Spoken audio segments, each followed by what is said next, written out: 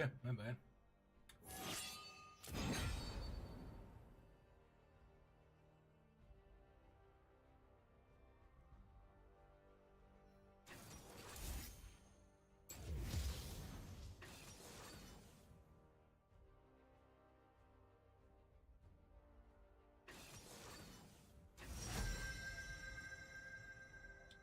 Wait. Oh my god.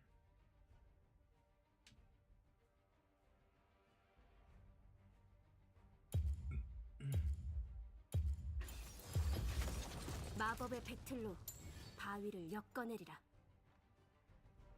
I do play Talia against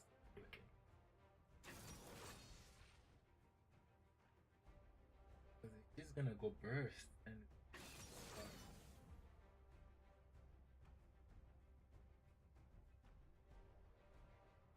Bane top.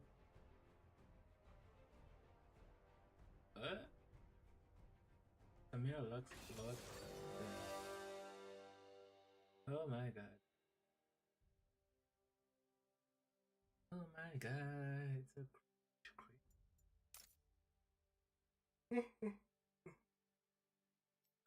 So cringe. So cringe. Nothing.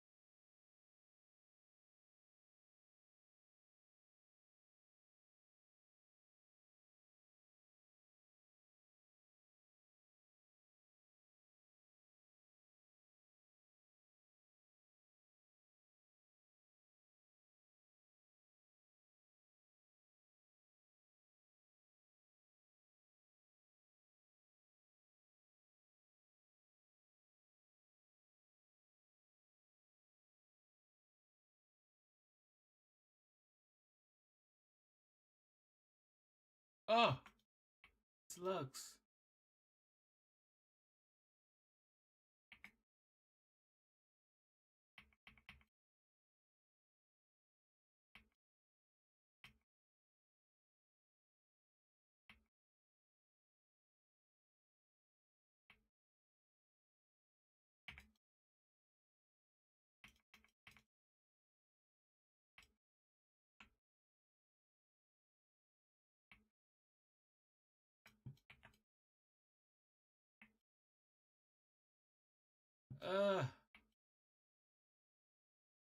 We just get closer or something?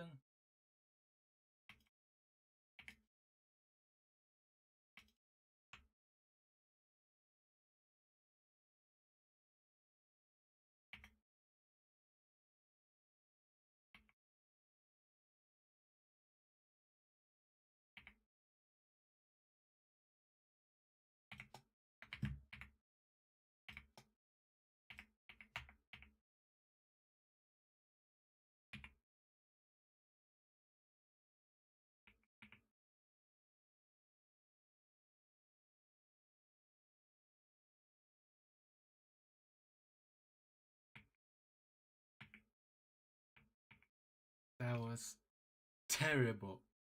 That was terrible. I should have two patients to finish.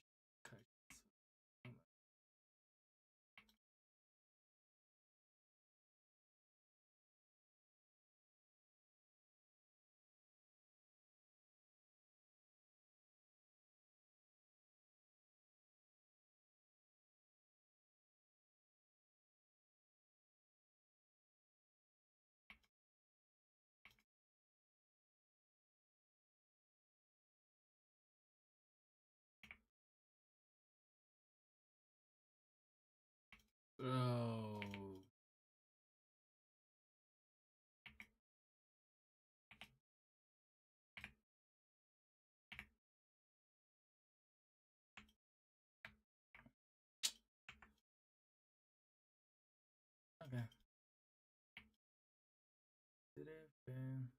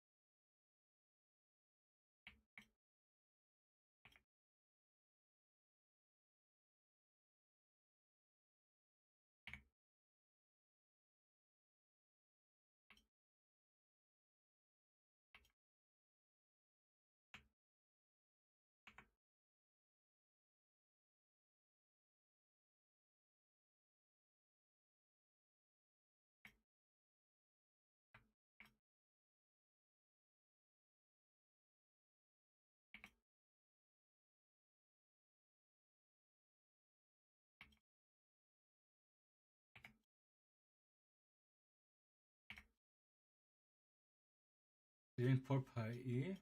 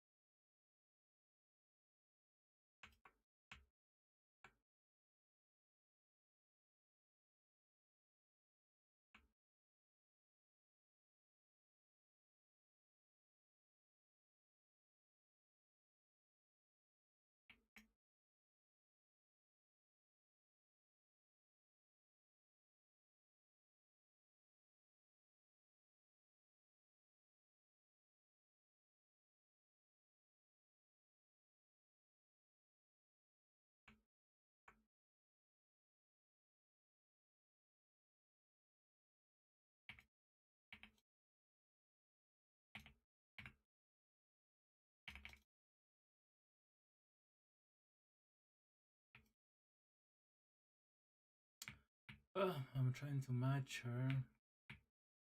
Oh, I bought.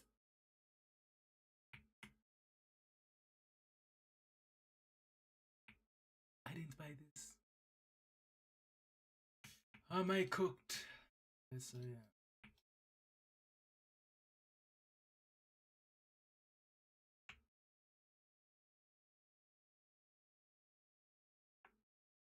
I bought straight up.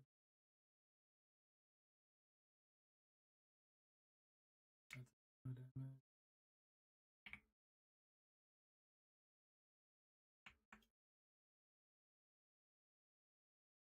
This is not a good first game.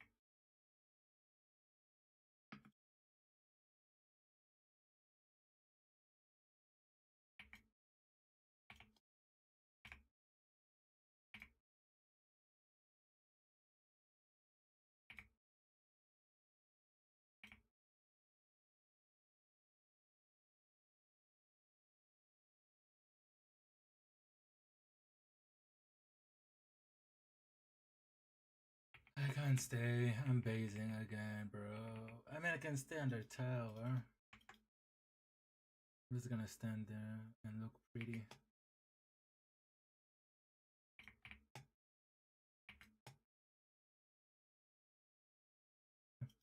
That worked.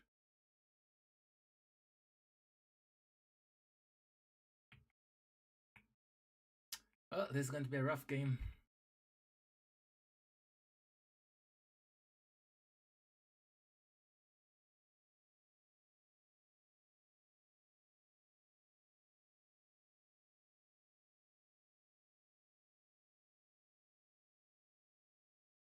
I never knew I was annoying like this last slugs.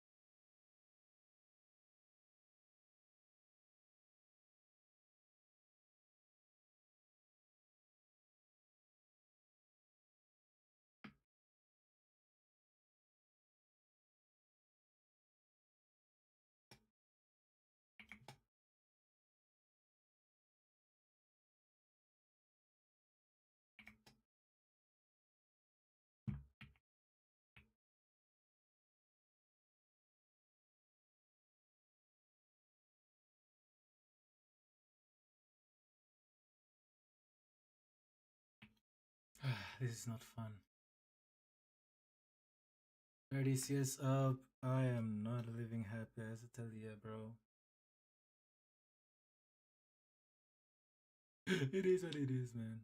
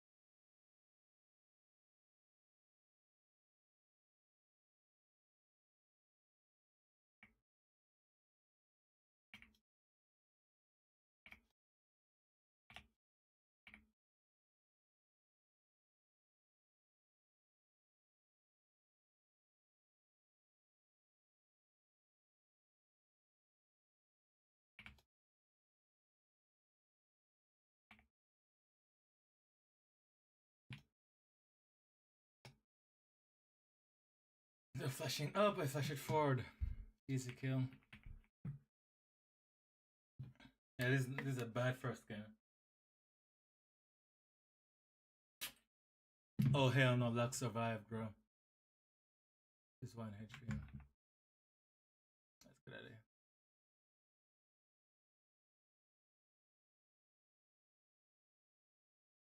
Guys, I'm just level 16, guys.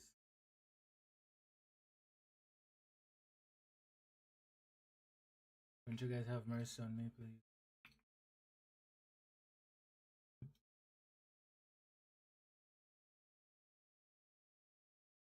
Dude.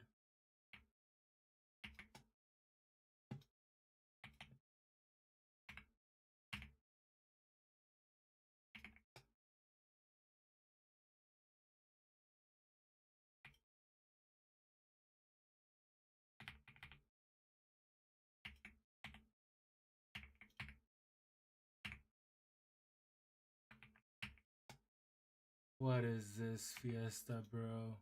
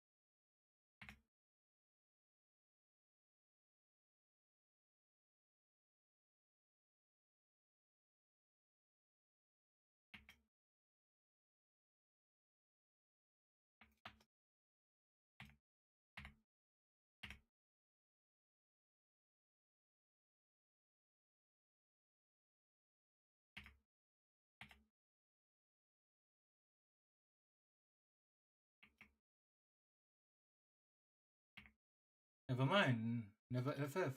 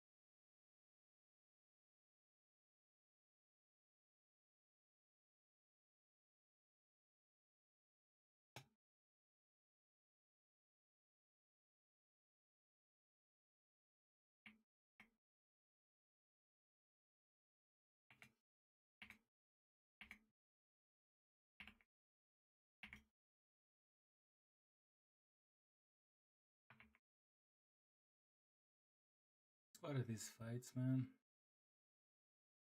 I'm just pushing mid and then I'm just chilling. Pushing mid, chilling.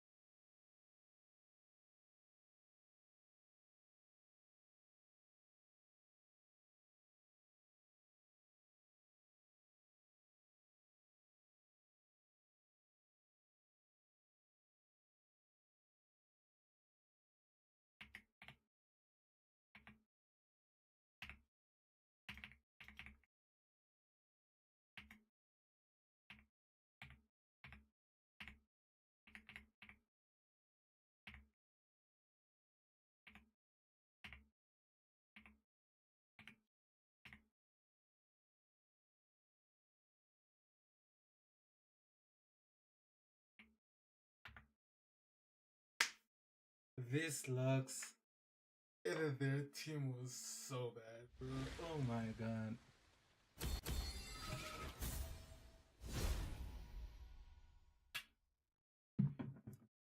Okay. Between Sona, Nami, Thresh. I can choose Sona. 오늘은 어떤 명작을 연주해 볼까요?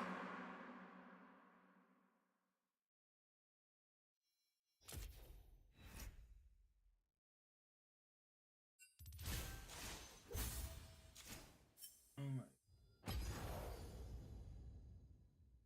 I was going vegan build. This Lux, her positioning was bad. Yes.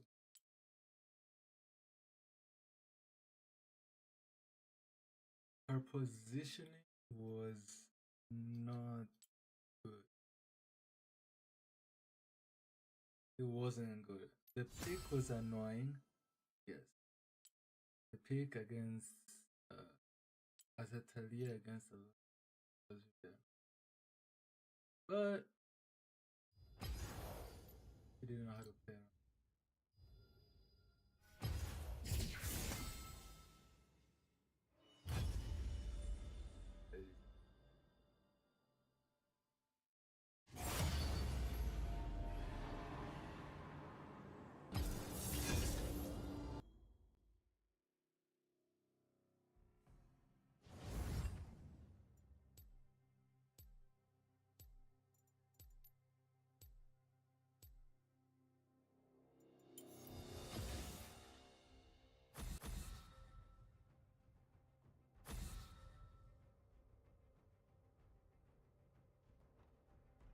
Yo, Valve, how are the games?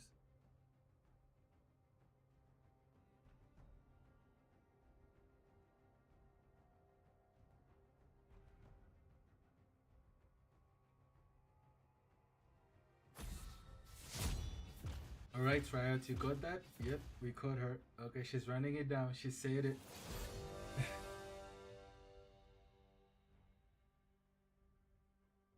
My god.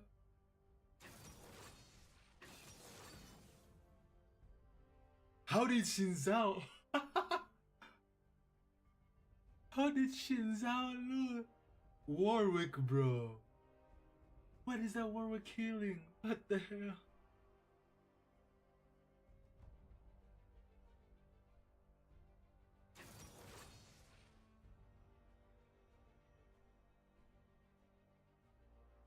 Bro, I was playing against a Lux as a Talia, bro.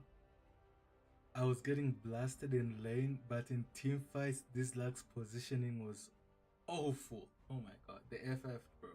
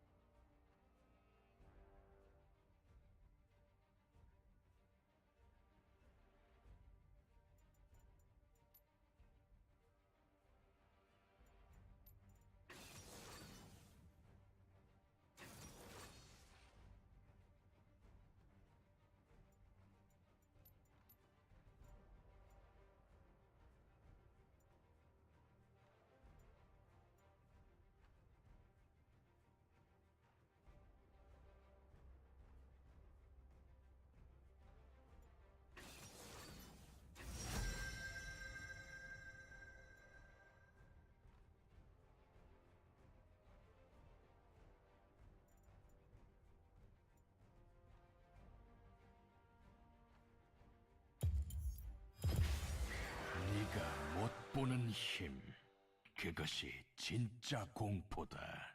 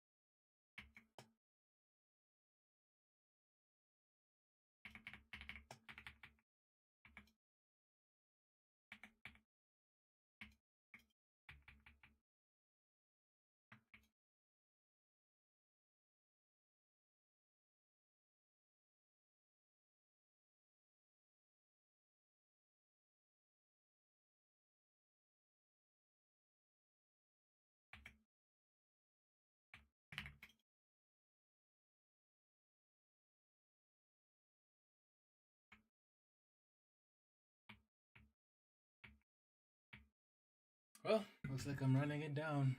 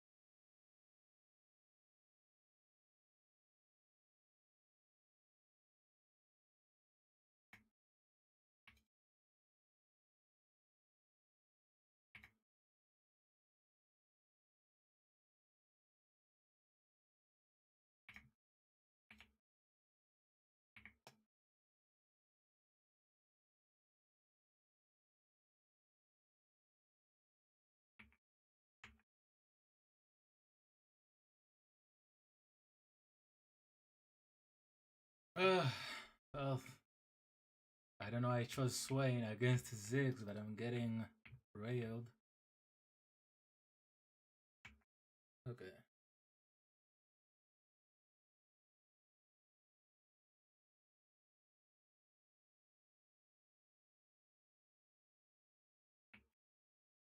You see Nori?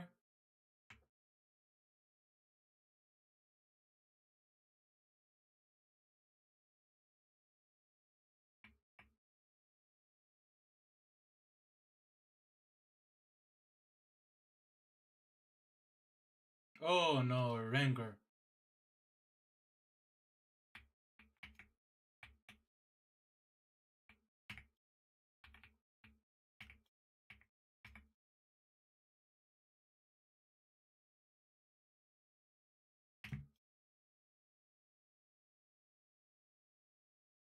No, he's 1 HP.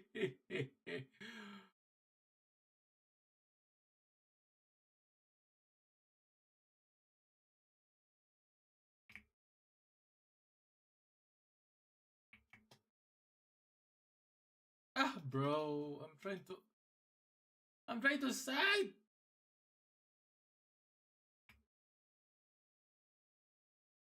Just pull him, pull him, pull him.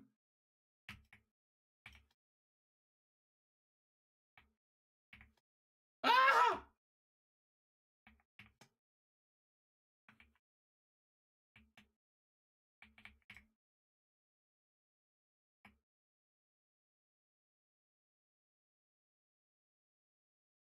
So I need to rush.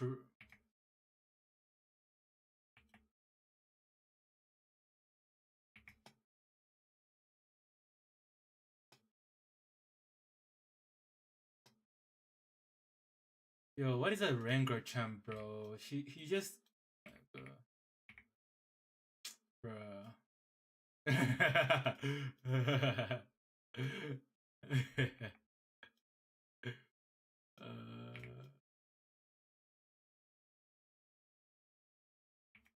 Oh hell no!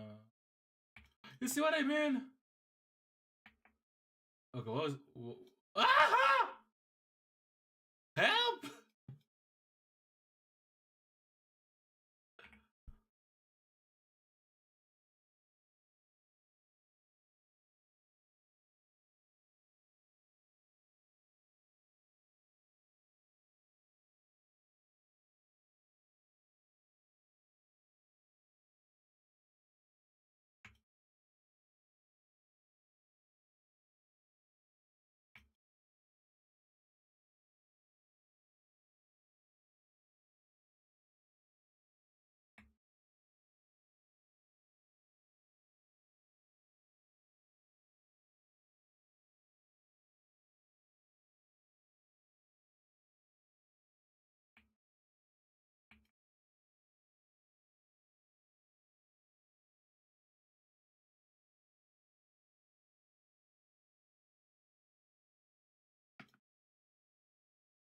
And I went electrocute.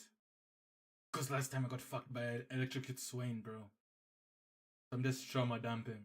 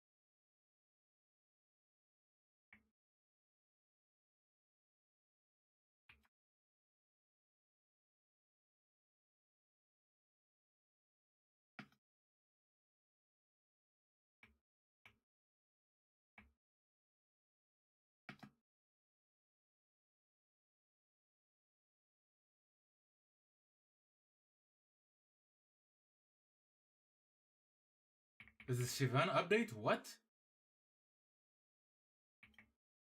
Because of the they need to rework Zerath, bro. Bro, Zerath, they need to remodel him, bro. What the fuck is that model looking like? No, visually, visual update, not. He looks clunky, bro. Have you seen the new no. Have you seen the new, I don't know, infected petricide skin? There's a new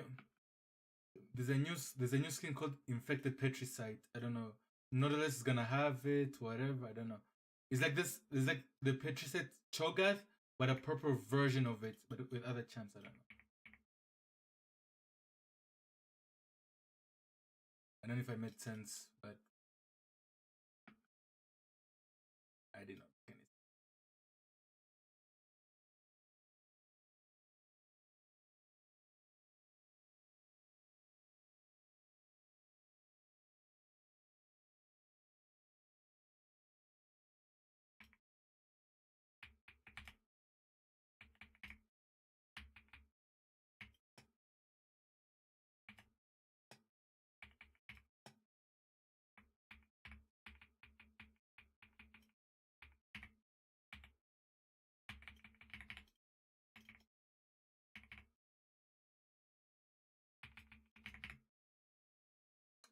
How am I alive, bro?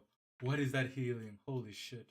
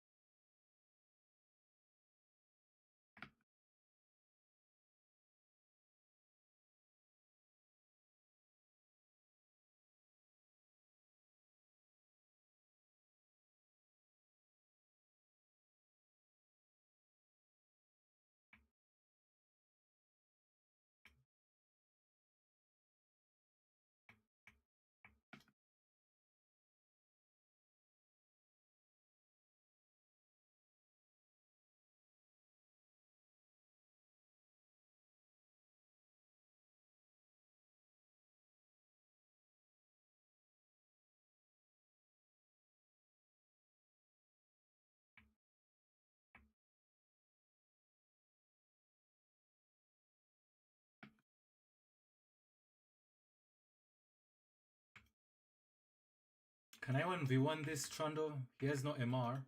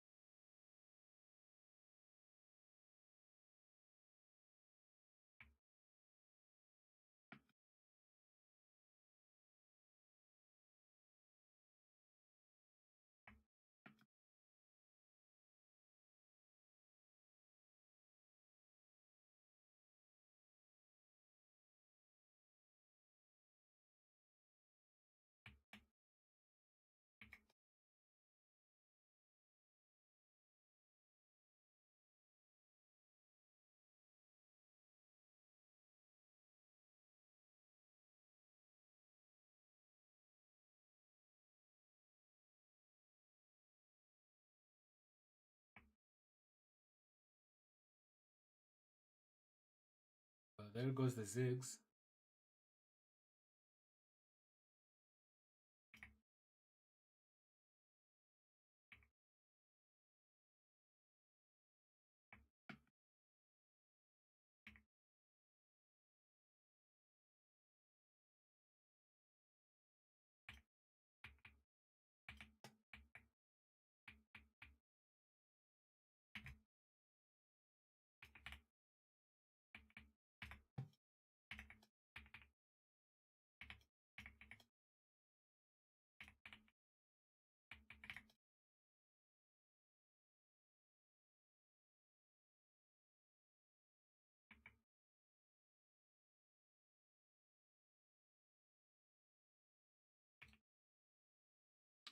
Bro, in all of my matches, these mid laners don't know how to play for their team, like literally, bro.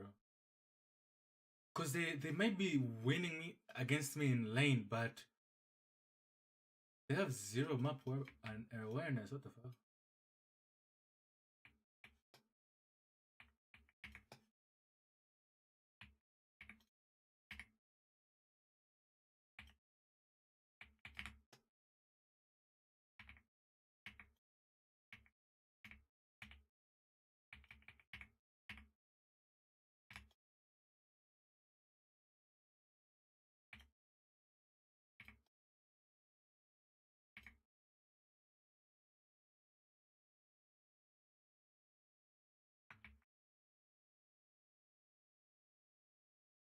Oh hell no, bro.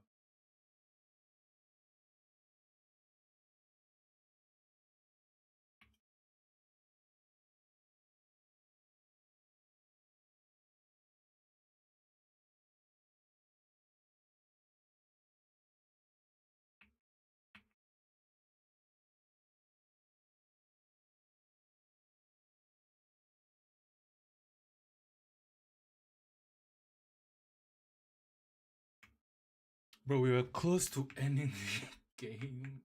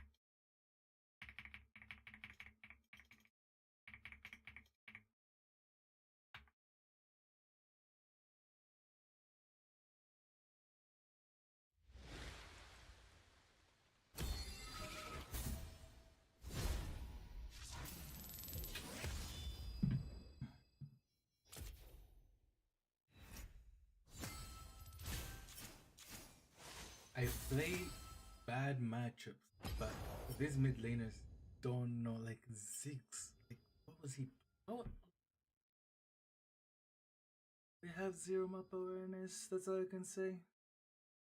But he's got good teammates.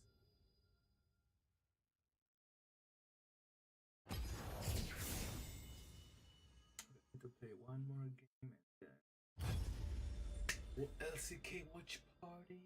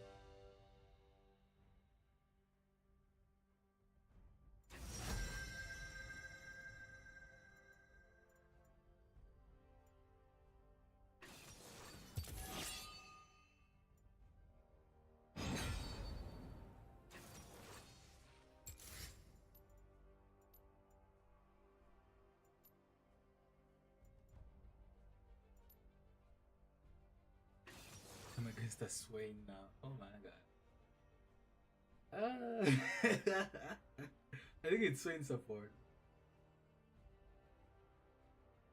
Okay, what do you want to see? Do you want me to pay? I have Lux, Lissandra, Katarina, Talia. I have limited Champo because this is my alt account.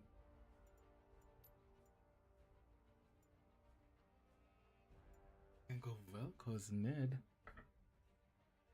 No, Norms. This is my alt account. I'm just, I'm just freestyling on this alt account. And so far, if I have a plat player who lost his last game, is gonna run down my normal game. So far, I'm 3 for 3. 3 plat players. I mean, nobody has added me on this account, so I didn't think anyone would off.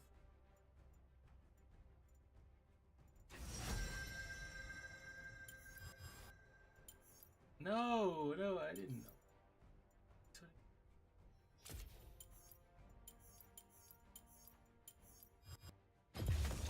마법의 배틀로 바위를 엮어내리라. Fine, I'll post it in the VC chat. Anyone who wants to add me, feel free. If you don't want, like, it's up to you.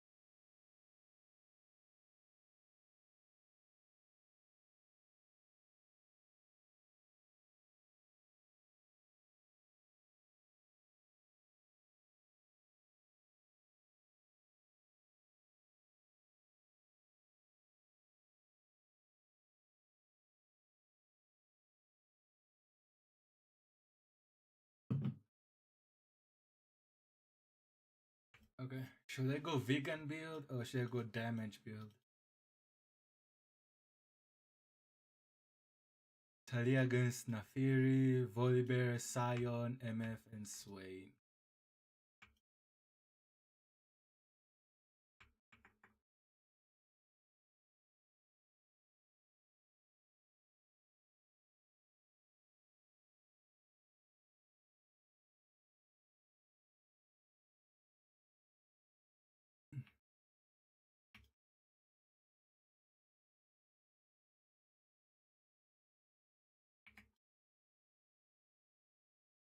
Alright. Is this Kayla? What the fuck? What's this Nafiri?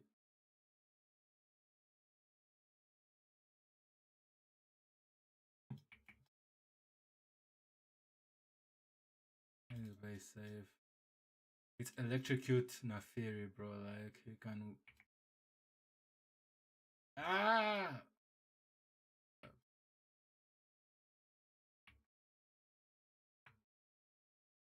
Easier said than done.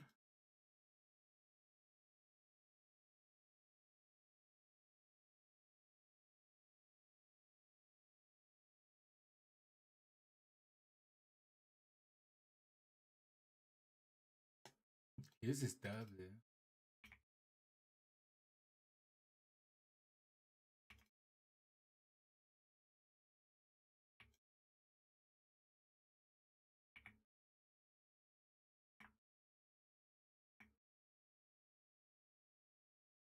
Yeah, she's not up. Ah! Okay, got the gun.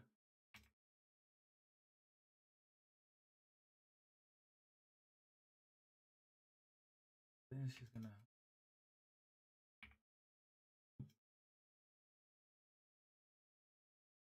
And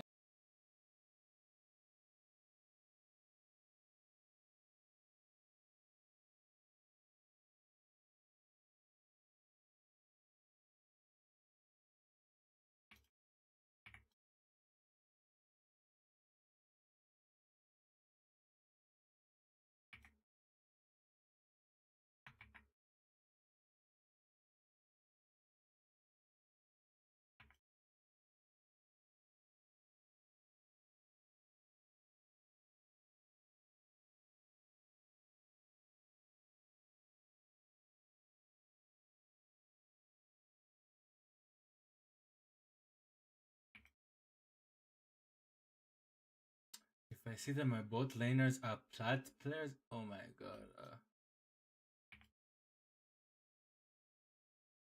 Once I hit gold, I'm never going for plat because oh my god, they scare me.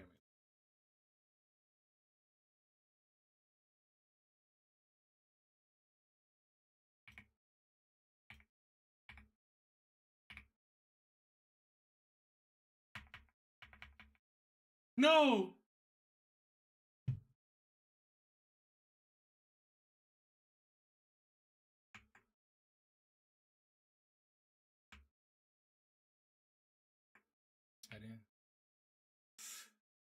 I didn't choose my...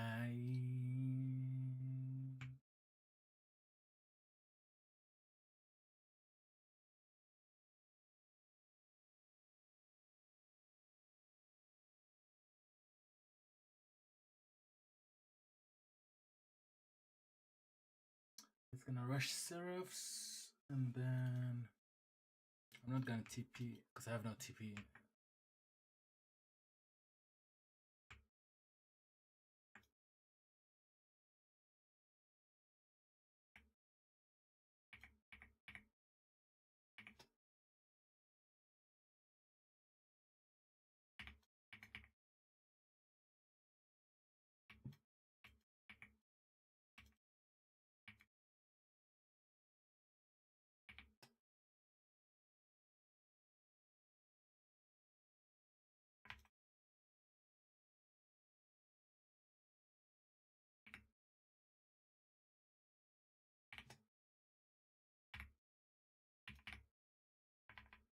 Oh.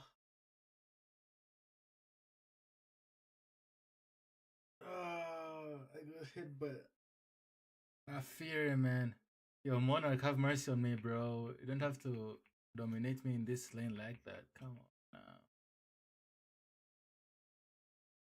Nafiri. I'm against a Nafiri, so I'm just making each other equal in the game.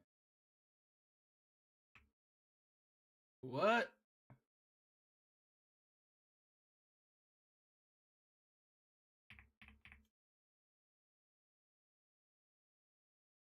Yeah, but you guys are muted.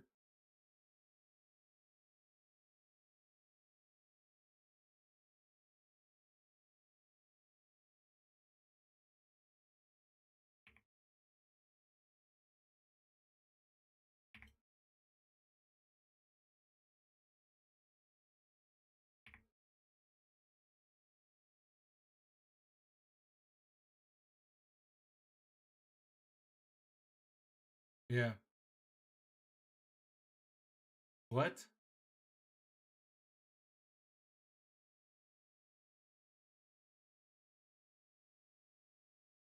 Easier said than done, okay?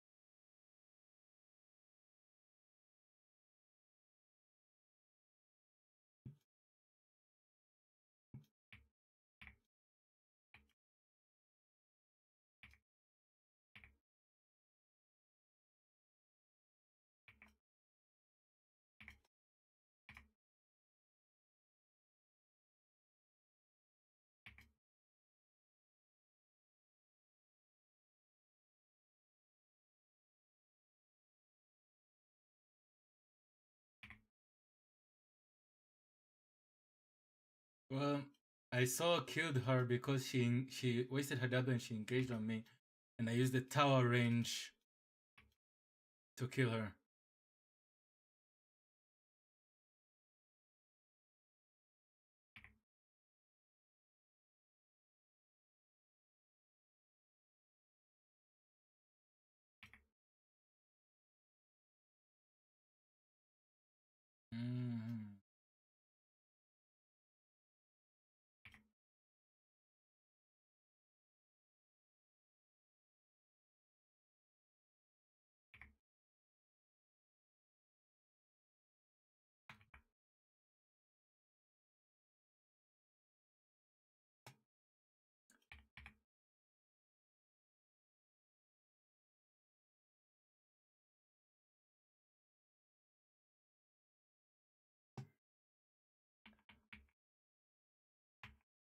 Well, she altered on me.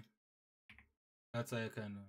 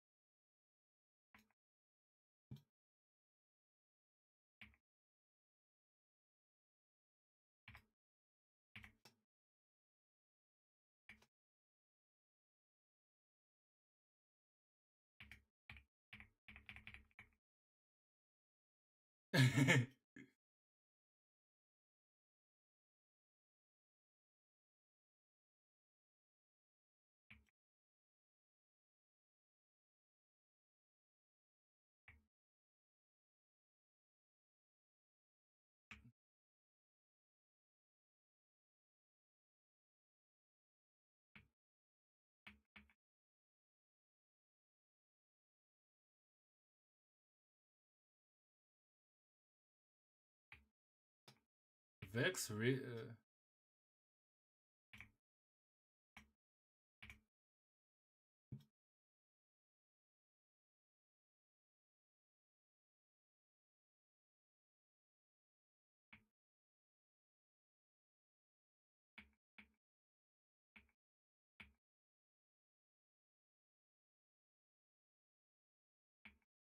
yeah, she has ignite.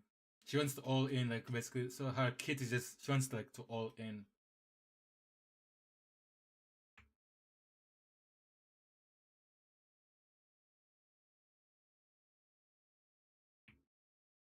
That's what I'm saying.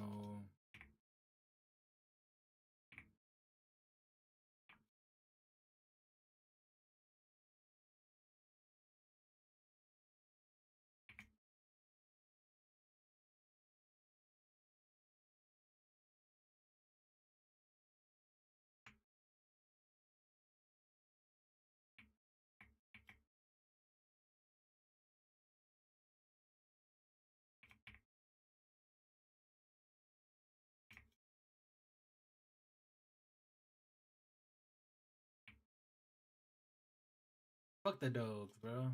Fuck those minions.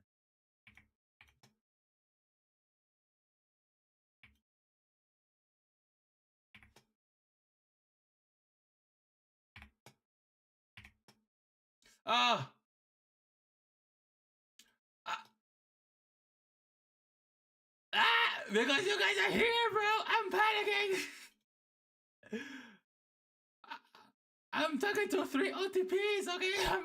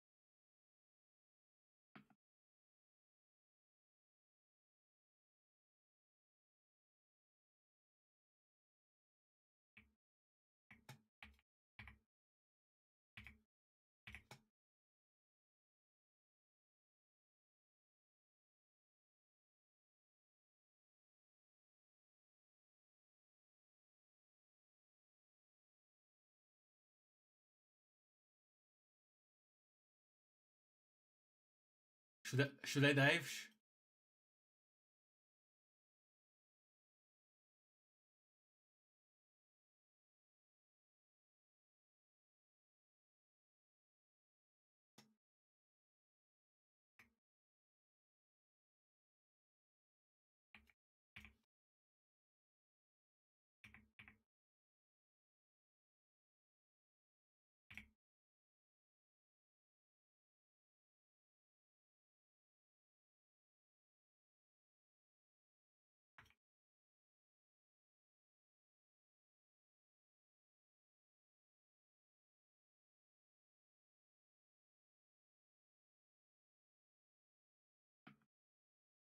What was the rework about? What was the what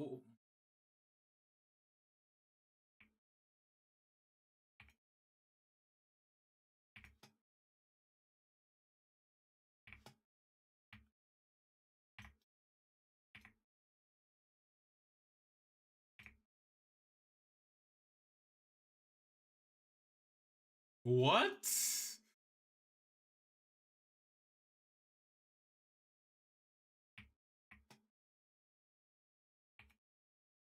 One man?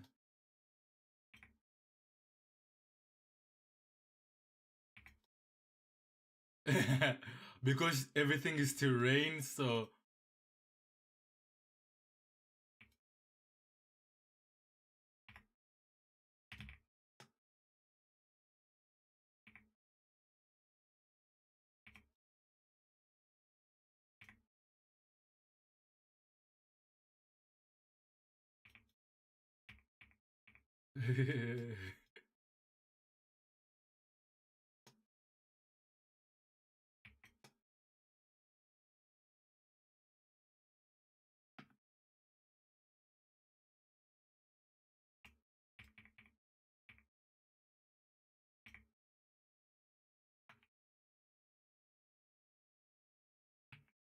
Muito bem, yeah.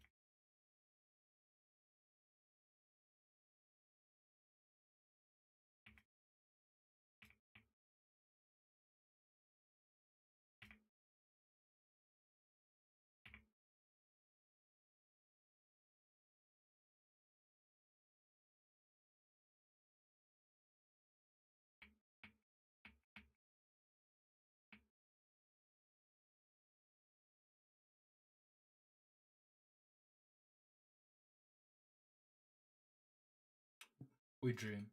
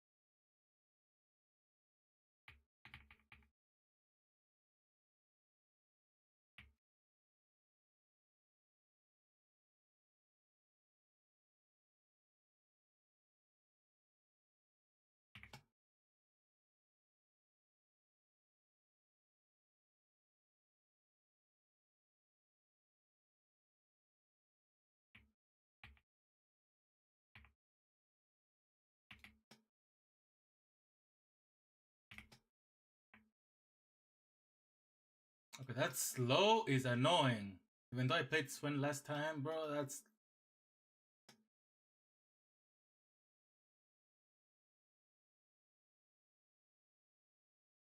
No! Leave me!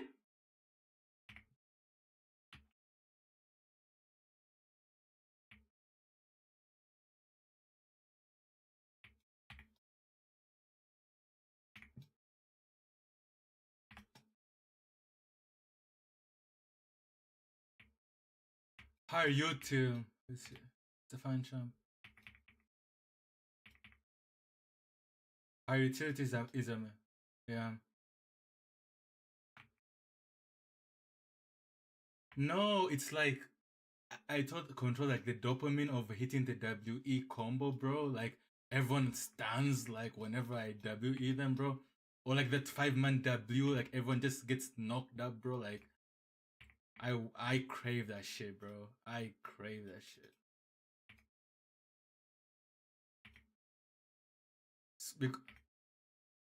In game, right? In game, right? Help! No man, I have ult. I can ult away.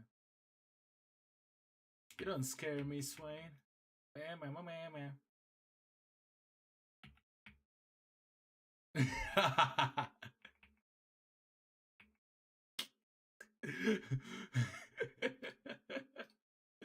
Oh my god.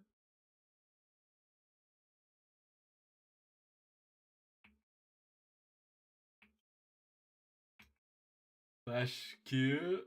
Oh, I never knew that tech. I thought you just EQW or something like that. EWQ or something like that.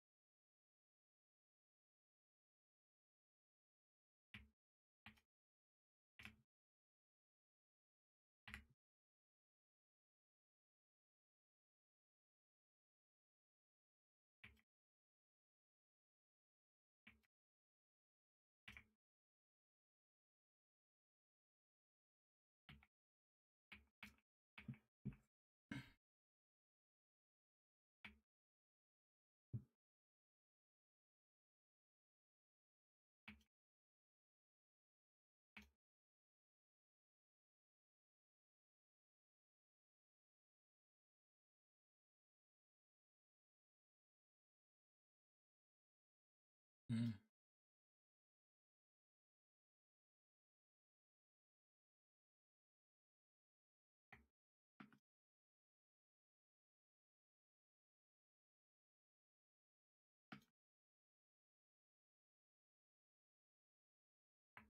Oh god.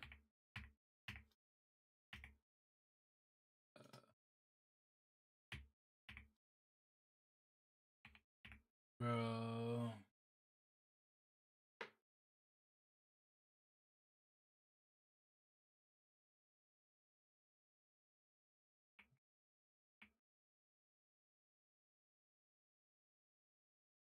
It's a Ilawi?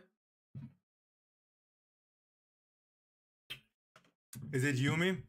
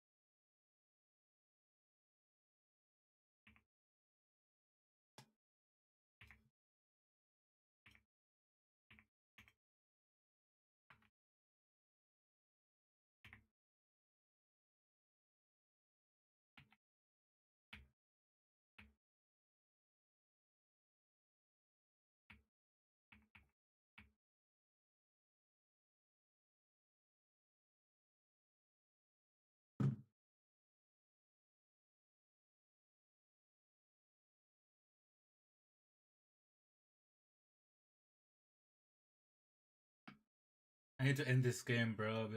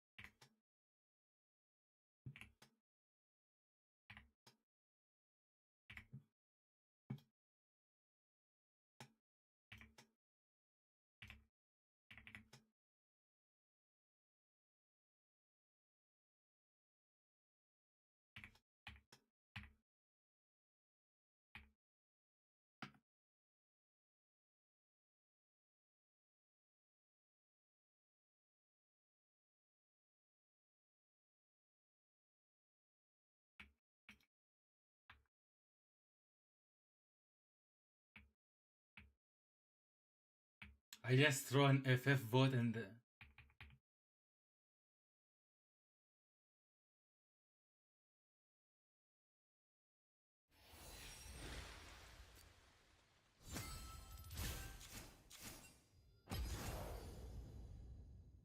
guys.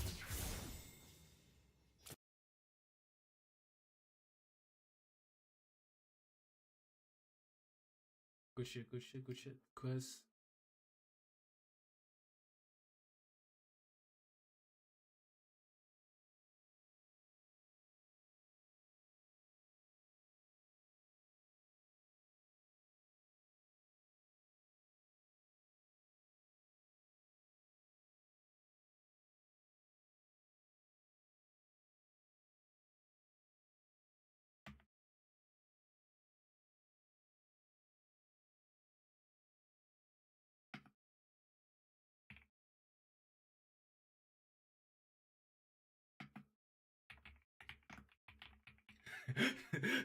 he's playing Air Mayhem, guys.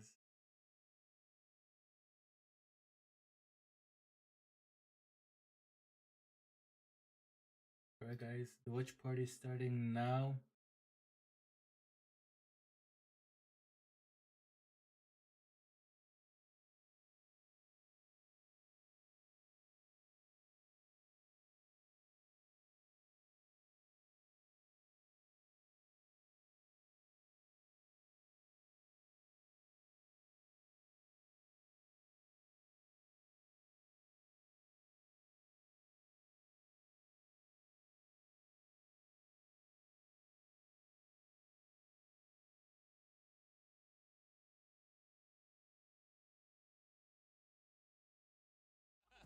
The players are making their way to the stage and the stadium right now. It is BNK Frix versus D Plus in front of the crowd as we take a look at the predictions.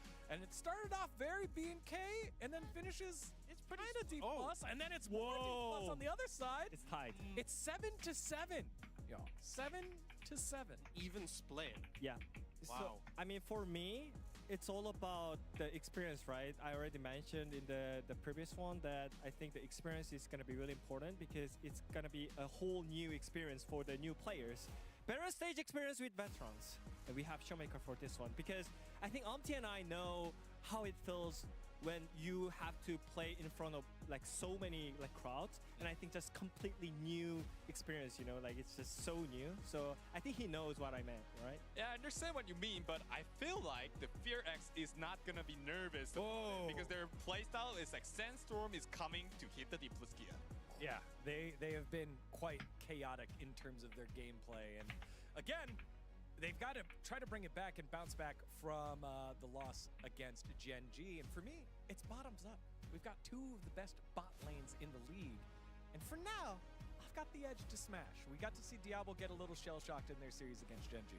To me, I think with it being in a big arena, with it being having traveled for this match as well, it's the player who's going to crack under the pressure. And we look at both sides. There is players who don't have this experience before, you know, who are facing a lot of pressure in the situation, and it's who's going to be able to handle it, who's going to be able to step up.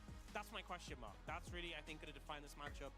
There is players like Showmaker, like Vikla, who I think, like Kellen, who have played on big stages before, but I think it's going to come down to the less experienced players, and can they rise up to this pressure? Well, let's see what the fans at home think. For this matchup, D plus Kia.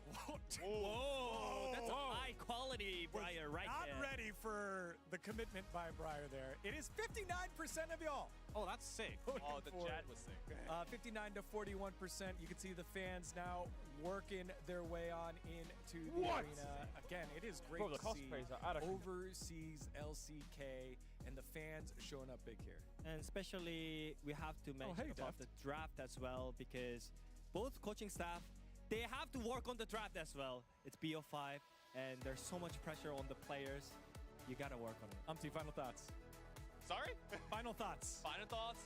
I do think that, I do think that Fury is not gonna have the nervous thing, so I believe they just play like spicy. All right, here we go. 5 seconds before D plus Kia and B&K FearX. We'll see you after game number 1.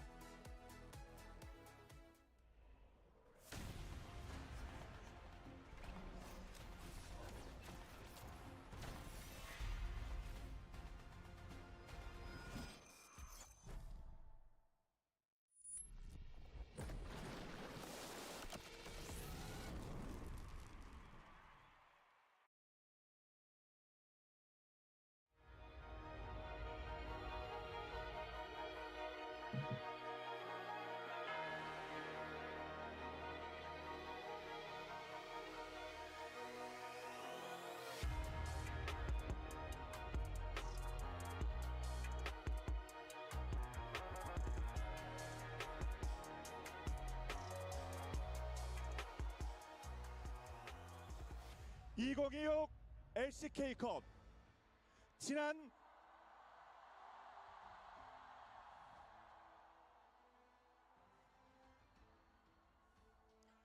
(2026) LCK컵 지난 2달간 38번의 매치 119번의 세트, 이 명승부 끝에 LCK 10개 팀 중 3팀만이 생존.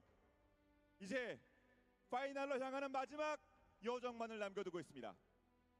LCK 사상 첫 번째 글로벌 로드쇼, 이곳 홍콩의 새로운 랜드마크 카이탁 아레나에서 무려 10,000명의 팬분들이 지켜보고 계신 가운데 오늘 대결을 펼칠 주인공들을 여러분께 소개해드리도록 하겠습니다. 먼저 LCK컵에서 올해 그 어느 때보다도 화끈한 모래폭풍을 불러일으킨 주인공, 지난 2년간 안정적인 로스를 유지하며 그 힘으로 강팀을 하나하나 제압하며 이 자리에 선 진정한 다크호스. 라이엇 주간대회 첫 번째 결승이다. 따이 얏가 파이널 BNK BFX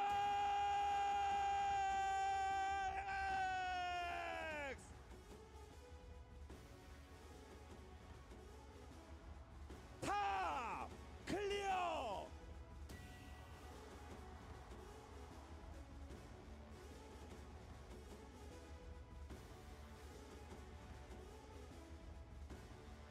정규현 랩터.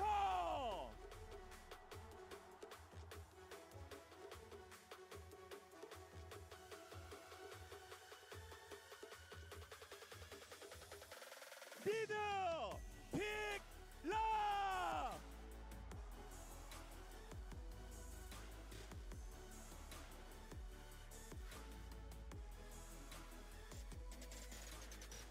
바텀 디아블.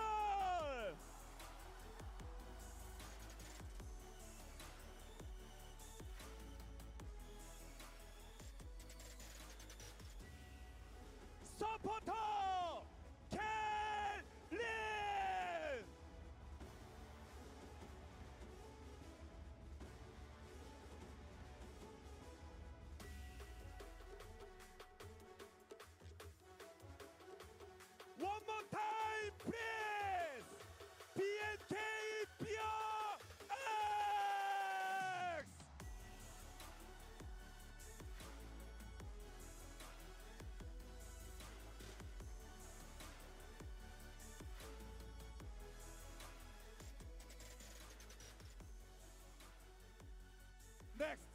이어서 이번엔 과거의 영광을 가슴에 품고 명과 부활을 선언한 팀입니다. 20 월즈 우승, LCK 3회 연속 우승. 하지만 무려 5년 만에 날개를 다시 달았습니다. T1에게 연패했을 때 그 위기 상황 속에서 자신의 눈물로 절실함을 드러냈던 한 선수의 모습과 함께 기적같이 부활 역전 드라마를 만들어내며 이 자리에 섰습니다. 절체절명의 위기에 빠졌을 때 더욱 빛나는 팀, 다시 정상이다. 저희 또 챔피언 팀 플러스 키.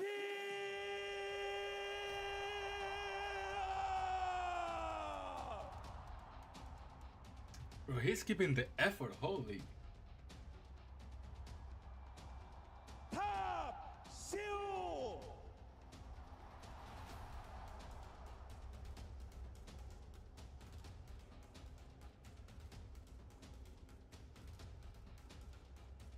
정글 루시드.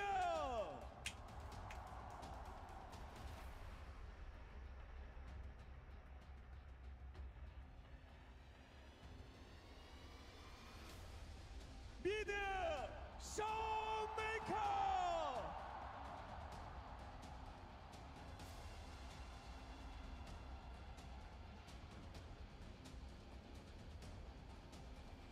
바텀 스매시.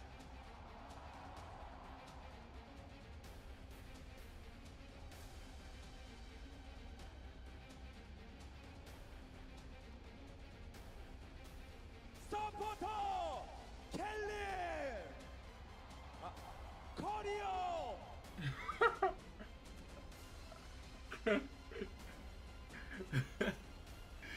One more time, please. T plus 기아.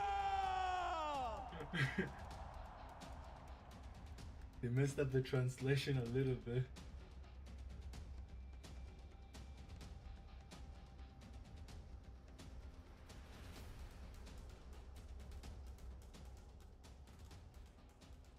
네, LCK컵에서는 단 한 번도 만난 적이 없는 이 두 팀의 대결. 과연 어느 팀이 승리를 거두면서 퍼스트 스탠드 LCK의 두 번째 주인공이 될지, 동시에 내일 이 자리에서 젠지와 파이널 매치를 치르게 될지. Let the Noah Finals begin. 이가 쨍색 허이치 2026 LCK컵 BNK 퓨엑스와 D 플러스 기아의 대망의 결승기 출전을 이곳 홍콩 카이타가리나를 가득 메운 팬 여러분의 뜨거운 환호 함성과 함께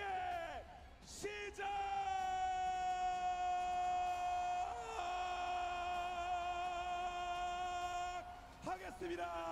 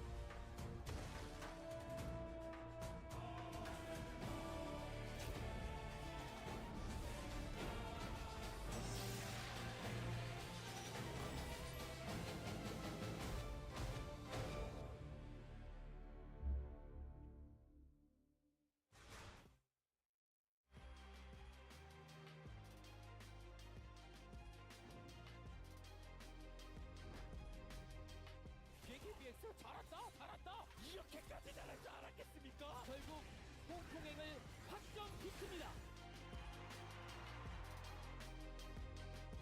홍콩에서 펼쳐지는 최초의 로드쇼에서 경기를 치르게 돼서 기쁘고, 오랜만에 높은 곳에 올라오게 돼서 앞으로가 더 욕심이 납니다.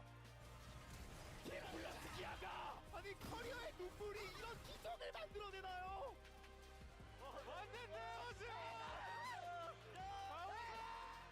T1 상대로 정말 짜릿했죠. 패패 승승승으로 극적으로 올라오게 됐는데 저희가 막차를 탈 거라고는 아무도 예상 못했을 것 같긴 해요.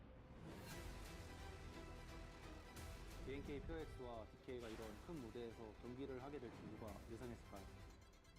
그룹 배틀에서부터 저희가 심상치 않다는 거를 많이 느끼셨을 텐데 BNK POX는 확실히 성장했습니다. BNK POX 올해 처음 만나게 되는 건데 얼마나 강한지 한번 붙어보고 싶었습니다. 디플러스 기아 홍콩까지 어렵게 오셨는데 저희가 다시 한국 보내드리겠습니다. 저희를 만난 이상 BNK POX는 여기까지네요. 잘 가십시오.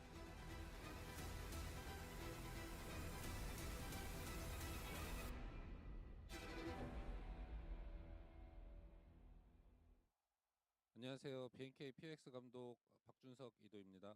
제가 이제 LCK 감독 초임인데 처음 하자마자 이제 해외 무대를 밟게 돼서 좀 감격스럽고요. 그 경기장을 보니까 이제 되게 엄청 넓은데 이제 뭐 되게 신나고 재밌는 것 같습니다. 티어 정리를 좀 더 디테일하게 봤고요. 뱀픽 때도 우리의 티어가 맞았나 좀 그런 것도 좀 많이 고민을 해봤고 뭐 이제 초반 라인전에서 이제 어떻게 하면 더 잘할 수 있을까 그런 걸 이제 선수들이랑 코치들이랑 많이 논의했던 것 같습니다. 여기까지 올라온 팀은 일단 못한다고 생각하지 않고요. 정말 잘하고 3, 4, 5세트를 내리 역전승을 해서 올랐다는 건 정말 엄청 대단한 거거든요. 거의 좀 불가능한 걸 했다고 생각해서 좀 저희는 자만하지 않고 잘하니까 우리도 그거에 맞게 열심히 준비해서 잘해보자라는 생각인 것 같습니다. 컨디션이 좀 안 좋은 선수도 있긴 한데 이게 해외다 보니까 좀 그래도 좀 컨디션 안 좋으면 좀 최대한 쉬려고 했고 그 와중에도 여러 팀들이랑 이제 스크림을 해서 좀 준비는 어느 정도 됐다고 생각을 합니다. 이 자리까지 와서 이제는 물러날 수 없다고 생각하고 저희가 할 수 있는 최대치를 보여서 꼭 결승에 가고 퍼스트 스탠드에 갈 수 있도록 하겠습니다. BNK PX 화이팅! 안녕하세요. 저는 디플러스 기아에서 감독을 하고 있는 CVMAX 김대우라고 합니다. 해외에서 경기를 하니까 더 많이 설레고 재밌을 것 같습니다. 잘하는 부분은 유지하고 이제 괜히 아쉬웠던 점도 많았어가지고 그런 부분 보완해가지고 하면은 좋을 것 같습니다.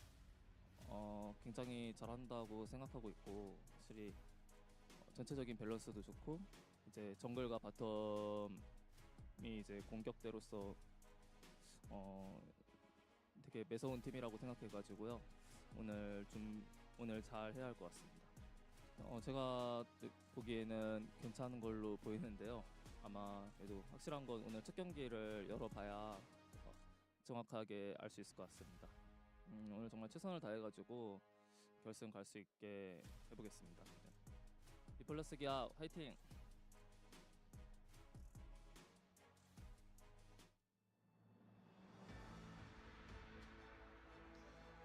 Greetings, ladies and gentlemen, and welcome to the lower finals of the LCK Cup here at the Kai Tak Arena in Hong Kong. I am Valdez, with me is Wolf, and we are going to be bringing you BNK VRX up against D plus Kia. Huge honor to be here in Hong Kong. There are so many people, so many passionate fans, and we have filled up the entire stadium. How are you feeling today, Wolf? I'm feeling really good. The energy here in the crowd, the audience, so many fans we've met, you know, just walking around here, the venues, so many people have come up to us, told us they watch us, they love watching the LCK, they've been watching for years. How important it is for them to have this opportunity to watch these players play on stage. You can feel that passion in each and every one of the thousands of people we have in this massive arena, as you guys can see behind us and in all of the camera shots here. So I am excited. I am really looking forward to seeing which team is going to go, who's going to perform better on the day, because I do think it comes down to, as a lot of our pre-show broke down, the younger players, the less experienced players playing in a high-stakes match. These stakes have never been higher for some of these players playing in front of a foreign crowd here in Hong Kong. A massive one at that. This is no Lal Park. This is a huge arena. There are so many things that can happen to you if you get into a negative headspace. But also on the other side, if you can channel that energy, if you can get some momentum in a series like this, that can be series defining.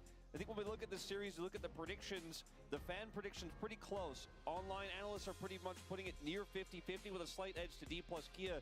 But I could feel in this arena the weight, the aura of Showmaker, and that 2020 Worlds title is here. I see more D plus jerseys than I see really any other jersey in this arena. And I think this crowd favors D plus tonight. Yeah, I would agree, absolutely. That is the feeling, but I believe you and I also went for the BNK predictions. It was split right down the middle, 7 and 7 in terms of the casters and analysts and which teams we did go for.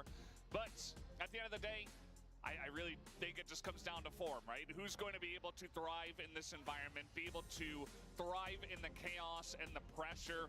Smash, you know, there's been a lot of talk about career and, you know, how he was crying in the last match and was able to overcome that and actually beats T1 in a best of 5. And now, you know, Smash is telling him just to thrive in the chaos, essentially, just to feel the pressure and enjoy it. And I hope that career can do that today, because he will be very important, especially up against someone like Kellen, who has been on so many big stages before himself, down there in the support role. And there's just so much on the line, you know. Just the fact that you are here in the lower finals is gigantic. But if you win, you go to Brazil. You're the 2nd seed, potentially, maybe even the 1st seed, from the LCK to make it on to first stand. As BNK gonna go with 2nd pick here. And going for 2nd pick in game 1, definitely a more unusual choice, but we'll have not only the R5 counter pick here, well, in this case it will be because D plus going for blue side. They will have that, but also have the 1-2 punch in their first rotation to be a duel of Okay, some kind, with so so in many terms heroes of on the picks, rise right now, I feel like specifically all versus global Zerbi, old for champs example, gonna be that is banned. a very Nocturne, powerful rotation, Pantheon, and they may be looking for that here in game 1 Rise, away. As we are Talia. wasting no time, Valdez. We had a great Are they gonna ban opening ceremony. Showmaker's Captain Anivia? Jones is hype as always. And this Oh, it's crowd Dika. loves it. We're Okay. going straight into the draft. Diabo Aphelios or We're talking about how much Trinecton? it means We're to the clear. fans here. The first LCK Cup to be held Rumble. in Hong Okay. Kong. Pantheon. First Global pro Alt. show here as well. Are they gonna ban It's Nocturne? pretty huge. I think they really appreciated seeing Caster Jones Nocturne, in person doing that Rise, awesome Anivia, intro. Cassiopeia. It's really great stuff. As we are getting into the Oriana. bans already, Okay. nothing out of the ordinary here except, you know, an early ban here on Renekton, which we are going to see against Clear. Yeah, that's not a shock. See the Oriana and Rumble here as well for BNK. 2 strong picks in isolation for first pick on blue side that D plus Vi. do have in their Are they gonna match position, that so and ban not Nocturne? shocking. The Varus is another question mark. I mean, Oriana is in banned, so this draft here Nocturne, that we could see Oriana, as the Vi and Pantheon taken away by D plus Azir. here. Are they gonna focus on Varus has not had the Showmaker? success that his draft priority in bans has, I think, made you assume that he would do in terms of his performances Mbessa. here in playoffs. And they'll ban Mbessa the is the flex Mbessa pick, can go instead, jungle, which can is go such a top. strong flex pick here for D plus Kia, and one that they often pick first when left available. So the Varus is up and available if they want to first pick it. There's something else on their mind here. A bit of a meta shift could have happened behind the scenes. And we'll see what their read is. The Azir, obviously the Azir, obvious okay. one was discussed a lot. This pick might be a little bit bait right now because it is simply not finding Varus. the success that we expected. So they dropped the Varus and went for Azir. The Varus over, and they'll have counter pick for Vikla here in the mid lane. They can also look for a prio jungle pick as well, like the Jarvan or the Xinjiao. Yeah, definitely still a lot of options. I think you're giving a lot of trust over to Showmaker just to pick him that Azir and hope that he can have a big impact on that. Very curious to see what goes with the Azir over to Lucid.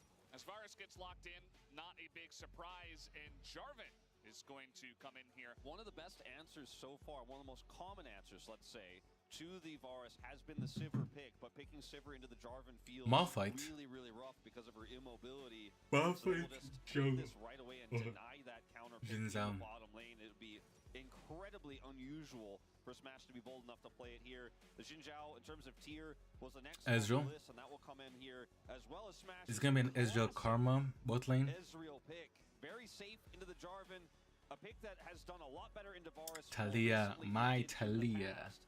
As Talia was something I was considering when they gave over the Azir here. It has not been a pick that in the LCK we found consistent success with here, but the higher you go in terms of teams, and we are now in our top 3, the performances get stronger. I think Vikla has proven that he's no longer just the I'm gonna see solo Talia guy, gameplay no longer just the Pogers. pick guy, the hands guy, but he has the macro to back it up this season. And I do think that playing through sides through this Talia absolutely can work. Yeah, definitely a bit of an X factor through Vikla. It was really awesome to see him performing on the TF in their win against Gen G in that one game. Certainly does feel like he's expanded his pool, and he's not just playing Morgana mid anymore. We've really gone beyond that for this player, and could have a big impact here as we're going into the support bans. Leona and Nautilus. Point click to deny the R press onto Smash makes a lot of sense with this Ezreal that he's picked up. The Leona pairs incredibly well with Ezreal, is very safe in the lane, so it's no shock to see that one taken away. Now Karma could be a consideration here, but they don't really have consistent engage at all if they do lock that in, so I think it's a heavy risk and would only really bail you out of the lane. I don't think it's a great ban. They will opt away from it here and take out the Gwen, which is a big side lane threat on top of the Azir. That would give them double side lane threats, so the Talia can only really answer one. So I think that's a smart ban here towards Xiu. A lot of other strong top lane picks are still available, however. See what this final ban will be here. Taking away the Rek'Sai. Ew, bro. Yeah, Rek'Sai kind of a keen specialty, although we do see it from time to time from other players, but definitely very popular at the beginning of LCK Cup. So now you got to decide what your support probably is going to be and then wait for top counter pick here. So what is the Varus going to be going with in the bottom lane? Well, there's a lot of different picks Karma. they could opt for. They're denying the Ezreal Karma. Would kind of crush. And I think with this Karma pick, you have a lot more agency because you still have the Talia, you still have the Jarvan setup, and you have Chains of Corruption to lead into a shove. Flag Drag could lead into Chains. You know, there's a lot of synergy between these three. The Karma giving you additional speed feels nice, but also it's just going to mean that there is really no pick that Career can lock in here that will give them bottom side prio. And so what does he do? Does he opt to just sit back and defend with something like a Yuumi? I guess that's the answer. Yep.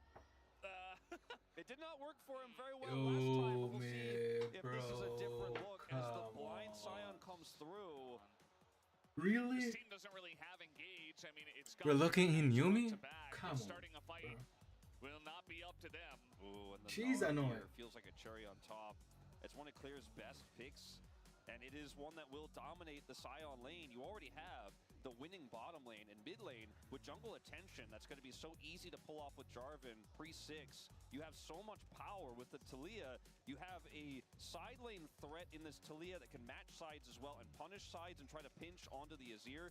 And the Scion will never really be a threat, will always be pushed out by the Nara. So if the lane assignments are strong here for B&K and Smash doesn't get off the ground early, for D+, you are just simply going to have to hope that when you get to that late game, you're not behind, your scaling items are going to hit, your Ezreal's going to hit 2 items, your Azir's going to hit 2 items, and then Smash is going to hit every single Q in every single fight. And Smash, you know what? Luckily for them, is pretty well known for doing that. So there's a lot of trust in this draft for CVMAX to his AD carry, and we're going to be seeing a lot of that throughout this best of 5 tonight with Diablo and Smash here on the stage. As you can see, this arena is fully packed. It is so insanely full. Like, I don't know how it's coming across on the stream, to be honest, because I don't have it open in front of me, but being here, it looks like every single chair is full. It's actually incredible. Oh, okay. Insane stuff. But yeah, The this UI is going amazing. to be a very interesting first game. I think if TK can get off the ground, obviously they have a lot of power in their carries, but starting engages can be pretty difficult, and I think B&K have a lot of control with this composition. We are here for the lower finals in Hong Kong. Game 1 will start right now.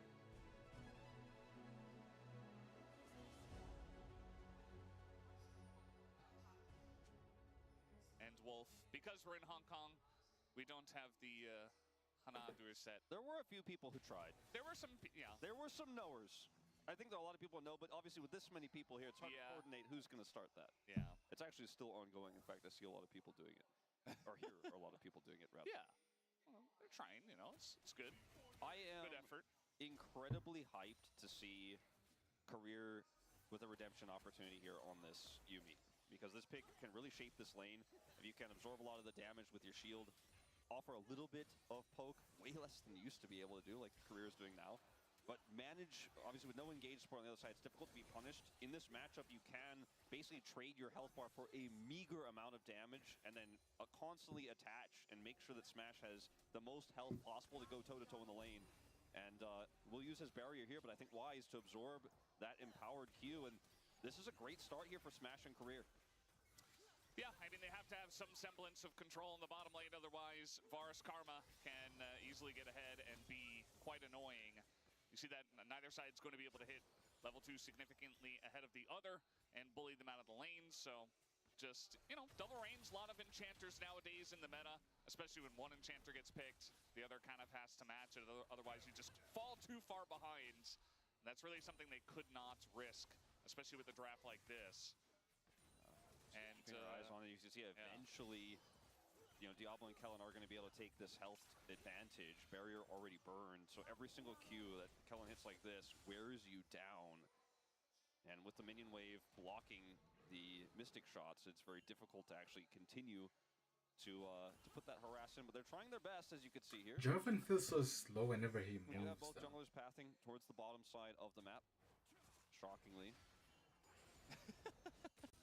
And that means, oh, he missed his Q. I'm bringing the sarcasm out early, Valdez. I like it. Game 1.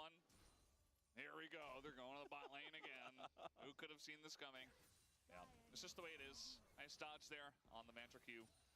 Their Career will shield it anyways, but it's going to be this wave crashing. And finally, Diablo and Kellen get the wave to crash through as this lane is supposed to do, but it's a dead even setup here in terms of CS. In fact, it will be a slight lead going to Smash. So again, I think this pick is working its intended role. And again, the game plan here for D+ is Smash will carry. He will have a Yuumi on his back. He will hit every ability. He will get his endless hunger. Yeah, and has he a will big front line. He just is going to straight up like have to 1v9 with Showmaker having some peel for him, a little bit of additional damage, obviously, but he is the guy. Yeah. I thought maybe they were just going to slam the Lulu. I know Ezreal Lulu's kind of a weird lane, but the Lulu with the Xin Zhao, really fantastic and kind of fulfills a similar role of, you know, having that enchanter for the team fights a little bit later on. But yeah, it's pretty nice to see the resurgence of Yuumi, although some people will not enjoy that all too much. It's been a while. They can get over it. Yeah. You know?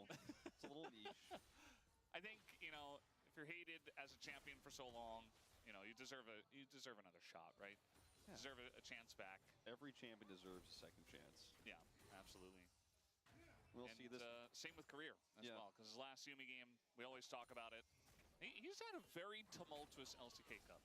Yes, I mean, the player has had obviously a lot of expectations put on his shoulders early because he is Smash's AD carry, one of the most hype AD carries to join since Pays, frankly, and Viper rejoining the LCK. And he is laning into a lot of really incredible supports that we have here at the LCK. He's one of the newer ones, even though he spent a lot of time in Challenger, spent some time on DRX as well as B&K was mentioned before. And then he played in Kespa Cup and like made a lot of errors there and made the wrong runes. He's just been through a lot very quickly. And now he's like potentially going to, in his first year of LCK, go to first stand before LCK even starts. Yeah. It's absolutely insane if he can manage that. You see that Raptor is getting very aggressive, and this is kind of what he has to do. You got a winning lane in top. You have Vikla doing pretty well into Showmaker, and then of course Bot's going to push. So you have to use this priority and get ahead of your enemy jungler and try to get your lanes ahead. Although there's not a ton of, you know, ganks that are going to be set up unless Showmaker really oversteps. But still, if you can't find a gank, you got to pressure the enemy jungler. You got to pressure for those objectives. This timing, though, could be quite strong for Lucid. Yeah. Let's see if this works out. Raptor is on the bottom side of the map, though, and Ward comes down in vision, so they see him. And nothing much going to happen there, but certainly going to be a lot of pressure on this first Drake. A lot of time spent, actually, and he's just simply going to back. This means Raptor will get their first dragon. With the prio, they still hold, and this is really unfortunate for D+.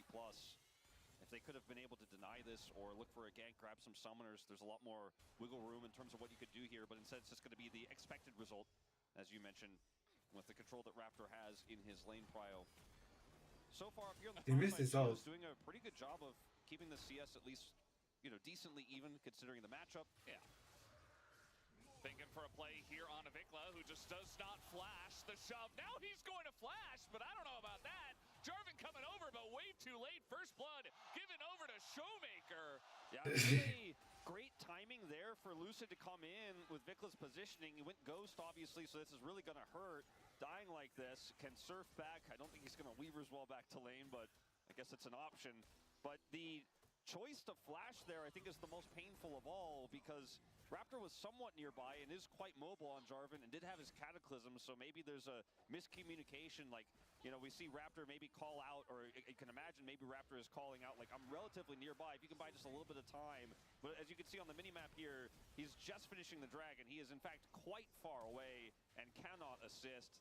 But they wasted 2 flash for 1, so I think that's going to be worth, no? Vikla now down flash, vulnerable for a follow-up gank as well.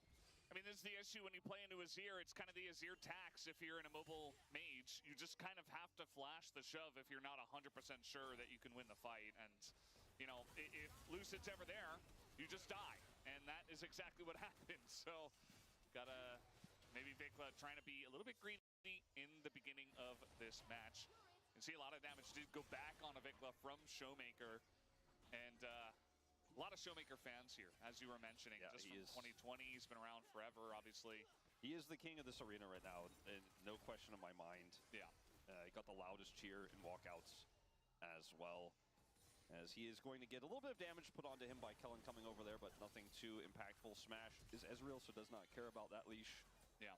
And Smash is doing the thing. Ezreal flash. He's doing the thing, Valdez, where he hits everything and does a lot of damage. Notice how Smash, he's not 100% that Raptor isn't there, so he just flashes away from the tether, and yeah, it feels painful, but he did a big chunk to Kellen for that, essentially, and it gives him some time to put on some pressure in this lane, so it's not all bad. Obviously, losing your flash is not great, but it's that amount of respect that you have to show for the enemy jungler that we didn't see from Vikla. On first glance, I thought it was just a shift there. I didn't even realize it was flash immediately until you mentioned that. That's actually it. I think he shifted in, and then he got tethered, and then he was like, I think you're right, and that is not ideal, but that is also not surprising for those of us who have been watching Smash. Diablo's like, I would have done the same thing. 280 carries, handshake across the rift. Lucid going to be spotted here. We got a wall coming in. Lucid in a bit of trouble. Kellen here first as well. There's just nowhere for Lucid to go, and the chains going to land here onto the Ezreal. Flash damage comes in from Smash, and now Smash, no flash, he's just dead. Nowhere to go. And you see that career trying to back, but there's no way they're going to let him go. And the second they got the Ezreal, the Yuumi is always just going to be tacked on. And eventually, Vikla takes him down. So 3 kills go the way of BNK on the bottom side of the map. Showmaker opts not to TP down. He TPs back to lane and is going to get some plate gold in return here with the Crystalline Overgrowth, the proc. It's really just 1 he gets, though. Talia can get back to lane relatively quickly. And this is on vision. Unfortunately for Lucid, he has a control ward to the right there, so probably thought he was okay, thought he was unseen. Doesn't have flash, unable to get over the wall. And then down here, Kellen flashes forward as well to guarantee the root, which gives the follow-up here for Raptor. And then as you say, when you get 1 with the Yuumi, you get 2 as Showmaker makes the call to TP mid and try to get something back there, knowing that Vikla's at least spending a decent amount of time down here. But this is a huge win for BNK. Yeah, it's pretty gigantic, and it's really funny. Well, not for Smash rather, but that we were just talking about the flash that Smash did in the trade, and it comes back to bite him big time. If he's able to flash the chains and stay alive with the Yuumi on his back, I think it will be at least more difficult to get the kills underneath the turret. Instead, it's just kind of a freebie here for the side of BNK.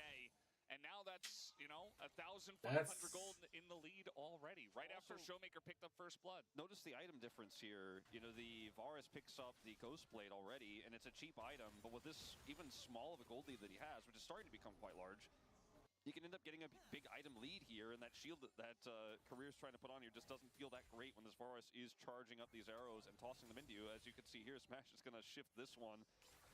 But may even cost him an additional farm here as they are looking for more. Oh, the max range chain! Smash is dead again!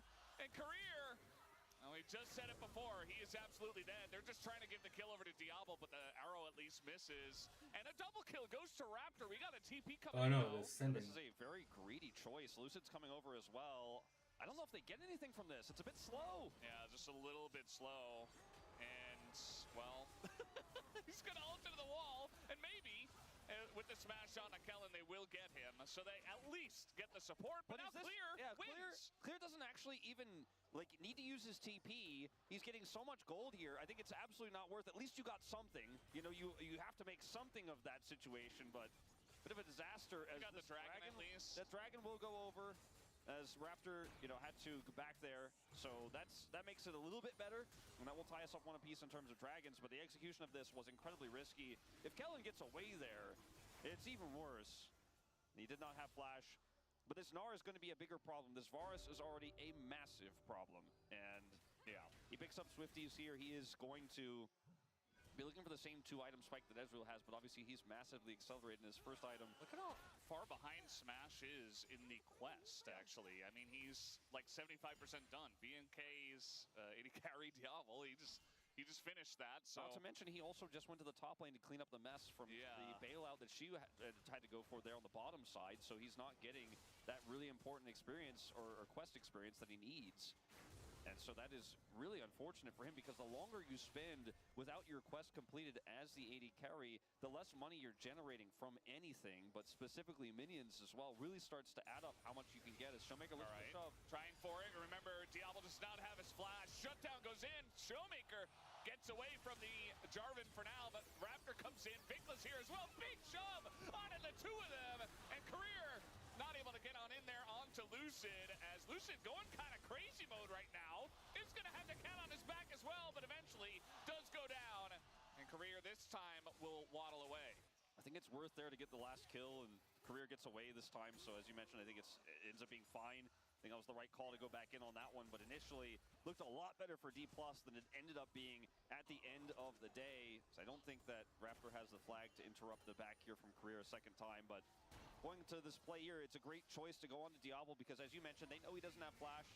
Shuffle comes through, but Vikla actually, look at the angle he takes from the bottom lane. It's one that I don't think D+ really expected. The Cataclysm comes through, buys just enough time, and then this shove is phenomenal. Career cannot rejoin for a while, and Lucid's like, all right, well, I'm just gonna send it here. Goes for the play, forces Vikla's flash, and then goes in deeper. Career detaches early to get out, so he survives this time around. I think they made the best they could out of a terrible situation there. Initially looked great, but Vikla saves the play. Yeah, definitely a bit of a save from him. I was talking about how I expected a lot from him, especially in terms of champion pool in this series, as he has been showing nowadays. Obviously did have the bit of a whoopsie by not flashing the divide earlier on in the game, but he's going to be a big difference maker. Absolutely. Somebody has to match Showmaker, and obviously the guy on the other side of the rift in the same role will be the first guy you would look to. Money that Kellen has is not negligible, because he has about a Oblivion Orb extra worth of gold over his opponent, and that's actually really important. Playing into Yuumi is actually going to feel really nice for him to have that. And he can proc it very easily as Vikla? No way, right? Yeah, yes way. Delia really very much struggling into the Scion, and shove is going to miss. He gets axed down by Scion. Shia with the solo kill on a Vikla. And that's whoopsie number 2, Wolf. There's a big chance erupting here after that one. Bit of a mix-up, mess up, bit of a whoopsie. You said it already. Not much else to say about that one. That one is not supposed to happen. But a good punish from Shiu, who doesn't even need to use his summoner to secure the kill there. So, yeah. It's certainly going to take a little bit of the wind out of BNK Sales. They're still in a favorable position in this game, no doubt. Showmaker's going to get pushed away here. The dragon is up in 90 seconds. It is the Hextech Soul, so an incredibly valuable dragon. Whoever does end up pulling ahead on this one, but Herald is topside. It is live first. We have this group up faster for BNK, and we will just after the caster curse, shame Vikla here a little bit. He hits the slow, and then instantly Shiu is just like, I ult you. Yeah. Man, Vikla should have just spaced a little bit better here, and unfortunately the shove misses, and he still commits the ghost, hoping that it was going to hit and that would have bought him enough space. It does not. Yeah. So he's also down Ghost as well. I mean, Scion, you just got to respect him. Like, he does look like he would kind of be just a punching bag, but I think especially a lot of mid laners, they don't have a lot of experience playing in a Scion, so that will happen where it's like, oh, he can't do anything to me. I'm just going to harass him under turret, and then all of a sudden, especially without your flash. Like, if you can flash the ult, then sure. You can put on the pressure. That was not the case. So clear as, hold on, our thoughts on this one is we may have a bit of a fight here. Trying to burst him in the bush, because the Herald's up and the Dragon's coming up. You can see that BNK are really trying to control the vision there. Does have this teleport advantage here in the side lane, as well as a wave pushing, so he could join if he wants to. He's going to back right now, which makes this a bit of a timer that BNK aren't to secure this quickly. Back is spotted though, so I think they feel pretty confident they could take this. Even stopping the back is pretty massive. If they get Herald and then can contest with this Dragon, it is a double win here for BNK, especially again considering that Vikla did not have TP. Does have his Weaver's Wall available. And they are set up on vision. Look at the vision for BNK. All those red wards around the Drake pit and the entry, and even around both sides of the Raptor camp. They are going to have full information here. TP for Diablo gets him back to the mid lane. They secure the Herald, and they should be able to also grab Dragon. Yeah. I think for D+ Kia, you kind of have to respect BNK's strength right now, you know, especially before your Azir and Ezreal are online.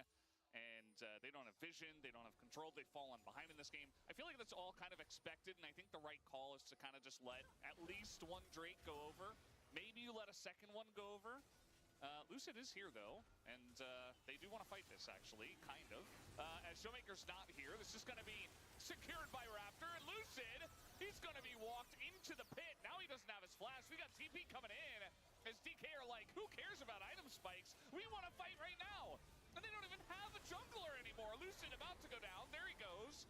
As Smash as well being slowed up. There's the big ult into the wall. Catches two and make it three with the Yuumi. They take down Smash.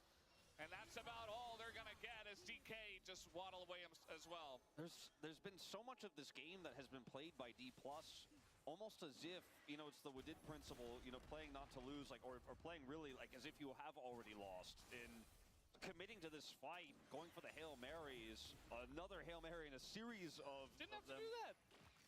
And like, in this fight, in this scenario, you don't have any control. You have to know that the Gnar has TP. He's going to be able to join at a moment's notice. Both top laners waiting for the judgment call, right, as the TPs come through. The positioning of the TP here for Shiyu isn't even really favorable. Clear has Mega Gnar. He's charged it at the correct time. And D+ committing to this fight, you're locked in. Like, there's a Talia there. The Gnar bar is still set. He ends up having a massive Gnar as they go over the wall here. And the Yuumi shielding is not enough to win you this fight. You don't have the skirmishing power here anymore. And I think they thought they were at a closer game state than they were, hoping that maybe the Varus wasn't going to be able to do enough long-term damage and that then the Ezreal would carry. The Ezreal doesn't have two items, like you said. And that was a bit of a flop for D+. It might have cost them the end of this game. Like, there was still an in, but now there's not. Absolutely does feel that way, Wolf, as they're trying to punish Clear here. Might just be able to. No flash on him, and that will be a kill. A shutdown going over to Showmaker. We got a big push in mid, though, as BNK looking to get a bunch back. They're also going to get some turret plates in top lane and really try to solidify this lead. Yeah, it's a kill. That's the win that you're getting. It's a kill for no kills, but in terms of the gold, not really being the win I think D+ were hoping for. Plus, that was Showmaker committing his teleport for it because there's no pressure anywhere else. Vikla can get that plate there topside and then back to defend this turret. If Showmaker got the kill with this TP gank and they were able to get the whole turret, you'd feel a little bit differently about this. As this is just really aggressive play from Lucid, and I think he's the one who makes the call to Showmaker, like, I think we can actually kill this guy. His Gnar is fading. And they do get the kill, but they can't really get much else here, as there were a ton of pings from Vikla saying, I'm grabbing his plate for the return. And so as you can see, the gold lead really hasn't changed despite that pick. Yeah, it's very similar to what we were seeing before, which was like 4.4K. And yeah, I mean, essentially the best part of it for DK, if there is a best part, is that you give a bunch of money over to one of your main carries in Showmaker and hope that he can, you know, get a little bit of a snowball going himself and maybe carry a little bit later on, which is why I expected them to just give the Drake up instead of fighting the last time, but maybe the pressure getting to them, as they could have easily waited for the Azir to be more online with this Ezreal, who has now completed 2 items, but is 0 and 3. Vikla is, you know, he's really embracing the chaos today, Wolf. I don't know what has gotten into him, but he's very excited to be here in Hong Kong. It's classic Vikla. As we're gonna have to check the best friend indicator for Yuumi with how much time his career has spent with Lucid in this game as well, which I do think is correct given the game state. Give Lucid more agency. He's on 2 items. The Ezreal has only just now gotten 2 items, but it's just so irrelevant compared to Diablo. I think trying to put the Yuumi on the Xin Zhao and say, let's see what we can find. Let's see if we can force some unfavorable positions here for BNK could be the way. But yeah, the lead here in the bottom lane cannot be overstated right now. And for BNK, as long as you don't make an error, BNK fans are looking at you, Vikla. We should be able to see them control this next dragon to go up to Soul Point. Yeah. The fact that Vikla doesn't have TP means he needs to kind of stick around, as it's like he's just going to assume that this Scion is gone, and there is just going to be, that's going to be accurate, and they're going to get this wave pushed in. Smash has been stopped on a back twice now. Yeah, this is rough. And he doesn't have any money. I mean, he might just die. He has to barrier. And if you give Diablo this much of a lead, he will take over your game and make it all about him. He's upset that he's not playing the Ezreal, but I guess he'll just take the Ezreal away. Yeah. And finally, the cooldown boots do come through here for Smash. Has been starved of money, but he really wants that third item so desperately. And in this game state, I don't even know if he prefers going for Shojin or the Endless Hunger. It's not a comfortable place to be, and he has no money. And BNK are looking to TP here to mid with Diablo, who picks up his third item as they are looking for Soul Point. And I just don't think D+ should be anywhere near this. Nice dodging here from Lucid as Vikla, once again, he is putting his face in it. Has to flash away. We got a Scion going in. Kellen just going to flash out of the way. And that means that Vikla and Diablo are in big trouble as the Scion is behind them. They do take down Lucid, though. And now the Scion alone is not able to do too much. Smash being bullied in the front line, gets taken out. And the damage and the wallets are too big for the side of BNK. Bait them into the fight as Vikla says, I got him this time. The draft here for D+ certainly had its ins. It certainly had the ability to scale and maybe smash the 1v9 angle. That dream could have been real if they didn't fall behind with really little prio in this game with the draft they had. And from behind, when you're engaged, is Xinjiao with Yuumi and hoping for the best, or perhaps a crazy Scion flank, that at this lead, at this deficit for D+, there just isn't a whole lot of agency for you with this composition, and you're hoping this game goes 40 minutes plus if you're going to have any chance of getting back in. And this isn't even the cleanest start here for BNK in this fight. Raptor is so far away. Vikla has to flash, and they have the Scion coming through. But it's not an even game state. Lucid loses most of his health here, and Smash has to play aggressively to get anything done. That's a numbers game they just simply aren't going to win. Like, he's just hitting a Xinjiao here. The rest of the team can group up, and Diablo's health is low, but he's got such high range that he can follow up so easily to shoves like this from Vikla. The lead is just too much. Yeah, it really is, and, you know, this is probably the worst soul that DK could be facing right now. When you got Talia and Varus, I mean, it's really ridiculous. Even the flag and the karma, like, if BNK get the soul, I mean, the game is essentially over at this point with a 9,000 gold lead for BNK and the comp they have. But as you mentioned, maybe if we go another 15 minutes, we could make something of it. But instead, it's just going to be Xiu going down. Xiu trying to make a big play, but sadly will just come up empty-handed. I think they know, they have been playing as if, in some ways, that this game was only desperate attempts. Like, that's the only way back in, which I think is a pretty accurate assessment. It doesn't feel great when they don't work. But I think they're thinking more about game number 2 right now, Valdez. Yeah. Not the closest one to start this one off, but I think we had an inkling when we saw the draft and then saw the way the beginning of the game did play out. And I think DK is definitely going to have to go back to the drawing board. They showed some signs of life in this game, but very quickly after that, it fell very quickly in favor of BNK. 11,000 gold here, the lead for BNK. Jamaica's farmed an incredible amount, does have a 20 CS lead over Vikla. He has the smallest gold deficit, and that will decrease as he grabs his bounty on the turret. But what does that necessarily mean? What does that translate to in this game where he will just be burst down by so many different threats? The Gnar is really unanswerable by the Scion insides. And Smash, you know, we talked about that 3 items he wants real bad. He's 0 and 4, and he grabs a longsword on his most recent back. He is so far away from anything, as he's, I guess you could say, happy to see these safe minion waves to farm with the super waves coming through. That's the only good news. Scaling opportunity, playing into waves that constantly crash and give extra money. But our teams here at the LCK are some of the best in the world, and they're very good at punishing moments like this. So would imagine that BNK can just group up on top, use the last of their Red Bull Baron power play, and then probably group up for that final Drake and try to end it there. It's still relatively early, right? It's only 26 minutes in. So They're really trying to get as much out of this as possible. The very, you know, the dregs of the Rainbow Baron power play come in. They're going to utilize as much of that as possible to try to hit this turret. As Lucid is going to go, stacks up the Q. Vikla just flashes away. The Raptor goes very hardcore into that backline, immediately just dies. But look at Clear bouncing in the backline, takes them out. As B&K, Fear X, no fear. They dive the turrets, and they get a lot out of it. They didn't necessarily have to do that, but you know what? They're going to get the tower for their troubles. Yeah, when Shiu falls here, they should be able to actually chip away and take out this inhibitor as well, which would be the third and final, which would guarantee that Dragon is all. But, I mean, there's... I cannot even imagine a world where if B&K took their hands off the keyboard, D+ could get the Dragon with 3 inhibitors down. They don't need to end here, but that is enough. And yes, the execution of that could have been a lot cleaner from B&K. They could have been a lot more patient. They could have waited for an additional wave.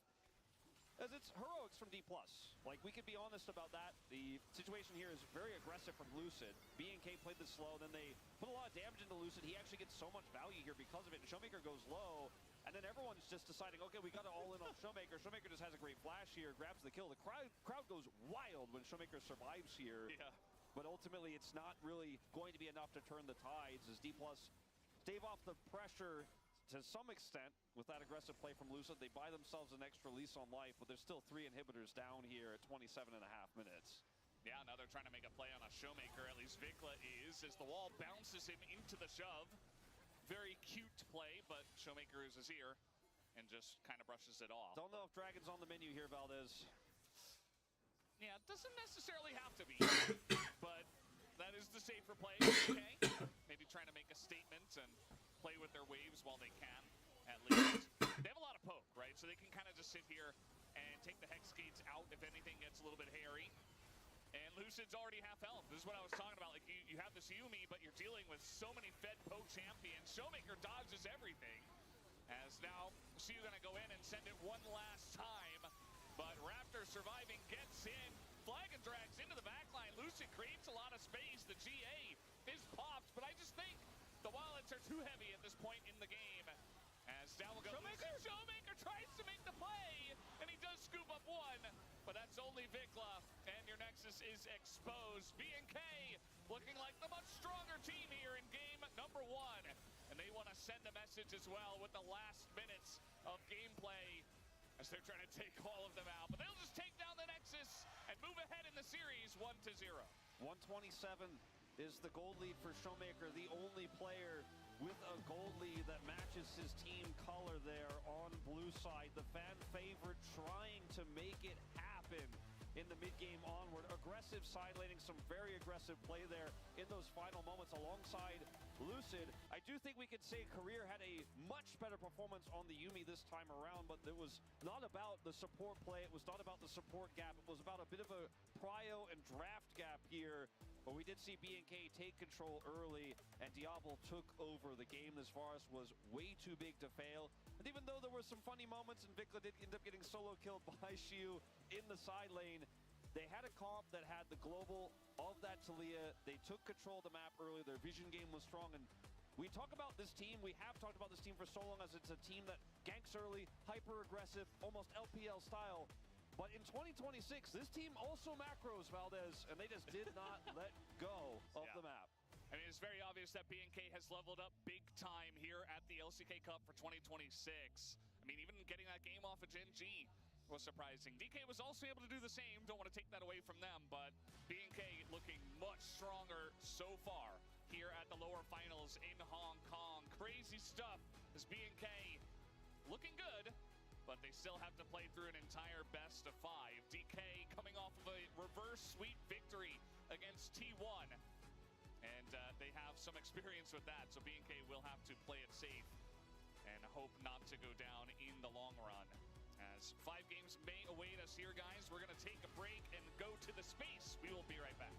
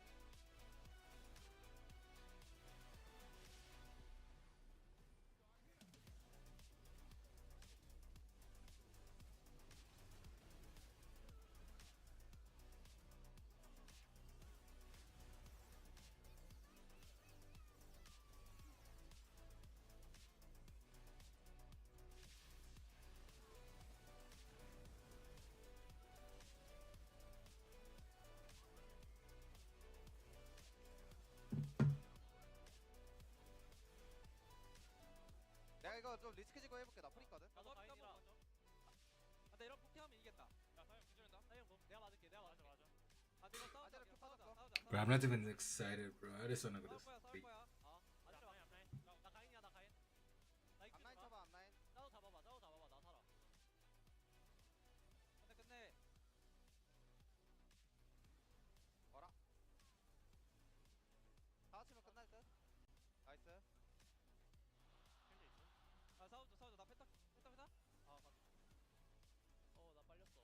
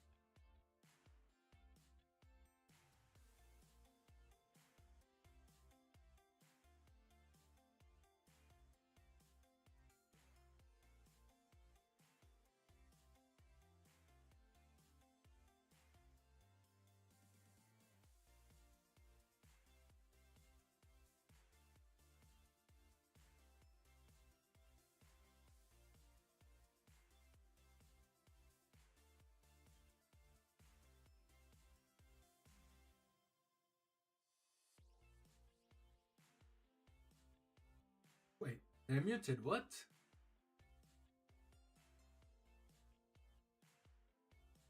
Hello?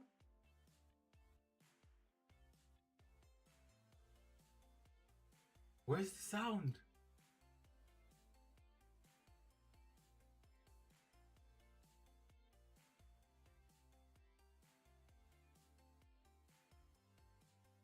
It's muted. Oh my god, bro.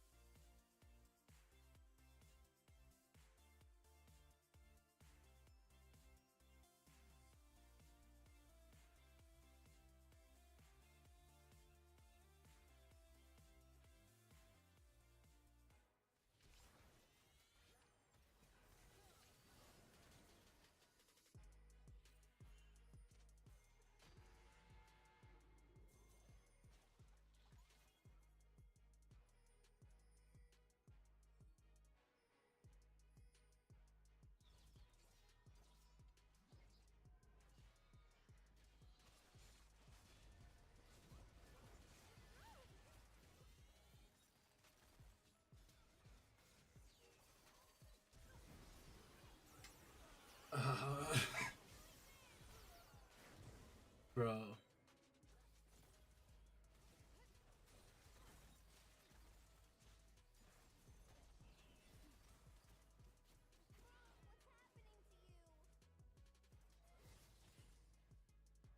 What's happening, bro?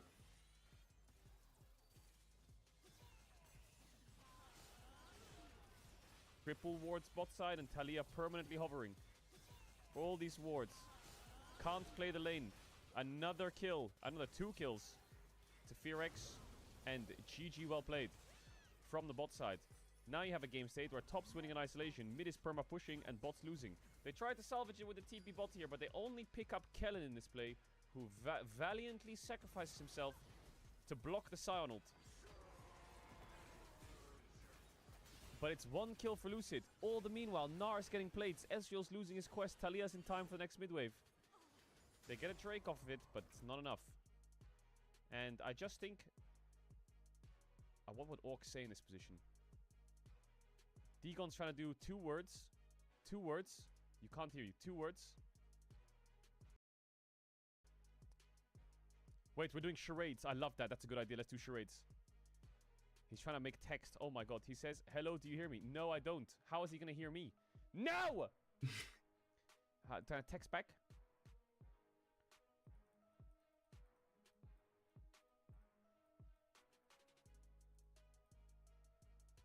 No. Ugh. Okay, go charades, go charades, go charades. I liked it, I liked it. It's a movie, 2 words. 2 words, act it out, act it out. Do the thing. A Quiet Place LCK edition. What? Arrow? Okay, wait. What's going on, bro? Oh my god.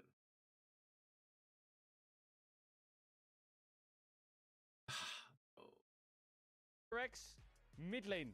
Mid lane. Talia had prio. There, Talia prio to bot. He goes to bot. I get it! Mid lane good. Vic Lamont, a bit shaky. Yeah, he got caught a few times. Yeah, I see what we're going for here. We're writing. Degon, do the what was good or bad? It's okay. You talking about DK or what? Bad. What? Fuck.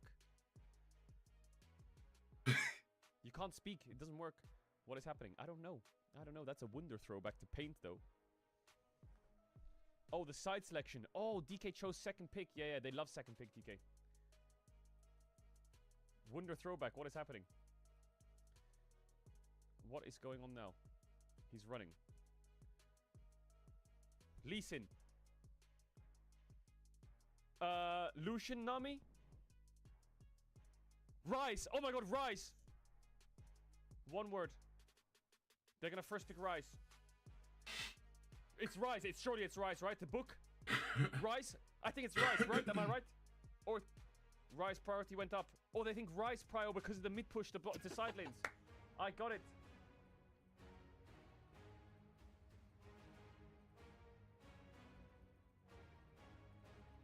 Or was it Yumi? They hated Yumi pick. Scheisse.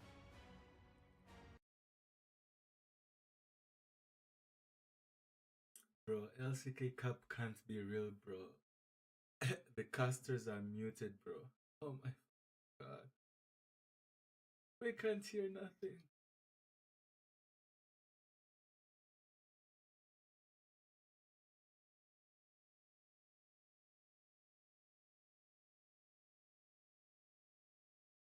Hear the entire yeah, thing. see, I knew. Yeah, but also we could hear you guys saying that. We so. heard the entire thing until they put their microphones away, in which case it was difficult to hear them. Yeah.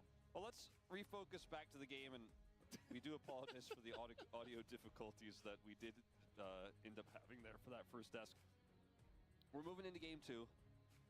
D+, some incidents in the bottom lane, right? I think the desk broke it down quite well, although you guys couldn't hear it. But should we like summarize what they were saying? The maybe? TLDR was the catch onto Lucid, and then the subsequent kills in the bottom lane, then the follow-up kills in the bottom lane are what decided this game. And that's also obviously the case. That they felt okay, at least what it did, about the trade and draft where they gave over the Varus, but then they had ways to win, but the bottom lane had to win and at least go even. You know, I guess it didn't necessarily have to win, but they had to not get crushed, but then they got crushed, so kind of the game flew out the window from there. Anyway, we are jumping into the draft of game number 2, and this time, pick second pick, so this has been the trend so far today. What the fuck is BNK that? will take blue side, so it ends up being the R5 here for D+. The Orianna is taken away. I think Pantheon, surprisingly to no one, will be the second ban, as the meta and bans have been pretty stagnant here in LCK Cup, but I think that makes sense. The Poppy ban's a little bit more unique here. My Doesn't Egyptian. necessarily tell us a whole lot, but it could be something like a Lee Sin that is being considered amongst other strong champions that go for mobility. Yeah. And Lee Sin has been very popular in LCK Cup playoffs. My Egyptian. Now Ryze is certainly the pick that I think stands out the most, which is likely to be available. The Vi we expected to be banned. We weren't sure if it was going to be by BNK. Plan today's LCK, watch DK win, WoW Midnight sponsor stream, big W sponsor. We're gonna be grinding WoW Midnight, LEC, Koi versus KC, LCS, more WoW Midnight at midnight. And I don't think there's really any alternative pick here in my mind, unless you want to pull out Clear's Renekton or something like that. That is, again, player specific. Are they right though? First pick Rise? Let's see what D+'s answer is. And then LCK finals. Last time around tomorrow pretty good. morning. Yeah. And maybe that is what they are looking to reply with here. And I think that's why there's some consideration about Clear's Renekton. Instead, Ash.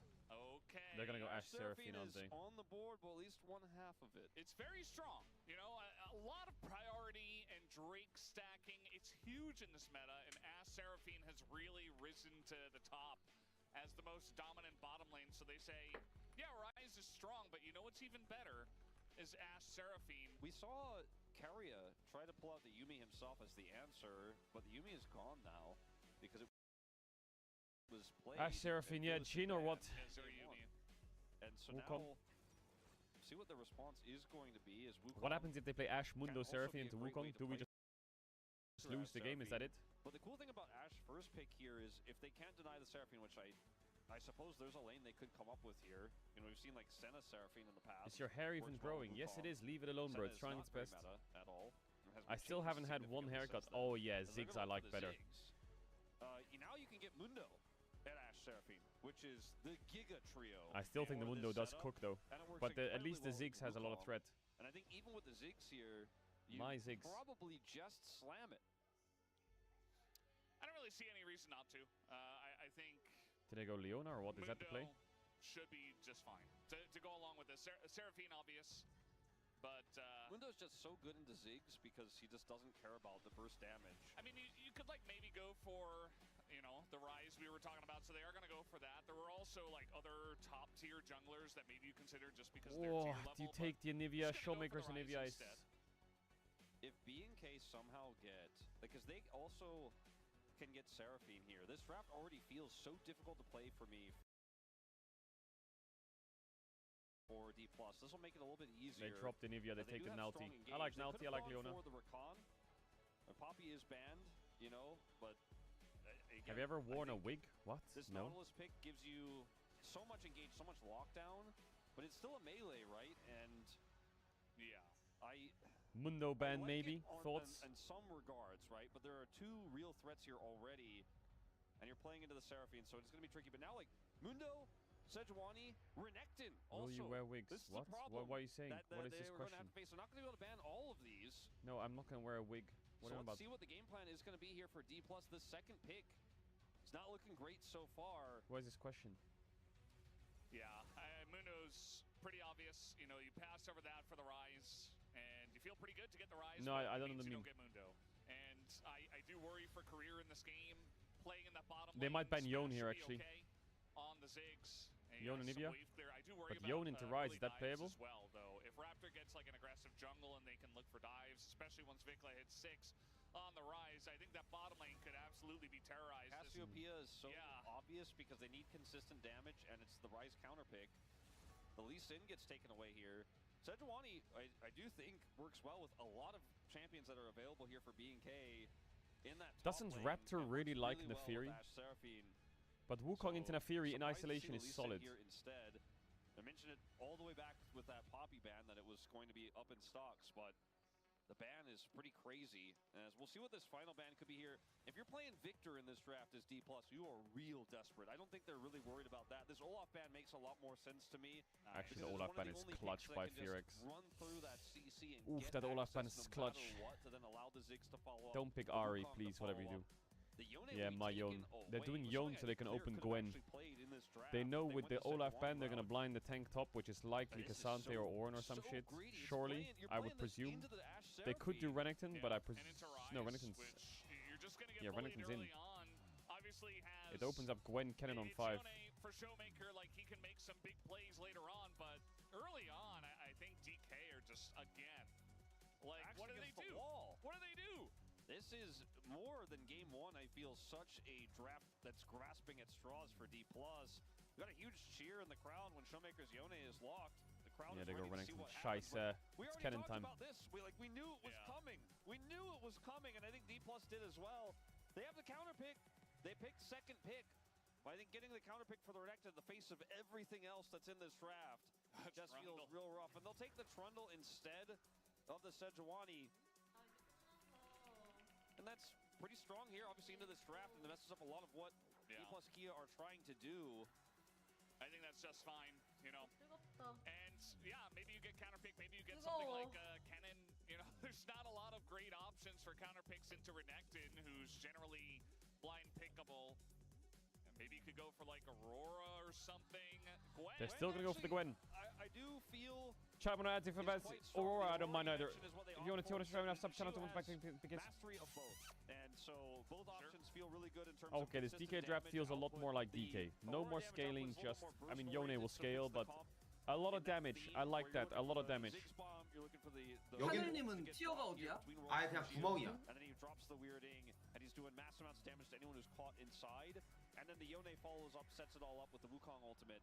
The problem is Seraphine's just kind of looking at everyone running towards you in those types of choke points and those types of narrow engages that you're looking for, and she loves that. Yeah. That's where she thrives. A pillar is looking at that the same way. Oh, you're all trying to funnel through this one choke point to set up a really nice combo.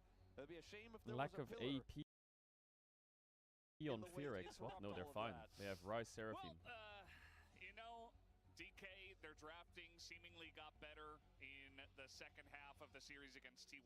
Even CV Max Both said it coaches look himself in buff an as interview. fuck. He said, you know, I think you guys played well, but I think the drafts kind of handicapped you.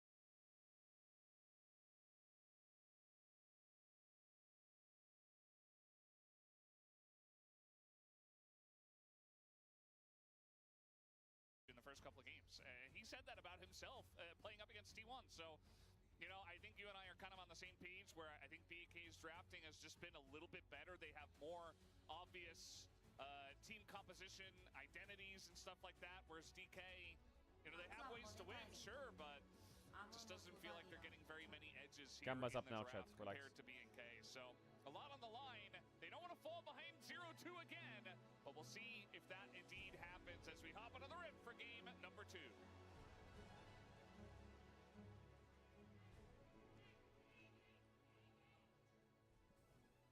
I was waiting. I think I heard some fighting cheers.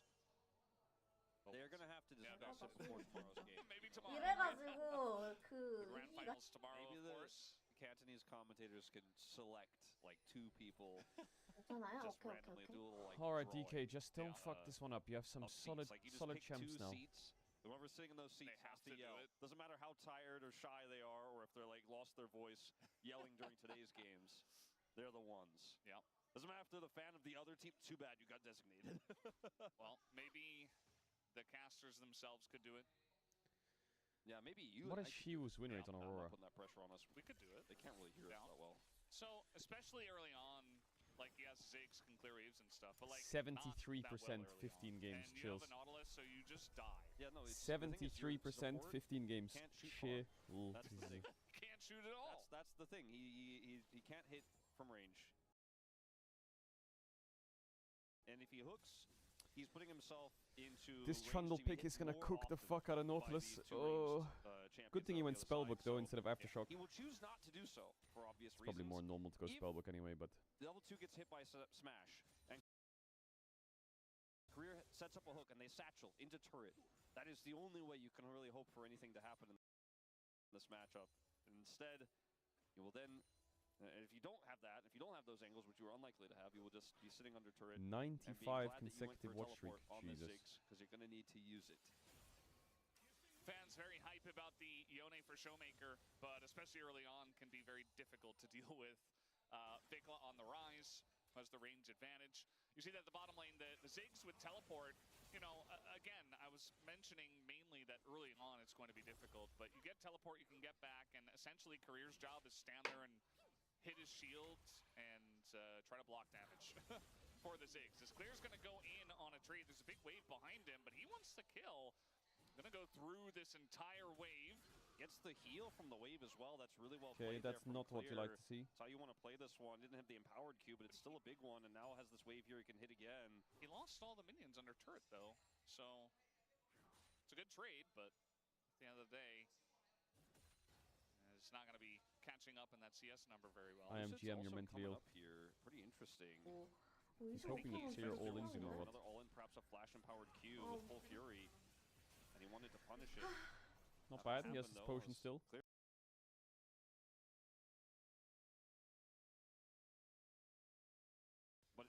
아니 근데 던지지 말고 겜만 하면은 솔직히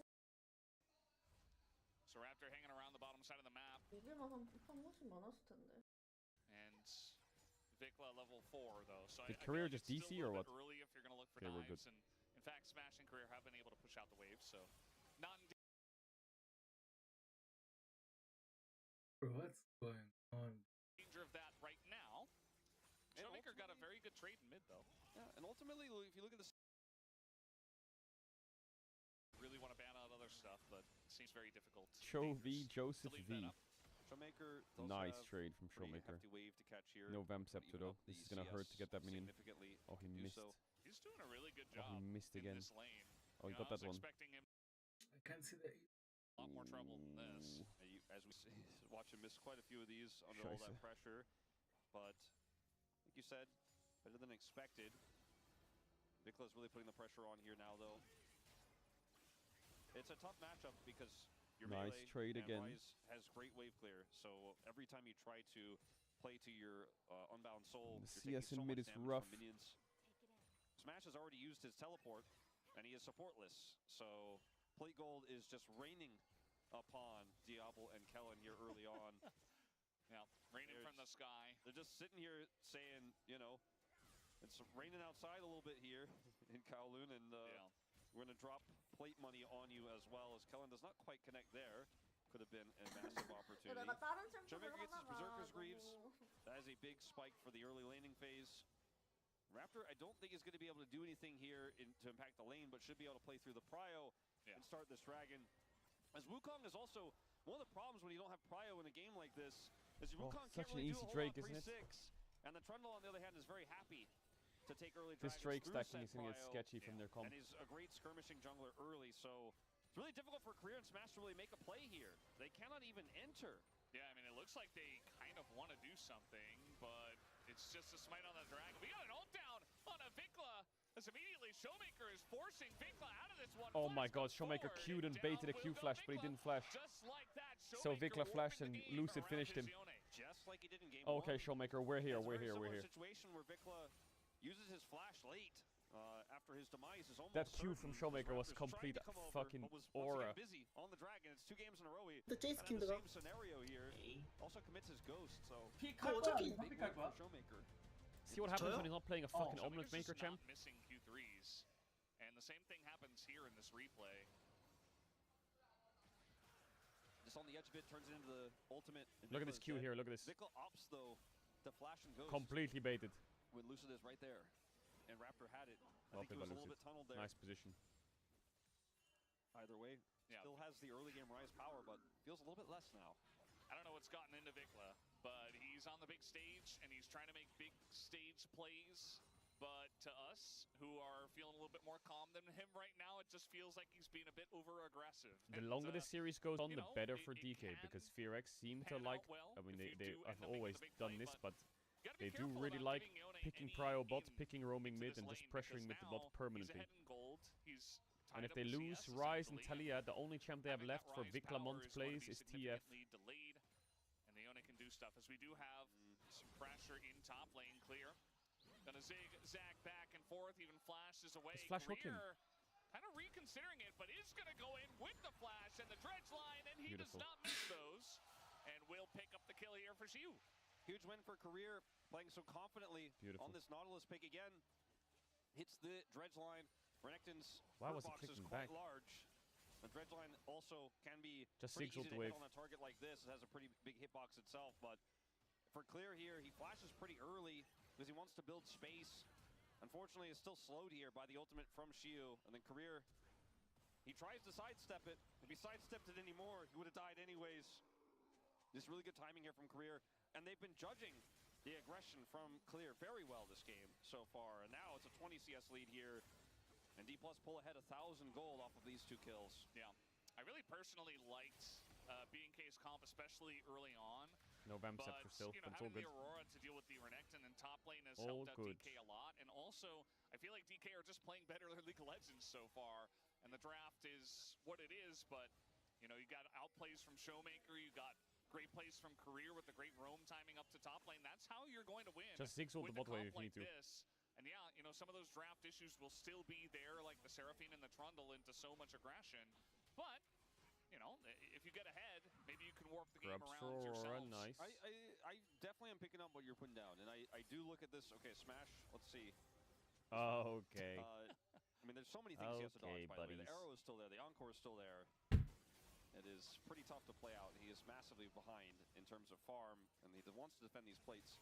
There's a lot of factors to consider here. I think for Clear, that was a really nice play from Career, and she helps set it up. I definitely feel less bad about that one. For Vikla, it kind of felt like he had the blinders on a little bit with his overextension there, and the commitment of the summoner spells. Gonna have to tighten that up a little bit, but still, even with this gold deficit, Nice. Okay, Career played pretty good this B&K sequence. feeling Kills very top, helps get comfortable grubs. in this early game. Fogs the whole time. We'll see Never what happens shows. with this Trundle Back in taking the bot. jungle away from Lucid as well, because this prio on the bottom side is so oppressive. Yeah. They can walk up to 근데 wolves and 저거. say, 웬만하면 그러면 좋긴 하지. testing this? Let's find out. No.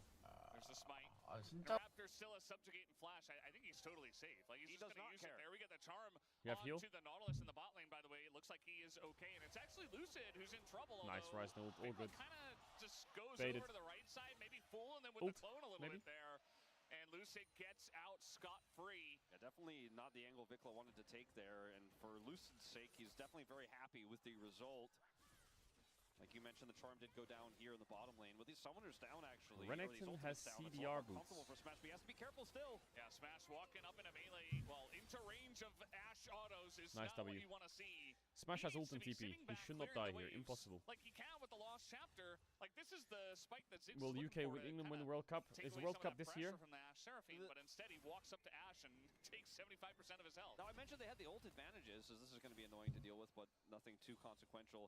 They had the ult advantages, but neither of those ultimates really win you these 2v2s, except with weird circumstances, right? Like, for example, if they World were trying to dive, the Cup. Nautilus ultimate is incredible, but when you hold the Ashe and the Seraphine in place with the Nautilus ultimate, Ziggs is like, if I already pressed my buttons, you know, he gets one empowered auto, but he's not an 80 carry, so he can't use it that well. And I think he was still playing as if he was an 80 time to carry and play not an awesome dude, football. if you know what I'm saying. Yeah. They ended up getting pretty punished there. Now, neither of these bottom laners had to expend critical summoners after that. And the cleanse is still up for career here with the unsealed spellbook with a swap there. And Smash does, in fact, still have his flash. Oh. So Diablo has been forced to stay in lane this whole time. He's not able to get a buy off. Whereas Smash is TP. And they're actually just going to get a hook here onto the Seraphine. Kellen, no encore. He might just have to flash the wall. And there it is. Showmaker looking maybe to ult Not on bad. in. But that could just be Dragon here for D+. I think likely will be. And yeah. it was really good pressure applied there by the bottom duo. Like you mentioned, the TP is there for Smash. He's going to use it to come straight back to lane, so he can push this wave in and out. Hextech again. It is Hextech again. Now, Bro, I Diablo swear has I've to seen make a tough Hextech call. sold Does he so wanna back much the here last like with low 48 hours. mana or stay? Is it Hextech weekend or what? He's going to lose so much on this turret as Raptors coming in looking for a play. Kill him, no? Coming on in. Subjugate not utilized on time, and he flashes away and just dies to Lucid. Look, Viklamont. Committing as well. Yeah, should be able to Why get don't you this block kill, the Q? We'll see what happens after that. Is he will flash the wall and get away. All right, I spoke too soon on that one. His flash is going to be good over the fat wall there to escape. But D+ are really starting to generate some massive advantages here in this game. Now, the bad news is that a lot of that is on a Wukong. It's not going to be utilizing the gold in a bad way, but he wanted to have it elsewhere. As this commitment was a bit bizarre to me because Vikla is so far away and you're playing into a Wukong. The subjugate was late. Diablo doesn't have mana, and he was Why not in doesn't position Smash to follow block up. here? I think Raptor really just very ambitious with that one. Vikla is at least able to save it and get out here. He doesn't have teleport, so it's not the greatest for him, but at least he picks up some money and will maintain a gold lead now over Showmaker. This Ashe, though, is still the biggest problem for D+. And compositionally, if they can get further ahead here, maybe the burst will be enough to get through these Seraphine shields, and they may just not care about getting encored as they move forward with this Yone Wukong. Yeah. And she was still... Oh yeah, it's because he McHale'd Showmaker last game, right? There we go. There's the revenge then. 30 CS advantage he has now, 35 CS. There's the revenge. It's pretty big, but let's see what happens when he joins team fights. Because right now he's also holding a bounty. Needs to play carefully in these upcoming fights. I think the Herald fight is going to be the first real, true fight we have of this game. Yeah. And it just feels like DK are playing much better League of Legends here in game number 2, especially compared to the first game we had. And this Ashe Seraphine, yes, they're ahead, but not Well, is Lamont allowed to face check that and get away with it? As you would expect, as we have a committal here, and Career's just kind of getting left out to dry. As Yo. Showmaker's like, sorry, buddy, way more than I expected in this fight, and I'm just going to ult this wall and get away. That should be significant pressure here in the bottom lane, though. Showmaker's not out yet. Yeah, maybe I spoke too soon. He is going to have to flash. So he has the flash. His back is interrupted. He cannot farm this Oh my wave. god, The Career's plates on are a gonna get tear. taken out here. Lucid's coming down with his ult coming down as well, but Showmaker doesn't have his own. And Showmaker's hesitating to back, but I think he doesn't want to give this turret, but I'm not sure if he can make something of this. Yeah, I heard it. I heard the isolated. singing Philosopher Tones. It was a big W. Thank you for that. That was sweet as hell. No flash. Place to back there, What? and Bomba. He just dies. I don't really. I mean, they felt like they had a lot of control over that push, I think, and that they could just back wherever they wanted, but a lack of respect there from B&K. As now Career ghosting, just to show dominance. Well, he I wanted suppose. to potentially grab Raptor here, but I don't think it's going to work out. As now Lucid is still holding ultimate. God, they need to break this Rise, but he's got steel caps. Yeah. See the pushes coming in, but bit of chunk damage here on a Showmaker. Is going to hit the Q3, but he's just unbinding his way out. D+ have been so punishing this game. You know, every time you make an overextension or you make a mistake, they are going to find you. They are going to say, well, you were just a little bit greedy got the with how you G2 played boots. that. You had the edge, you had the advantage, but we're going to turn it and push you into that edge and From cut Fnatic. you with it. And B&K do end up getting regain control of the bottom side there. One more plate will actually be first brick here for B&K in that bottom lane. So that was not bad. That was not bad. If I just had if I said it the first time. These two squads. D+ are going to have this Herald, and I said this is going to be our first real major fight. But without ultimates here for B&K, they may just simply let it go. They're in position, but without the ults, it's difficult to actually fight. As speaking of no ults, Showmaker comes up in 10. Yeah, Career oh my god, Career. His champ is I hope the crap. His champ first ultimate is bad, but this is not its Career. The pit for now.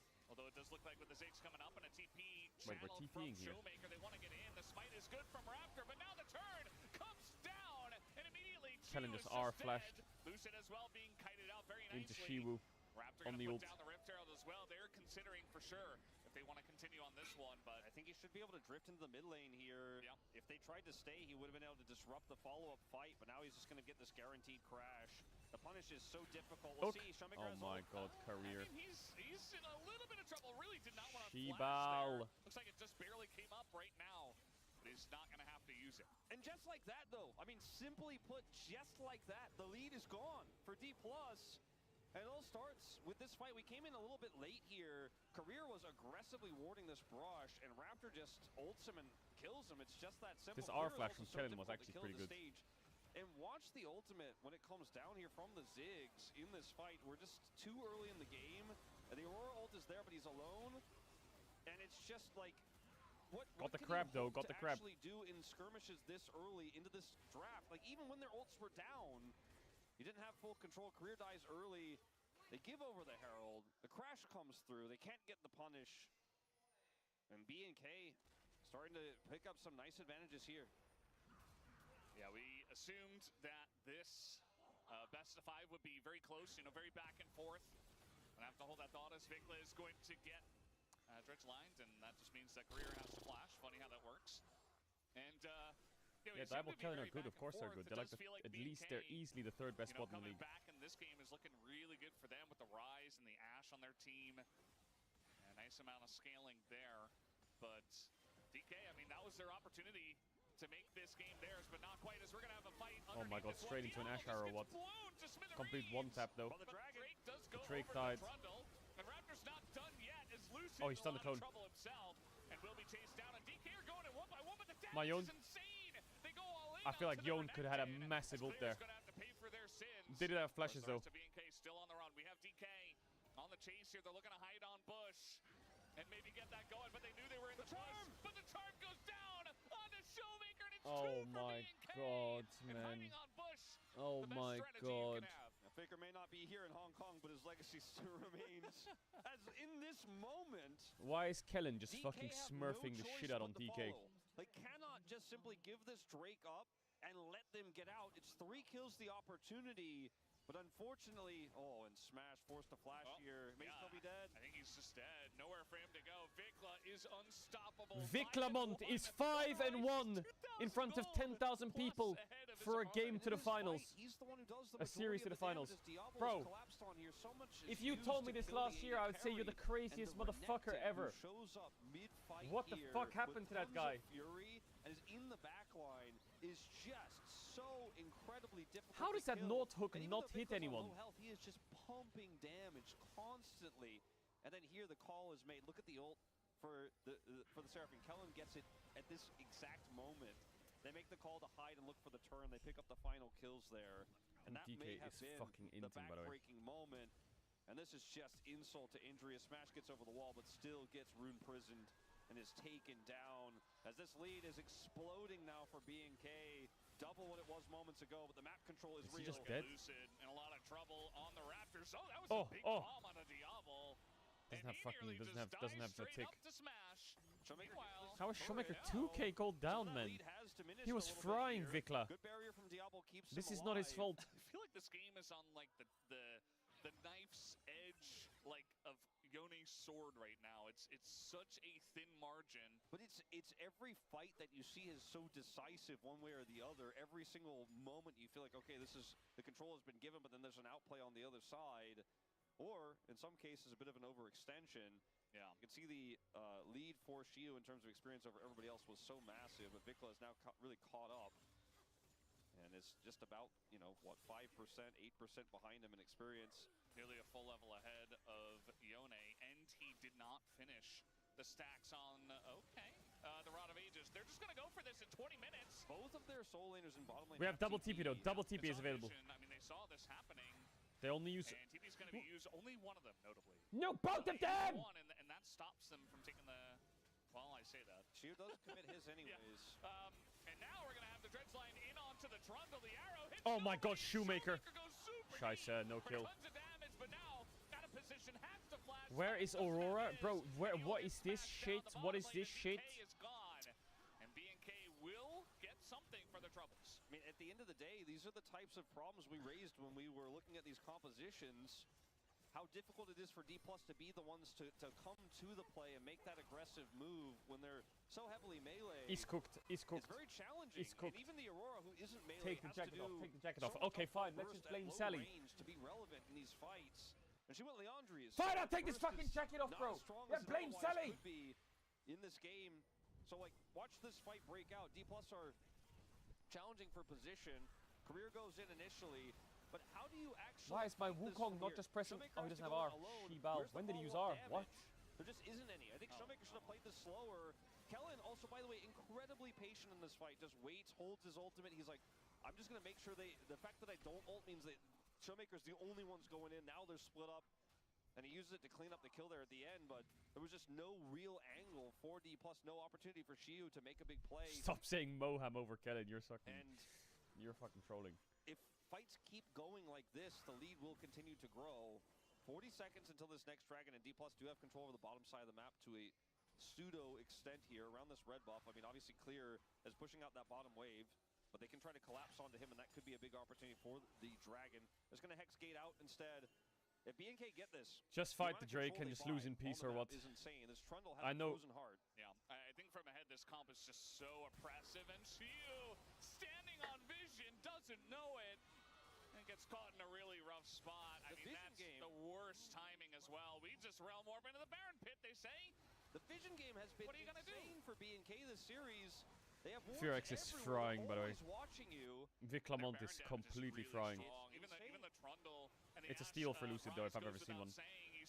That's Lucid's Baron, baby. He's going to have to pull out the big smites, just like he did against Owner. Flashes into the pit. Oh my god, big one. But it's not on the right targets. Scheiße. Got one, no. Big smash kill. Wait a minute, Ziggs.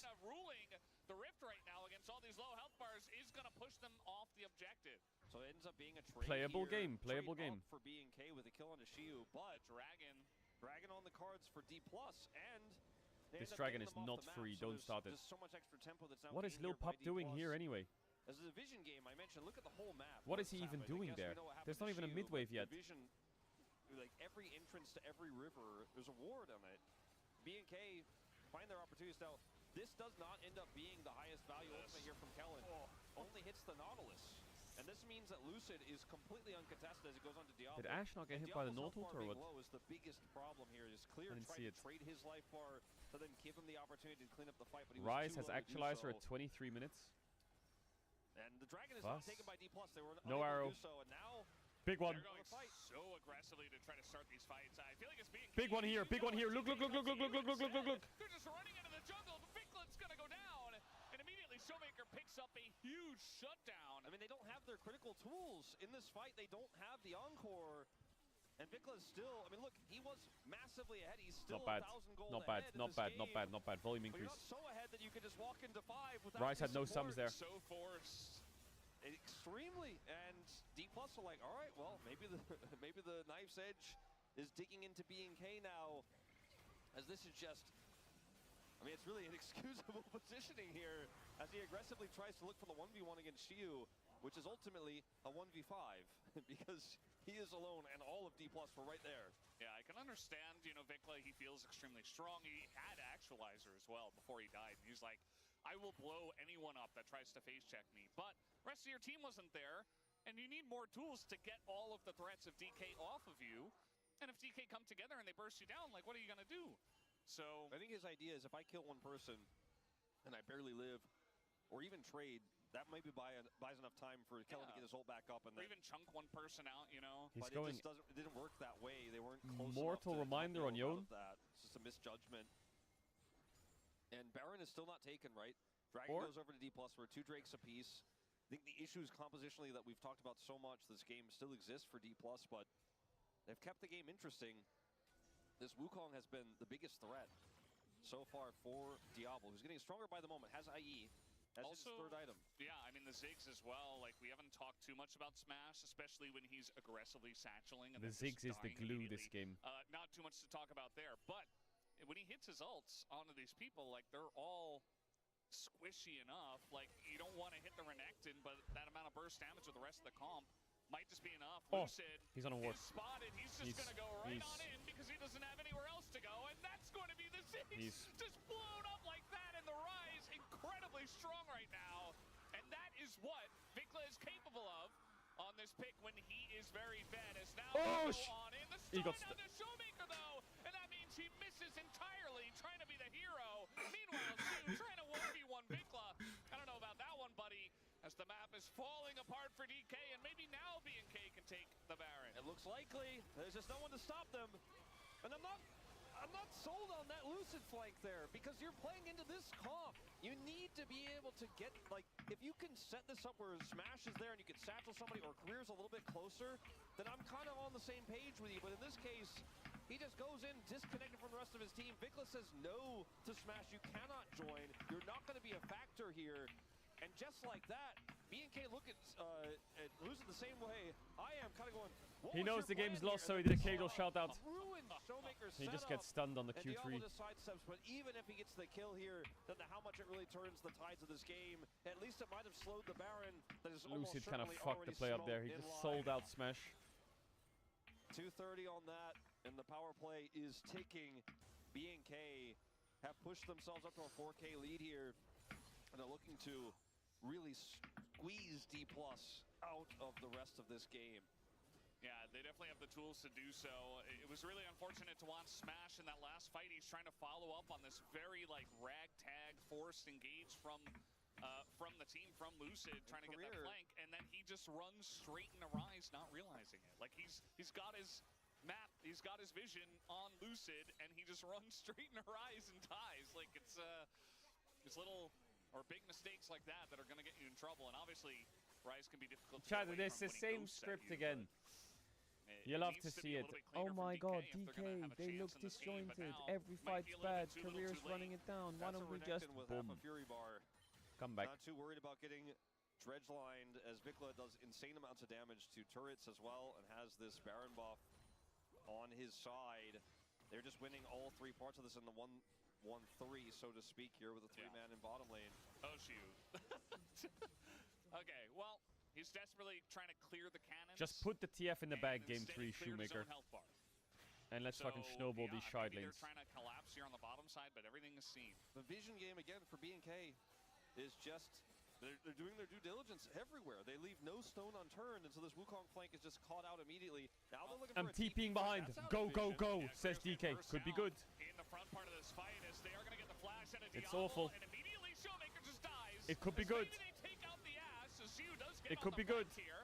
And now Vikla is underneath the turret, does an insane amount of damage It's to awful. Smash, and maybe he is the one that can break open the space. Down will go the Renekton. They're still chasing. Not bad, actually. Wait a minute. You're going too aggressive. I know your team is B&K Fear X and you don't have fear, but come on, guys. If I made that joke, I would be reported on Twitch, by the way. They didn't have to. Valdez, I don't know if it no. really matters that much, though. Just like game 1. And in this moment, Diablo's flash feels like it's the last potentially tense moment in this game, where they want to Diabli, no flash. It's done. Viklamont, no flash. Anyways. And Vikla, yes, he roam warps Clear, into, no flash. practically the fountain in this one, but he has Zonias. It doesn't matter. Clear is so big. Actually, Viklamont has flash. Even though Scheiße. Smash dies, he absorbed everything. Did so much damage with Vikla anyways. And this is just a compositional difference, I think, with Chia on Lucid, big. Big fucking items. Playing like this would have gotten them punished way more severely. But they can kind of just Actually do whatever winnable. they want at this point. There's too many outs. There's too many freebies. Yeah. And this should be sole point for them as well. Yeah, they got the inhibitor on the other side. Like, they were already saying, like, we got Baron, we use it to get the inhibitor top side so we can have prio for the Dragon guaranteed, where you have to deal with the top wave. Multi reminder. Yeah, on the side of BNK, like, we talked about this draft-wise. If you get behind against Seraphine Trundle, you don't get to, like, play team fights on your own pace. Like, it's 3 though. 1-2, 1-2, 1-2. At least in the early to mid parts of the game to make Zonya's some 3. plays. But the second BNK kind of lock things down, they play a little bit safer, and they, you know, get a lead. It just feels almost impossible. There's no flank angle for Lucid. Showmaker's running in a straight line at them. I'm looking at Trundle items, and I'm kind of... So the Yone's not really having any angle. And yeah, you got like a nice flank in the last one, and honestly, the fight was closer than I thought it was going to be, but they also... You said this was going to be a banger series. It could have been an email so far. Brother, it's a long email, okay? It could have been an email, but it must have been a long one. Are playing a little bit more respectfully now.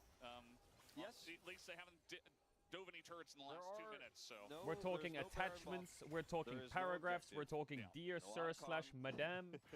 This is not a bad email so far. A little while, Valdez. Oh. We said I see. We said best of luck in your future endeavors at Kespa Cup, and he hasn't come back since. This is now for BNK just It's utilizing going in the spam folder. vision Shut your control. fucking this is one of dumbass those up. patience tests that you have when you have a lead like this at 31.5 minutes in, where there's nothing to take. Your siege is okay, but it's not enough to just outright group as 5 and end the game. Just have to continue to play through vision, set traps, and make sure that D+ can't get back into the game. Take the jacket off, For brother. D+, you just keep Refresh the farming. stream. You go, well, Sorry. our Ziggs is getting stronger, right? Our Yone All right, is I massively need to focus behind, now but because I'm getting too that means distracted. less and less every 5 minutes that 30 passes. seconds on So Baron. you just have to hope that BNK mess up this Baron. You can get that punish here. You can slow the Baron down, buy more time. The inhibitor's up in 2.5. It's on the same side of the map as the Baron, so you can clear that while also grouping to challenge Baron. It's not a great position for D+. It's a really rough one. It is Void nigh staff on Shiru. unplayable. However, the fact that the Nexus still Don't do it to me, stands, Diable. Don't two do it to inhibitor me. turrets are still up, means that they can give this one more big fighting chance. Lucid is going to have his flash relatively soon, and he has GA.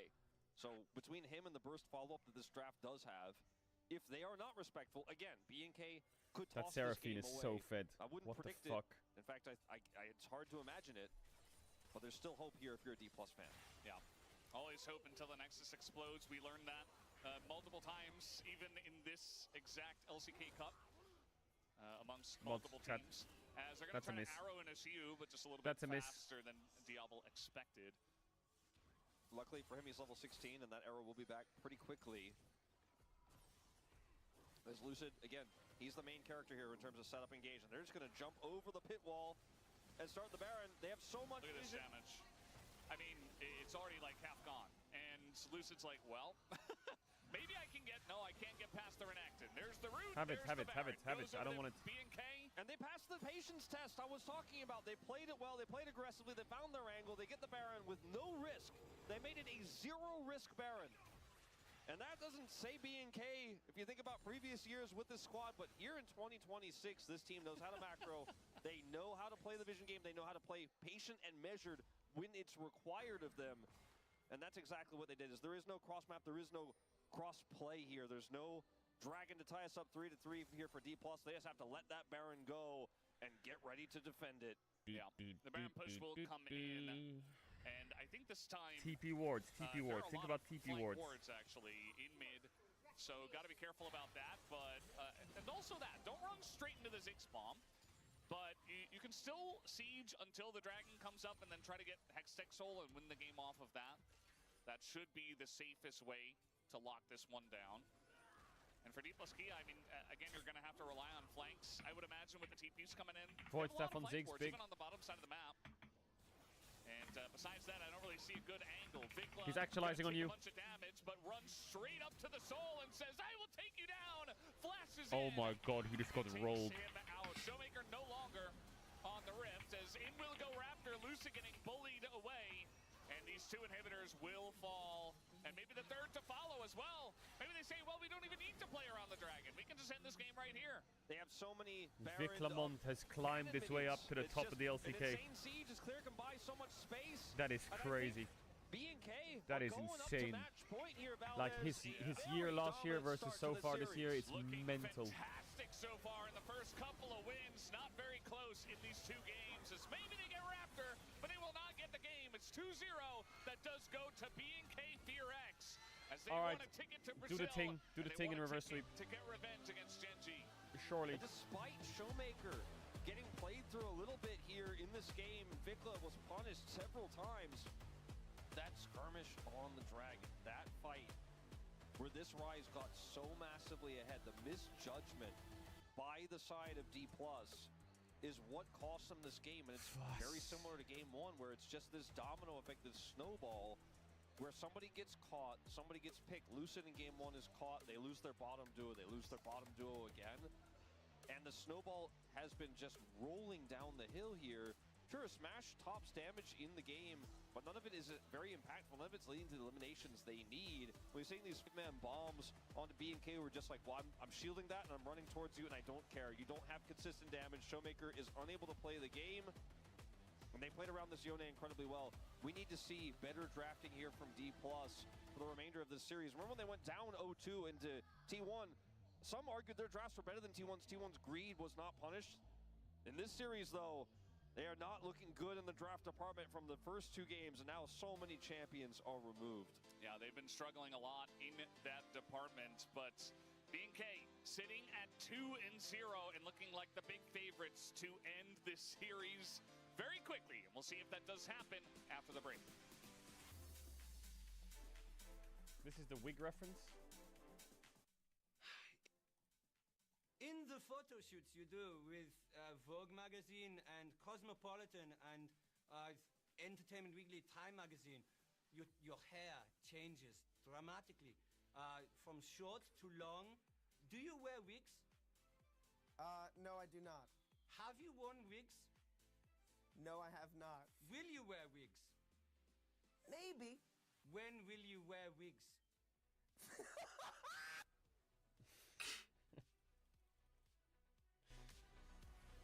That laugh is the lol emote, by the way. It just is.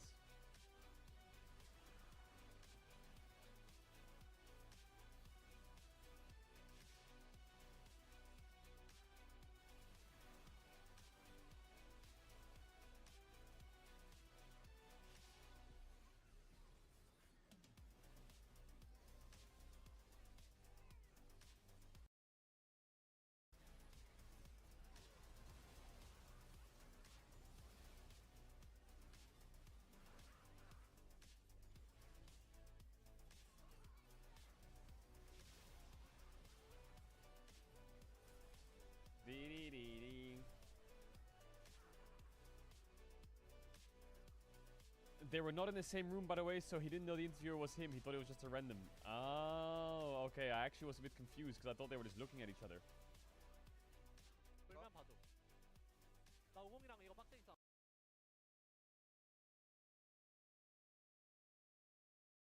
우리 딜가 안 나오고 우리 도움 W 빠졌어. 지금 타워 쳐봐. 도움 W 없어. 야, 요네 잡았어, 얘들아. 요네 잡았어. 오로라. 노플이야. 빨리지 마. 천천히. 빨리 좀 알아볼래? 나 요네 잡아놨거든, 얘들아. 나 오공박 할게. 야, 노템부터. 요네 잡아놨어. 요네 노플에 오로라 사먹치기 하고 타워 끝내자. 8초 스킬거 돌려. 아, 근데 이거 미니언 이용할 만할 것 같아. 아, 미드 탑하면 끝나, 이거. 노플이야. Yo, it's fucking freezing today. 라인 써. Why is it so fucking cold? Hey! Did you watch Ona's IRL stream? Yeah, I did. What's the temperature? Weather in London. 7 degrees, bro. It's freezing.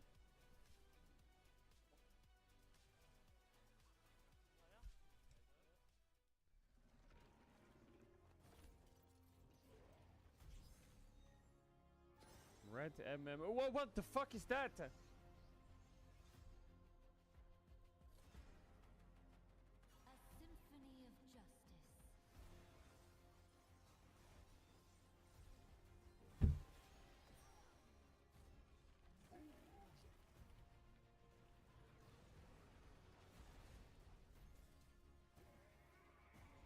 Fuck chat, we might. What is this? This is how my fraud tried to reach Challenger Part 2.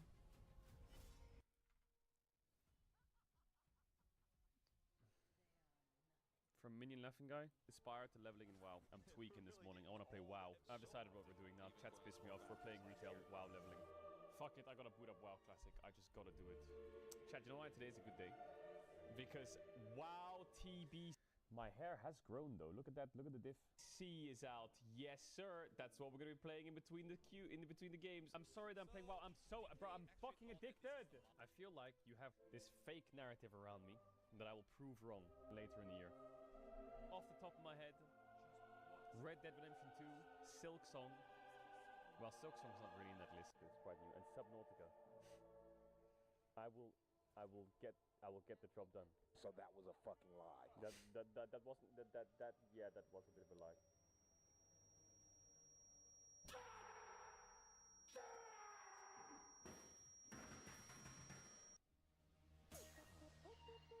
Oh my god, my hair was disgusting.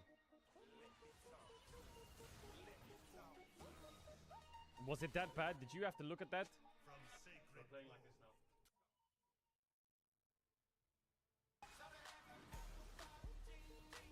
Damn, my Lee Sin though. Baldy.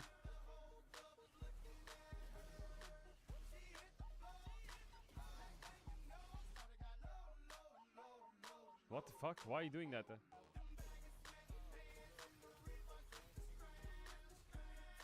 My Galio.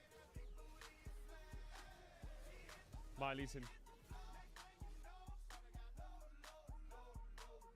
Wait, W montage so far. My Kazakhs.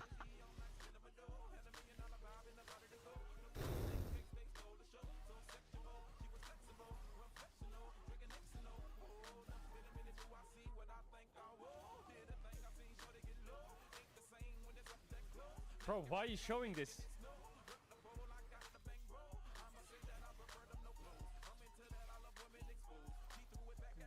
Fuck, man. Fuck. Fuck. Why is this montage like...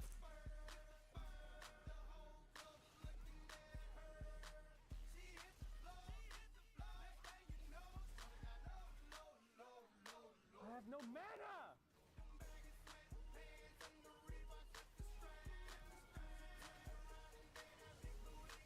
So do you hate me or not? I don't get it.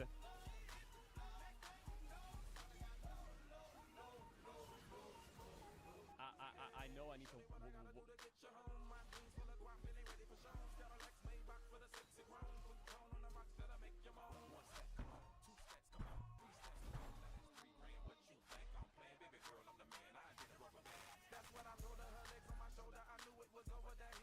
Christmas, W.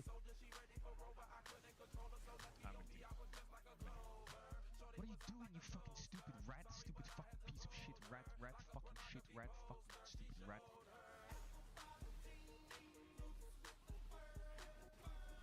What?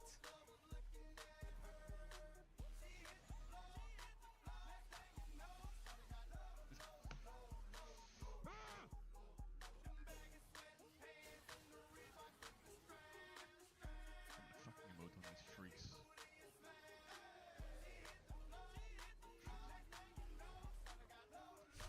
What?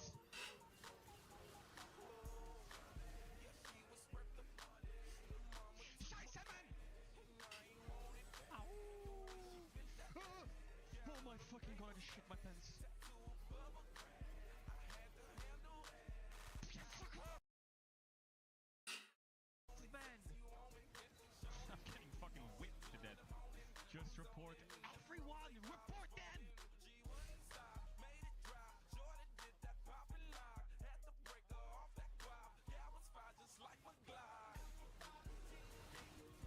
Mine Italy classic though.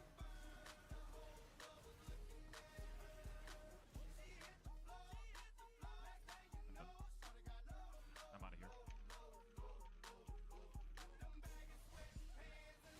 Shut your fucking dumbass up.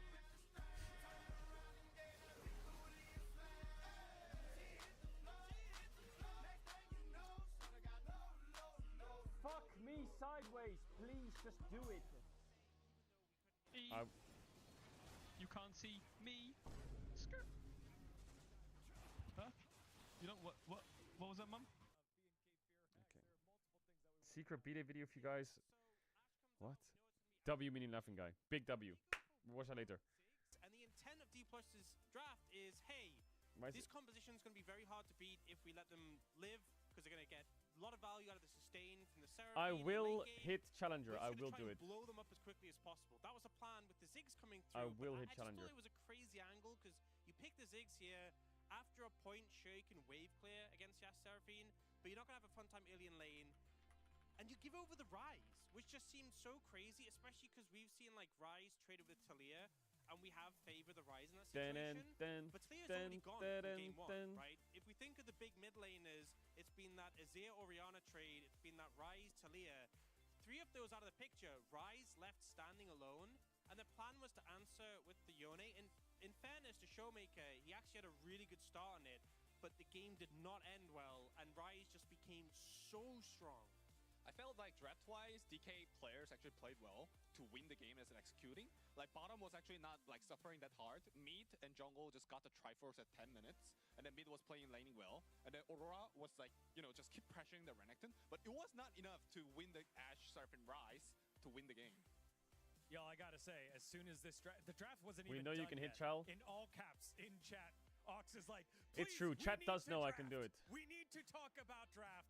This was crazy. As we take a look at how it played out, Umpty brought up a good point. It wasn't too broken at any point early on until this Rift Herald play. Huge plays here. This is a big one, and a reason I like the Trundle pick coming out here. It's so hard to play Nautilus into Trundle. The pillar comes out, it can block your dredge line getting away, and you just kind of get run down here. 챌린하고 So 끼아가 존나. they lose their support in this fight, and you see D+ try and retake control a little bit later, and the Wukong ends up looking for an angle in. They need the Wukong to set up the engage now with the Nautilus gone, but look at this pillar that comes through. Interrupts the dash from Lucid. He can't do anything here, can't get the second ult off to find backline access. Bro, when's this series gonna start, bro? We've been delayed for so long. At the end from Raptor. I mean, very good point from the Wukong blocking, because Yone actually just like win against the Rise 1v1 at the bot side, and he TP, so made the 4v5 fight. But if Wukong goes in with Yone together, that fight could be different. Absolutely. And despite that one not going their way, and then all of a sudden D+ starting to lose control, it wasn't ever truly a huge gap. It was about maybe 1.5 thousand gold, 2,000 gold here at this next Drake fight. Imagine being like, imagine you buy a ticket for the arena and you're like, oh my god, I can't wait to watch T1. Then T1 don't make it and you have to watch DK lose. This is the worst timeline ever. For the objective, I don't think the fight is winnable here at this point. Yeah, I think the DK had a moment that can win the fight right now with just ulting really a little bit faster, but they were actually just chasing to kill the other champions, but Aurora was like flanking a little bit, and then they actually saw Seraphine goes in. I think they just misplayed here about getting the Yone's, getting the Charming. And maybe miscommunication, like they thought Seraphine had used the ultimate. Also, even though everyone... Nuguri GG says, ban me if it's not 3-2. 3-2 to who? Say it. The double cast of the W comes in, how much health they gain back. You really have to respect that against his composition. If you don't finish someone off, it doesn't matter that they were low HP. DK will win, bro. Back, they'll still be a threat. Such a panic situation. Alright, he's put his fucking chat life on the line. But also the coaching staff, I feel He like said it, not me. CVMax, he's too optimistic sometimes when it comes to the draft. Like, oh no. He's always thinking about like players can do so much better, but I think this draft was really hard to play around. Like, you just gave Ashe, Seraphine, and Rise. This is just insane, you know? And it reminds me when he was in Griffin in the finals with the insane players, he just gave them Talia Pantheon 3 times in a row, and that's too optimistic. And now it happens again. Like, what's happening? Like, you should give them better draft. And BNK right now, with Radar, Rita in their team right now, they're just giving so many easier champions, easier setup, better early game. They know the meta, but what is happening with the DK draft? Bro, the guy in the back on the left is just chilling, bro. A lot about this He's just Rise watching pick, a fucking video on his phone. You have this He's chilling. Seraphine. The way we've seen to combat FearX are getting a bit, bro. To send members down. Rise is one of the picks that can actually do that. You get Prio in the mid lane, you move Daystar. down with the Realm Warp. When Rise is on the other team, how is Yone ever supposed to do that, find that angle? I think it was just a big draft advantage, and even though D+, as Umpty said, had advantages in the early game, it just wasn't enough. Yeah, D+ Kia selecting first pick, B&K FearX going to blue side. I think for me, when it comes to just the compositions of these teams, Ziggs your hyper carry who is a playmaker who likes to play on the edge, kind of like Diablo, maybe not as aggressive, is on Ziggs. I don't want to see that. I want to see him in the face, making plays and asking questions of BNK Fearex. Make them earn it. Don't just give it to them. And now it's the opposite side. D plus Kia, no games to give. Down 0-2. Will have to complete a reverse sweep. Let's see if they're able to start stepping here in game 3 or BNK Fearex. We're gonna have to complete it again. Wait, that looks fucking sick. What is that? International competition with the victory here. 3-1 DK. Optimistic, optimistic. I like it. Let's find out who's he send it back on over. Some trading cards. Thank you very much, Spacers. We're getting ready for game number 3. As the fans are hoping for BNK to make it over to first stand. And with one more victory, they will do just Bro, it's crazy. It's fucking 10 a.m. in the United Kingdom. And it's 2-0 to Fearex. What? Against T1. They're down 0-2 against BNK. And they've chosen first pick. Having the, kind of opposite read of everyone else throughout this entire tournament. Opting for blue side almost exclusively throughout the group stage. And then later on in playoffs, often going for second pick early in draft, unlike most teams. And then later in draft, going for first pick. We'll see what happens with this draft here and what their read is going to be coming into game 3. Because while I think in isolation the drafts have been fine, they have been really tough to pilot into what we've seen from BNK in game 1. Massive prio deficits, and then in game 2, a heavily melee composition with Ziggs on top into the Ashe Seraphine. The Rumble will stay banned. Twisted Fate also taken away from Vikla. All right. I think that's fair. See what I meant? See what I meant? Rise Talia, TF ban. I think that there was a world where you just slam that bitch. There's one more champ that Viklamont will look at for making sure they can keep this playstyle. Lucian. Galio. That's a great ban, though, I think, into Diablo. They need to be careful of the Galio. Go for the rest of the series, unless they want to put Smash on the same pick. And Bessa's open. And Bessa's not open. Pantheon's open, though. And once again, 3 Pantheon's in a open. row, the Ambessa will be taken away here. Thoughts and feelings. And Lucid. So you Thoughts chose and first feelings pick. of Pantheon. You opted into it. What will that first pick be? Oh, a little bit less yeah, obvious here than the last two games. Because yes, you have Pantheon. Are we scared of a and it is Nocturne the draft? highest tier No, jungle we're that's not. Left, but you don't have the Talia anymore. Are we scared of Yunara? A little bit, a little bit. It is Diablo on Yunara and Lulu's open. They could go Yunara Lulu. Scheiße.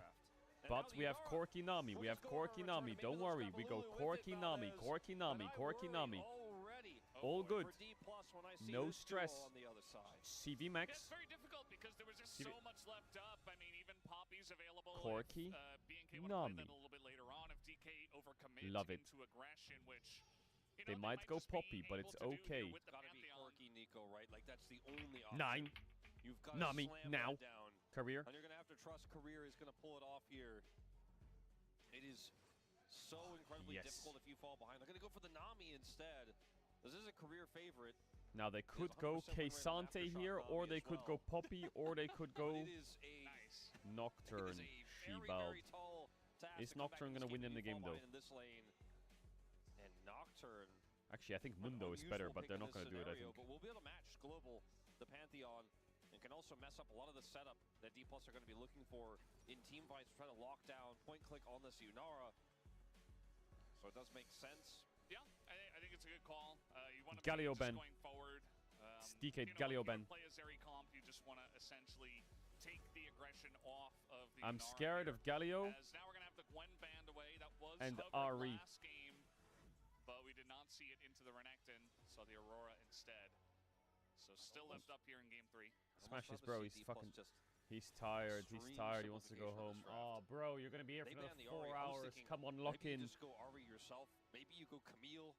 You just say, I'm not going to let Diablo play the They're game. banning 4K Sante on 4, but... on the follow when the ult comes through from the Pantheon. Because this is Diablo we're talking about here. Next to Ruler, nobody has really been able to do what this guy has done on this pick when given advantages. Smash has had his own fair share of games with this pick this way, but guess what? Akali He's not Ben. piloting it here in game 3. Kennen is removed. They banned the Kali. What? And if you go for frontline and you just try to go toe-to-toe with this Corki, it's just not going to be able to match the damage output. So creativity They're not going Galio or what? For D+, but they don't have the counter pick because they opted for first pick of the Pantheon they got is great, but now it's up to D+, or rather up to B&K what they want to pick here first, and I think mid blind is probably the safer option. Zoe Nocturne looks to be the play here for the side of B&K. Yeah, that's what I thought, Rat. It gets swapped to That's what I Cassante. thought. Don't you dare. So we have blind Cassante coming in here for clear. Zoe could be powerful. Cassante. Even Syndra. Counter it. As much as I loathe the champ oftentimes, Syndra is feels like psychotic it could pick be here, great but setup in I this respect draft it. that, again, needs to find some way to kill this Yunara. More What if you just go engage Pantheon is mid at this always point? going to be better. The Zoe Yeah, is gonna go with the Showmaker. Dominator. They take it away. At least that's the expectation here as the lock comes through. Is it Shiwu? Okay, Yeah, Jax. gets a big cheer from the fans. They would love to see I like Showmaker Jax. I like Zoe, and they are Mordekaiser. going to get it I like Olaf. in game number 3. Will I like Vikla Jax. just All good. play Vikla's the gonna say, scaling it's okay, guys. I'll go carry as the Victor. Jax comes through I'll go here. Victor. Something like a Victor or even like a Mel doesn't feel out of the question here in this draft. Can be quite strong. Play Galio. Can play Galio to further the protection onto Clear and to Diablo and say it's 1v9 Diablo time, which has often been a pretty safe bet. Yeah, you got the Nocturne Syndra. as well. Syndra though. But Chat, instead, you know the drill. This is what I thought Showmaker would do had he chosen this pick instead of the Cassante. A little bit surprised to see the tables turn on this one. Jag tycker det var because därför this det feels var highly unnecessary because for the draft here of B&K, because this does neither what you and I went on to two sides of the coin of Galio for protection of the AD carry into index further into Diablo, or additional scaling damage because you already have the Cassante frontline and you turn a single threat comp into a double threat. This is engage and pick. We're gonna draft that has a scaling Yunara and a Cassante frontline, and it doesn't actually synergize that well with Nocturne either. It can if you're in the right place at the right time. And the Nocturne finds that ambitious ultimate. Yeah, you have a lot of kill pressure with the unleashed power and the paranoia that come through if you want to blow up one target, but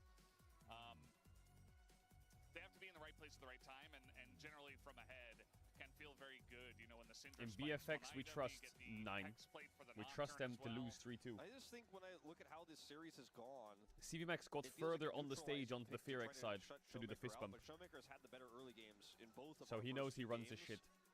And so for the first time in this series, with this Syndra pick, I thought up until that moment, I really liked the draft better for B&K. I'm going to have to give D+ the nod in this one in game 3. I think the Syndra was not 100% what they were looking for in this one, but we'll see how it's piloted. The rest of this draft has a strong backbone and an incredible carry in Diablo. Yeah, and also feels like POM is up for grabs. Maybe Diablo can grab it with the Yunara in game number 3. We'll have to wait and see how it does go as we hop onto the rims for that game number 3. And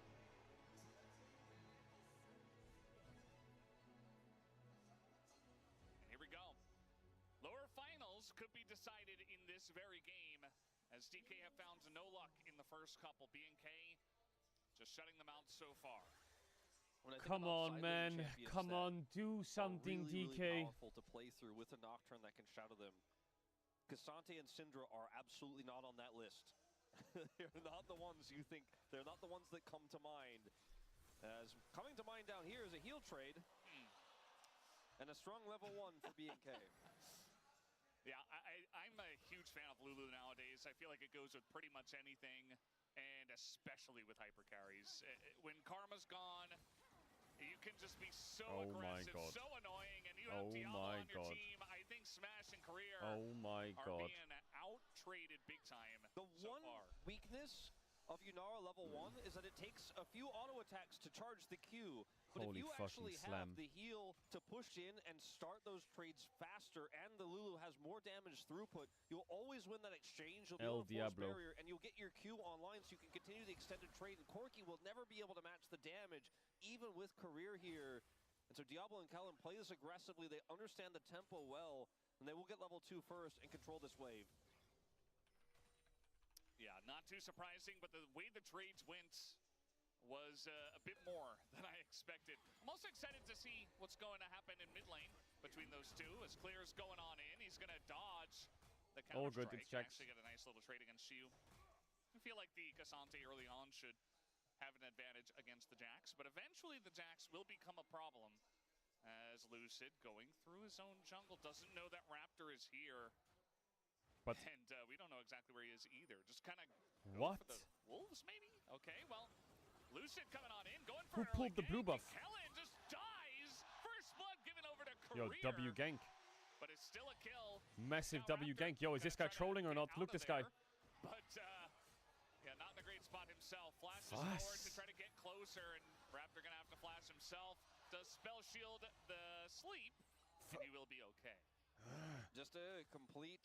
Okay, no flash nocturne. I don't want to call it All good. unlucky, but misread perhaps is the Wait, easier Shoemaker, way let him cook. to cast or explain It's this level 3 situation, though. because Raptor is trying to utilize the prio in this 2v2 lane that we talked about so much already, how powerful the Lulu is early. Not a bad early though. Not a bad early. Not a bad early. That's a kill onto Kellen. Unfortunately for him, he's hoping that it's multifaceted. He comes over here, sees if the Pantheon is bottom side, and he tries to take Full the wolves sense away. security. Instead he misses Lucid. Kellen has feels no like his idea, and his split map overextension maybe. here ends up being a huge problem. Tries to make something of it. Will trade his flash there in the end.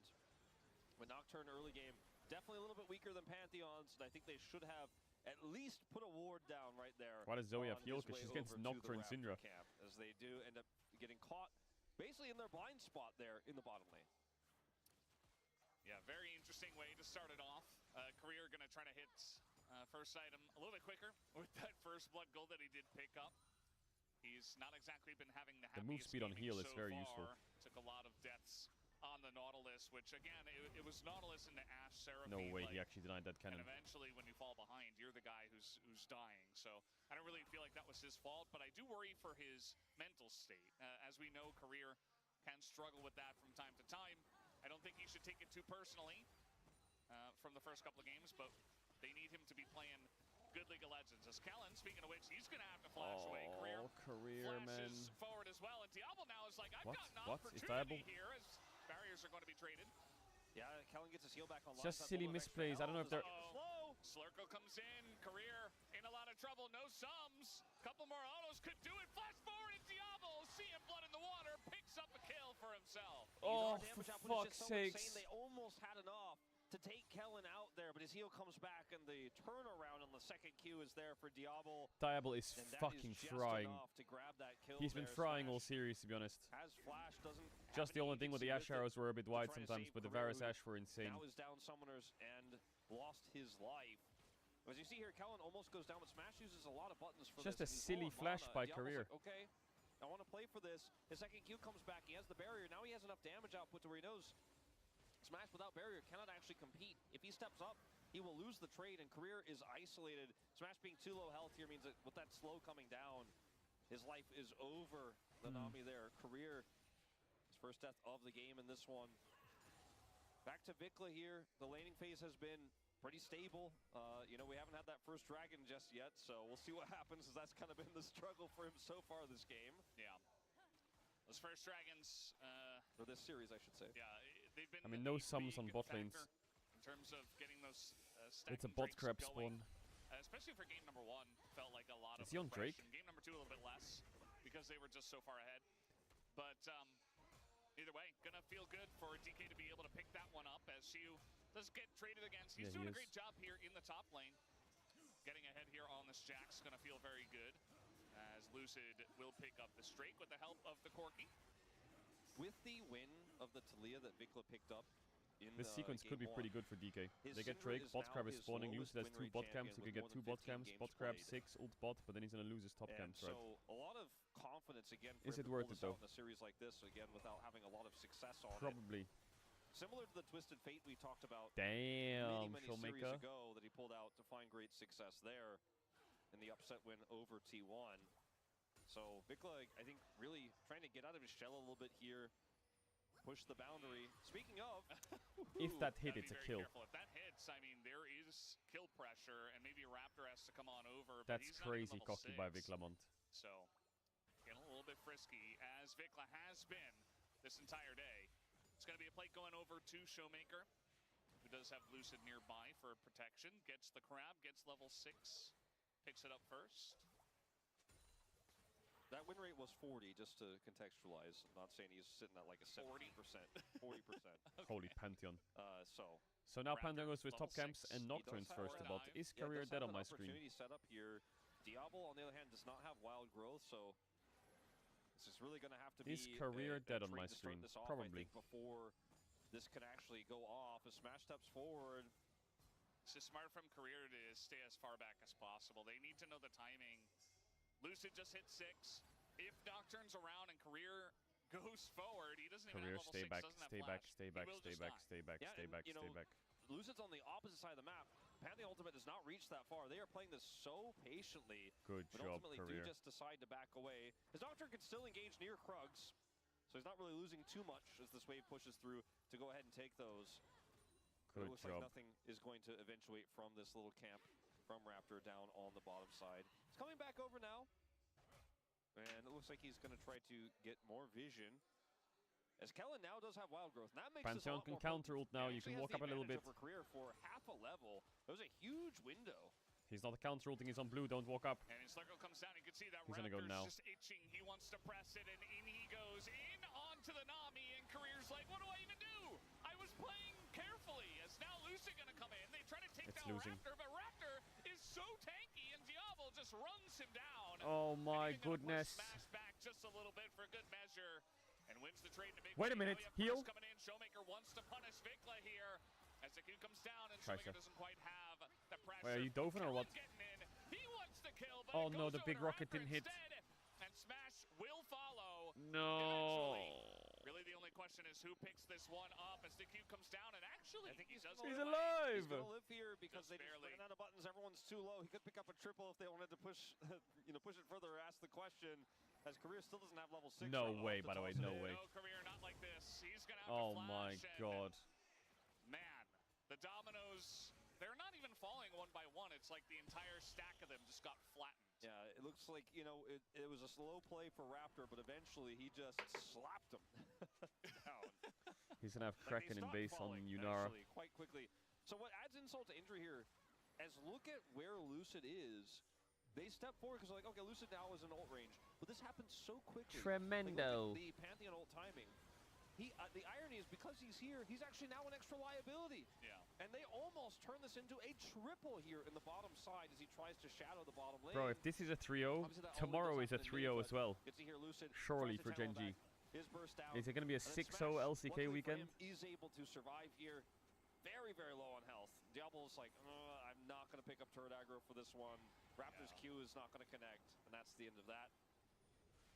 It's really just the burst damage. It's like who gets the initiation off first. And the wild growth was ready. Career doesn't have tidal wave, so he just doesn't have the answer. Nah, all good, all good, all good, all good, all good, all good. And of course, if he had flash, maybe he could bring him back, but he used it because he Shiu looking kind of didn't strong. expect the hide on Bush Tech, I guess. Once again, as now here we got Diablo flashing in, gonna get the wild growth on top, and Smash is What? like, God, I don't get to play the game. He is really not playing the game Bro, very much Diablo in this flashes series forwards thus far. only. That's a bit of a rough one. To trade of 9, flashes for the 80 carries 9, of you Barrier can't is miss that. gone. And with El the one Diablo's trade, it's gotta hard for carry this. Smash to stay because the Nocturne is You backed can't, up and ready with you can't allow it. He has his fucking Gonna clear that Kraken wave Slayer. as fast as possible. They will be able to do it. So it looks like that's the end of the aggression there on the bottom side, but it may just be this is transitioned into a dragon take here for B&K, their first of the game, an Infernal. As we do see Lucid with his ult back up, and he's lurking around as well, so they need to be measured with this bottom 2v2 aggression now because Diablo still does not have flash. He just traded it. Yeah, no wild growth, no sums. I think you do have to be a little bit more careful now, especially the Nocturne backed away.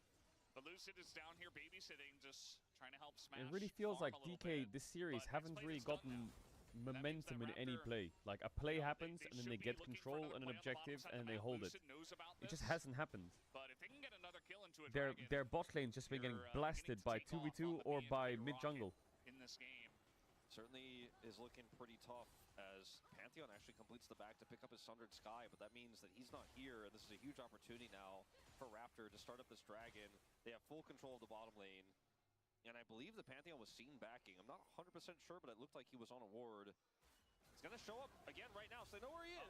Yeah, and now they're just gonna try to turn this Oh my onto god, he the has nothing on You see Corki. that the fear comes down, but they He gotta deal actually with the walked Pantheon. back there, Lucy doing a Raptor. good job of frontlining. Flash comes forward as Showmaker wants to make Oh the my play, god, but Lucy Diablo is goes frying. down. As that will be the kill over to Not a bad- Raptor. Now the chase is on. Onto Career. Flash Nice. forward. It's not gonna Nice, Syndra. connect. And now Vikla being burst away. The Unleashed power comes in though. As Big Bubble! Diablo oversteps. Not No the first flash! time, but that is massive for the side of DK. Vikla trying to get out. It looks like he barely will be able to. Has the shield, gets the scatter, and he gets away. Tricks it up. Very, very close turnaround there for D+, as things could have been much worse. And Vikla says, Look, I Viklamont. want to continue to make that the case. Wants to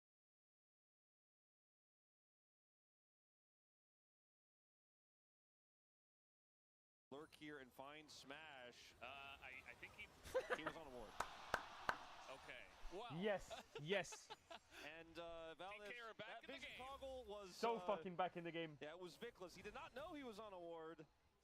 And so going back to this initial play, at this moment, I thought Diablo's like, Raptor okay, would this just is so chase free. down the Polymorph goes down, Corki they here, cannot but lock he me up. didn't. He gets stunned, but the fight is already like basically in his hands. He's like, this is done. And there's just no way Nami to was lock him getting down anymore closer. unless Showmaker hits a bubble, right? And Diablo chases forward here. Tidal Wave buys some space. And then at this moment, Vikla's alone, running forward. And then Diablo's like, I guess I'll clean up your mess. So then he goes in alone and gets caught. It's just a bit sloppy here from B&K. Not really two ways about it. D+ like, thanks for the freebie. Showmaker just dies. And this is right before the Infernal Drake. Clear is being bopped a little bit. And actually, DK got the Infernal Drake does though, go what? over to DK. So they were on it. Well, how and is he Showmaker dying tried there? to rotate over, it looks like, and just kind of dies. So Did Kesante just Mountain click Soul mid and then this just time, fucking no killed him or what? for a third time in a row. It's a pretty good win, or big win for Didn't B&K even that use they're able to Nocturnals. at least get Showmaker because, like you said, it's Double Dragon and Mountain. First non-Hex Tech soul of the series. And that ends up being a bit of extra gold going over there, keeps them in the gold lead. But D+ have really turned this game around. You can see that despite his death, he has a significant gold lead himself, Showmaker. And the Corki is caught up in the bottom lane from what, unfortunately, was a lot of errors from Career Oh, he there just on the bottom face checks a side. Nocturne. Now this is just Showmaker, like I said, trying to rotate in. Oh, then he gets control robbed. ward when that brush, so Showmaker didn't know exactly where anybody was. And Claire's just like, sorry, man. It's 2026 and we're still allowing this to happen. Like we're still like Kasante is allowed to have a button that does that. That's crazy. To the guy who made the meme. Yeah, Showmaker not going to enjoy that too much, but this is pretty massive for DK, as you mentioned. 2 dragons. They've caught up in essentially every Pantenulting, facet. pantenulting, Vikla pantenulting, once surely. again, this time he's just gonna Beautiful. face it, and guess who's here?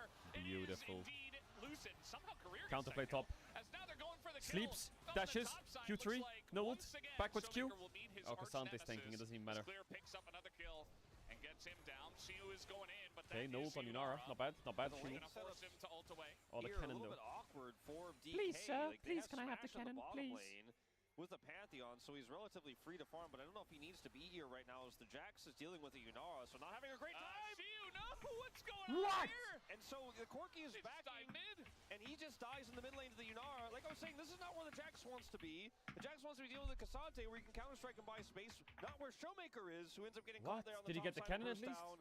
And D+'s macro falling apart a little bit here in this mid-game, and now the Herald is up for grabs.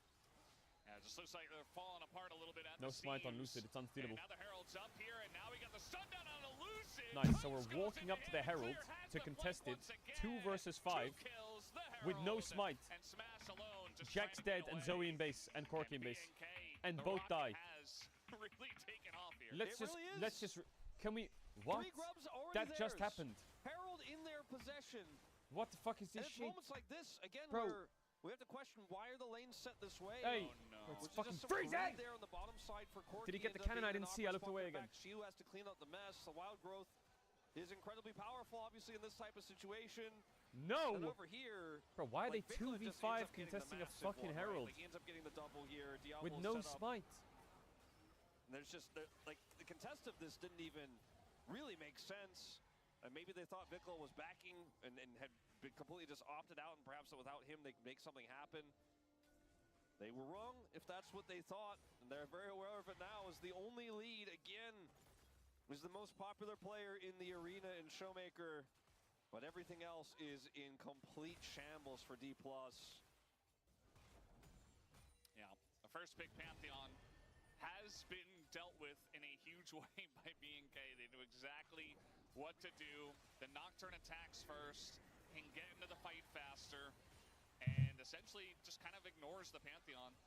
And the Yunara Lulu was just never going to be matched. Not in a game 3 of Fearless by DK. Not by these two players. And now the siege is coming down. Vikla takes just an insane amount of damage for some reason. Meanwhile, Showmaker rather is pushing the top lane. Showmaker's just trying to get as much gold as he can because I think he's realizing very quickly that he needs to be the big man on campus in this game. And why is Diablo's Yunara do so much damage? Because maybe the only way to lock down Diablo is a Sleepy Trouble Bubble or just big Paddle Star damage before a fight even breaks out. It has to be him. He has to be strong. He has to be able to do that burst. He needs as much money as possible to make that happen. As now finally the lanes are set up back the way they should be here for D+. 2 Drakes though, think about it. It's would you give up 2 Drakes? Would you get 2 Drakes for losing 2k gold? Very happy about this. It's wild to think that. No, probably not. Okay, but we're going to see a bit of a Showmaker gank here. So I would give 3 Drakes for a it. moment. Yeah, I got to land the stun, and the bubble is going to sail wide, and Smash once again tries to step up to nice Diablo. bubble. The was gigantic. Bro, how is he getting away with this shit? Look at him. He's completely mental. What happens if Pantheon was ulting there? Is just so powerful right now. We do see Lucid is here. And fuck off. Diablo baits him. He baits him. And now Showmaker's dead or what? Styling all over DK right now, and Showmaker once again has to deal with these Just two. wrap it up, wrap it up, wrap it up. Once again, dies Wrap it to up. Zoe's stuck on a side lane getting globaled on. Pantheon's flashing to hit a ghost. Diablo's just playing with his. He's just. Doesn't need to, but it's ridiculous. It's fun to watch, and it works See, no barrier. as he's literally baiting the Pantheon flash stun. He has his flash at the ready. He's standing on the edge of the range. You can see it. Yeah. You can practically see the range indicator with your eyes as you watch that moment, and he's just so ready. Yeah, BNK are here farming wins, and Diablo's here. He's like, I want some of those Showmaker fans to look at me as the next generation of the LCK.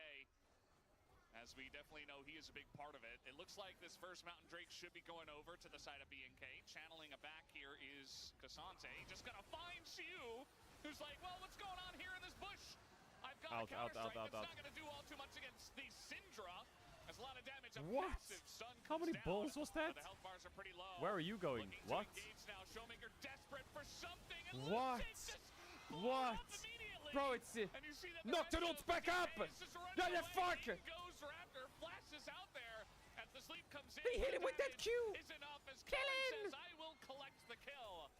And he does exactly that. BNK now 5,000 gold. Now Lucid is bro, Career was sprinting it. Now Lucid sprinting it. There, Showmaker sprinting it. This is a game of fucking. What is it when you pass the baton? As he just goes this is disgusting. Any opportunity. This is the demise of Showmaker from moments before. And he is just taken out to sleep on the Nocturne, but can only sleep one of them. And then here, desperation. You know, you're trying to check this burst. FearX look clean. So high value. And then calm. Lucid's like, team play. DK look like they're all fucking speaking different languages. What is this? I'm going. I'm going where? Where? Gotta kill Vikla. Vikla just flashes and then he just disappears. Health bar gone. Not strong enough. No follow-up. Nothing. And we have 2 global jungles in this game. One of them feels truly worldwide. The other one is just global in name, as Lucid has died everywhere, and Raptor has killed everywhere. And now we're looking at a 6,000 gold lead here at 20 minutes. And I was promised this series would go the distance. I was promised we didn't know what was going to happen, and I think that was true. That sentiment was felt by almost everyone. And the crowd is 4D+. Yeah. I cannot stress this enough. The crowd is 4D+ here in the arena. And yet, this may be one of our most one-sided playoff matches of the tournament. Diablo, 7,000 damage ahead of not only Smash, but like, he's just bring back Beryl at this point. At least that motherfucker got the game rolling. The ball started to roll, you know what I'm saying? Sometimes the ball rolled the other way, but Beryl got that shit going. He made it happen. Especially when he keeps getting Nocturne ulted in the side lane. There's just no presence from like him. He would be 0-10 right now, or DK would have Baron. He gets to do whatever he wants in mid. Smash has no pressure. And then she was like, well, if you give me 10, 20 minutes, maybe I can do something about Cassante, but it's not going to happen now. And it feels like we've been in this situation for DK like 3 games in a row. Yeah, not that it's impossible for Shiu to be relevant, but he's also holding 0 grubs because they didn't get those either. And it's a little bit shell-shocking to think that the team that just reverse swept T1 just cannot hold a candle to BNK here in this best of 5 today. BNK looking insane tonight, and now they're looking for Shiu as well, and they will pick up that kill. A bunch does go into clear, but he is the tank. And so at the end of the day, he will brush it off and not really care all too much. Bro, Diable is frontlining. Going the way of BNK. DK, what? Just, look at this. Wait, this. What the fuck? Baron, do you see the way this guy's clicking? Dragons up in 140. He's just. The reason DK is not committing to kill Cassante their tank is because Yunara is in their face. Set up like we're doing Baron feels like it could be quite strong, but they also have a Syndra, so it's not the fastest Baron, and they don't have a ton of control, so they're going to play a little bit more patiently as Diable has Now Flash. he's too cocky. Now we fuck him up. Now you're gonna get punished for that. Here, but Flash has come in from Lucid, and now Clear shows up, and he says, "Get away from my AD carry." And Diable No. is still alive. God finally. bless. We do see the spear come in, and Clear a little bit out of position. Now he's being burst, but he is going forward in BNK fashion. Has the wild growth. But at what cost? At what cost? Problem. And they will be able to take down Smash and eliminate the second AD carry from this fight. Because now she was like, huh, maybe I can do it. No, he's just going to get stunned up. So we do see Raptor going on in. And I think they got to get out of here. Stat, although we are going to see Shiu going in, does land the double stun. And now Showmaker trying to get something done. As that bubble didn't hit Cassante, what? And finally, Vikla is going to show up to this one. Pause, and pause, Shiu pause. does get that Don't kill on pause, don't pause, Raptor, don't pause. but eventually will bite the dust. Don't pause. Pause! Hey! Best to make something of But this now! series. Not in range! He's just going to get polymorphed and trying to follow Showmaker, up here. it's time to cook. He's going to pick up a flash, but not quite able to land Hey, too you much hit. more. Yeah, the Blast Cone's going to help build more space here, but I think that was the end of it, that final sleep. A lot of play here from Clear in this crazy scrap, which Diable gets caught in as he greeds insanely for Raptors here, but he does have flash, right? He knows Cassante is somewhat nearby, gets the shield from the Cassante, has his barrier shield, and he almost bursts Lucid down. He is so close to killing him. If he does, this situation is actually totally different, as Clear does a lot of heavy lifting to keep him alive. Then goes in here with a Q3. He's level 16. Wild Growth's on him. Then he splits this fight as well in the follow-up here when the Jax shows up. They get the kill on the smash. And Shiu gets the double. This should have been a massive turnaround, a ginormous turnaround. Because this is going to go for a while, but Shiu ends up in this chase here getting a ton of value, and then Clear splits the fight. Raptor gets away here. There's the flash to get the double stun. And how does this bubble not hit? How is he getting around that? Some of these battle stars with these low health bars, but this moment here from Clear is fantastic. Vikla goes in. Why is it not EP time? For some reason, as Clear saves the bottom side of the fight, and ultimately Kellen then has to save him. Some really good play from Kellen. Yeah, he should pick up the bubble. He should pick it up. To be that scrappy. The lead here for BNK though is so big that I just don't know if it matters that D+ get these small victories in these longer exchanges. Yeah, it's not enough, as you mentioned. Now we're going all out. Oh my god, he EW the Jax E. She-balled. Oh my god, Clear just completely smurfed that. You W'd the Krug? The Krug? He is ready to fight, as he always is. Diable picks up the kill and has the McHale's right there. Meanwhile, we see Smash and Career trying to push away the Cassante, but like, they're losing so much, man. BNK are just owning all of the games today. Yeah, and this is, I think, in part due to draft. Something we haven't talked about that much, you know, in terms of the overall season. We've talked a lot about the AD carry meta, funneling your AD carry's goal, winning bottom lane, playing that 3v3 better. But draft has played a major part, I think, in so many of our playoff series, including BNK's Career, win over T1, D+'s win over T1, and now what are you going to do? Are you going to steal it? Are you going to steal it? You could have taken mid-tier 1. What are we going to do here? What are we going to do here? Showmaker might just die here. The power comes in, and he is just hiding in the jungle. And no longer will Zoe be alive for this Baron. Career as well might be in some trouble. Bubble does go down on a Vikla, but even the Wild Growth is there. 9. Trying to save Vikla. He's running away from everybody. 9. Nobody can deal with him. Career goes down, and Clear is behind enemy lines. BNK truly are off the rails now, as Vikla decides to die. 10,000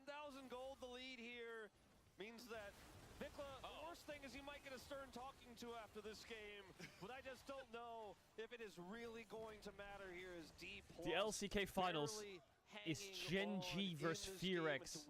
What? To face off against Gen G, it will have to not only reverse sweep but win this game. Diablo's going to Brazil, baby. As Vikla here gets the secure kill on the Showmaker, is otherwise very deep. 1 year after his debut. Here, but it's worth because Diablo shows up. Diablo's like, oh yeah, don't forget, I am also quite large in this game. Do you remember his debut? Was able to buy a little bit of space here, but D+, it feels like they are they can't make a dent in this league. When he was playing against the Rakan and he was like forward stepping, no matter how it was chills. Aggressively BNK play, it almost feels like they're being you could see it instantly. This guy was mental. Like, way out of position, completely split. The Syndra's getting the wild growth, and you're like, yeah, but you still can't beat me. Does not matter. And yeah, you know, they had a early Drake lead in this game, but now we're evened up, and 2 of those Drakes are mountain for this Cassante. So there just isn't any good news. It's Unara with plated steel caps. And yeah, I don't know. Diablo's making a statement. Sometimes the most unexpected result is the one that happens. Diablo is getting chunked out a little bit. Raptor getting flanked. He has to go forward. Doesn't really have it. Oh my god, Kellen canceled the Pantheon W with his ult. Lucid getting shredded by this gigantic Unara. As Diablo is just running straight into them. Oh my. Oh my, Kellen. What? How did he get away with that? Can do whatever he wants tonight. And he will do Kennen is god tier on the Lulu peel. Kennen and Diablo, they've transcended. They've done the fucking fusion, ha! And they're just locked in. He knows Diablo's gonna fucking send it. He knows Diablo's gonna flash in like a. Of course, he's right behind him. That's an inhibitor down, and you're 40 years old, bro. Shut your fucking. There's no angle. No. Okay. That's a very appropriate emote for the situation. Nice. For the whole series. This is just such a train wreck. And for BNK, there are no rules anymore. There is nothing you can do wrong. You cannot throw this game even if you tried. With the lead they have, the global they have, the 80 carry they have. Vikla is gonna look for an angle. He's gonna go 1-7. Well, it's looking like death number 7 for the most popular it's guy a in the arena, complete wipe. Times, but it's disturbing. He was not able to put up the performance He's one shot or what? as now the damage goes in on a smash, and that is Vikla's job. Just do just that, and Smash does not. They made Showmaker go 1-7 to qualify to Brazil. That's crazy. Smash 4-1. He's like, that's well, crazy. I guess this just wasn't our LCK Cup. We got the win on the T1, and that was a little bit too much, I suppose. And BNK, I mean, at least because this one is so one-sided, now I have hope that maybe BNK can do something tomorrow. Because before this, I was like, well, just give Gen G the trophy. That's you know, crazy. The classic saying. But BNK looking amazing tonight, and DK have had no chance. Certainly not really any ins in this series. As it's just an everything gap between these squads. A Showmaker trying his best to make something of this. The bubble. All right, there it is, the bubble, but everything is thrown into Diablo. It's a pentakill for Diablo. Even Showmaker trying, but does no damage. Another sleep bubble does come in at least. And that's about all they're going to get. Viklamon stole it. Comes back on a Lucid, he gets stunned, and Diablo looking for more. As Clear is going to pick up another kill. I'm actually excited for Gen G FearX. I think Gen G will murder them, but you never know what Diablo can do. What they came here to do tonight, and that is to book their ticket to the grand finals tomorrow. He died at the end, of course he did. You don't give a fuck. That guy dashes in, flashes in. They've actually gone to Brazil. FearX lock Brazil. That is mental. They're at first stand. They're at first stand. Diablo's in an international. That's kind of cool. Diablo at an international goes hard. That goes hard. The macro was better. The vision game was better. The bottom 2v2 was better. And that you goes can make an super argument hard.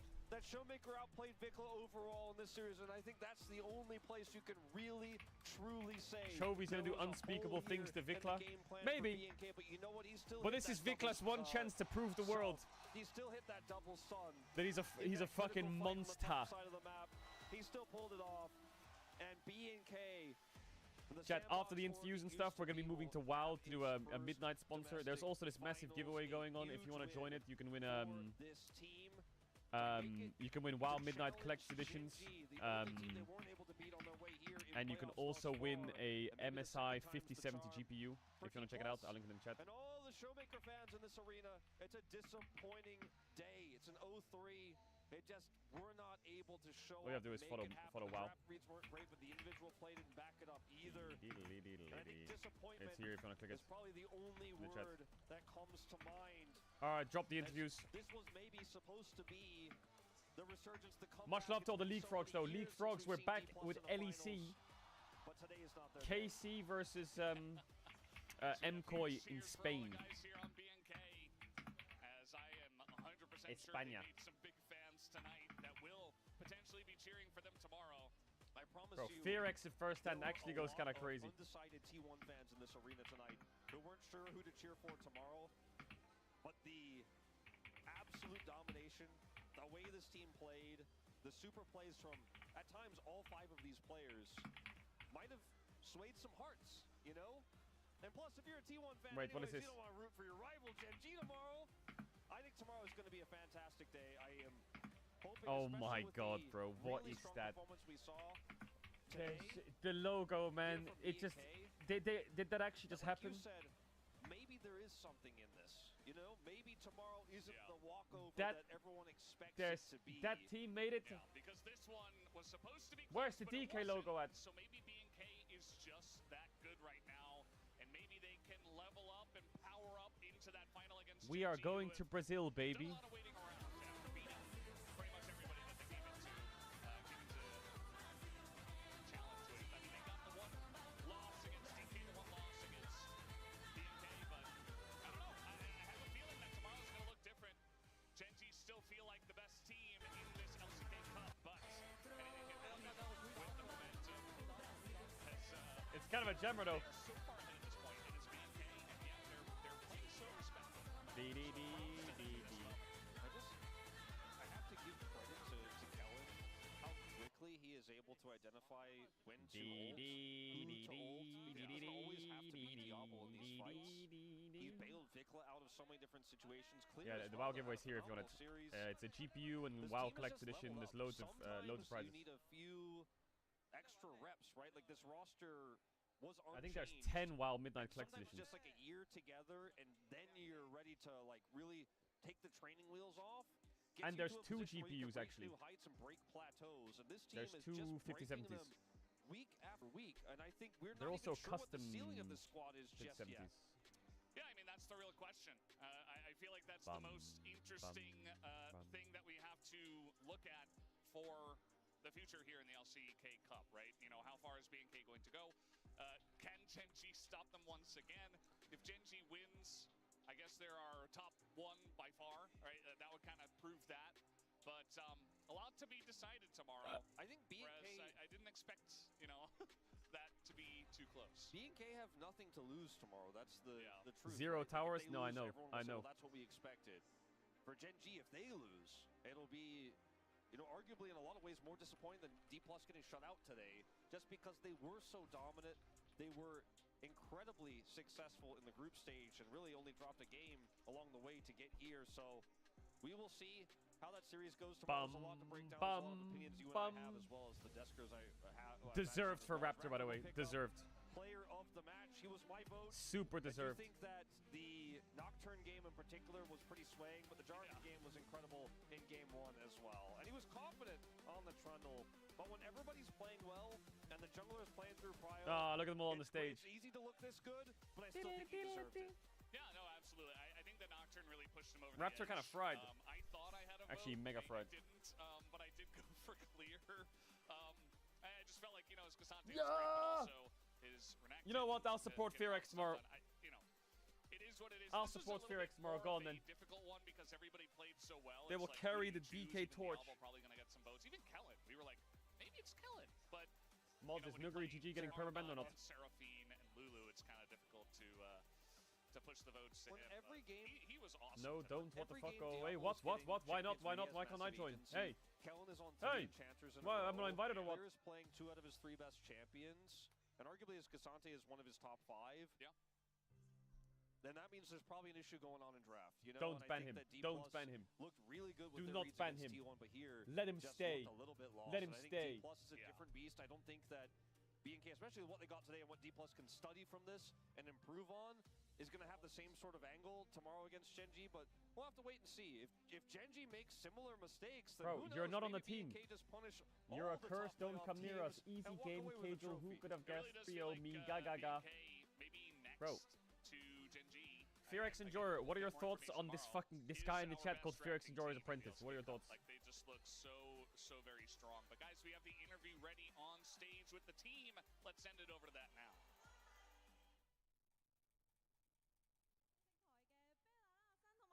Thank you for the handoff and the amazing commentary, guys. This is Dear for the full team interview translation. We have BNK FearX, who just took a huge win in the lower final.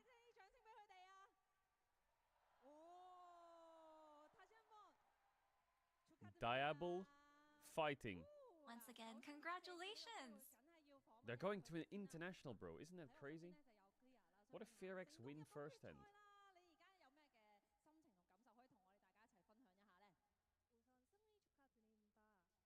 First of all, congratulations on your victory. You have finally secured the finals. How do you feel? Don't say it was a bit easy. Don't say it was easy. Don't say it was easy. Yeah, being able to win on such a big stage and being able to play on an even bigger stage makes me so happy.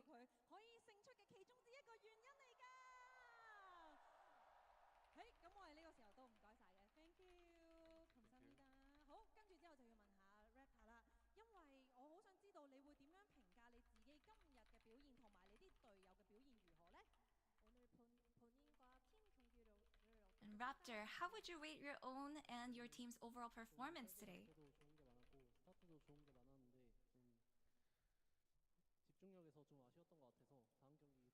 Raptor's been kind of frying this playoffs. I don't think he's gone Yeah, under I the think we radar had because a he's been really getting good player of the setup, games. And also, I think we had a But great early it's always game been like overall Vikla throughout the Diable, series, but I think we were lacking in terms of concentration today. And Raptor focus. and Clear. Damn.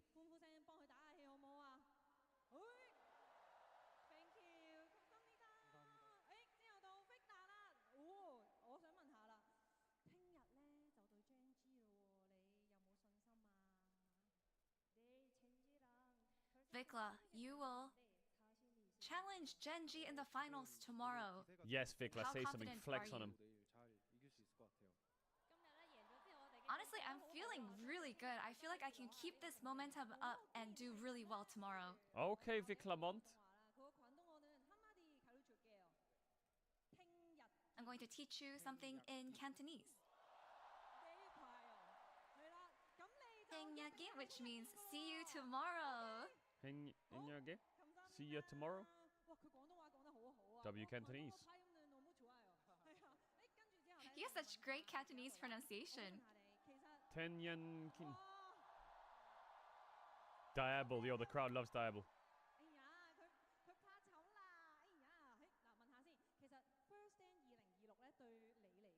Did he have the mic in his jacket pocket? He just put it.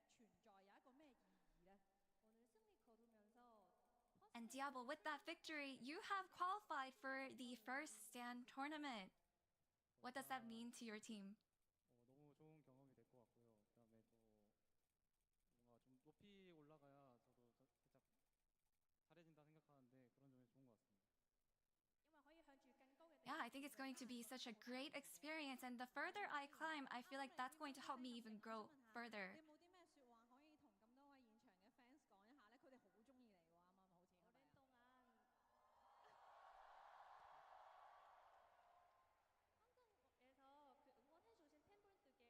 And any message for the fans who supported you all the way? 개인 방송에서 오늘 바텀 메타 오면 우승해드린다 했었는데 내일 열심히 해가지고 한번 해보겠습니다. Yeah, during my stream, I actually mentioned that if the bottom meta comes, I will win it all. So I will do my best tomorrow. If bot lane can carry, I will carry.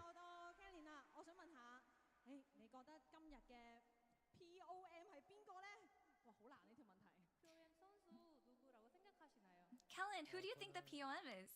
오늘 대근이가 너무 잘했다고 생각해서 대근이 주고 싶습니다.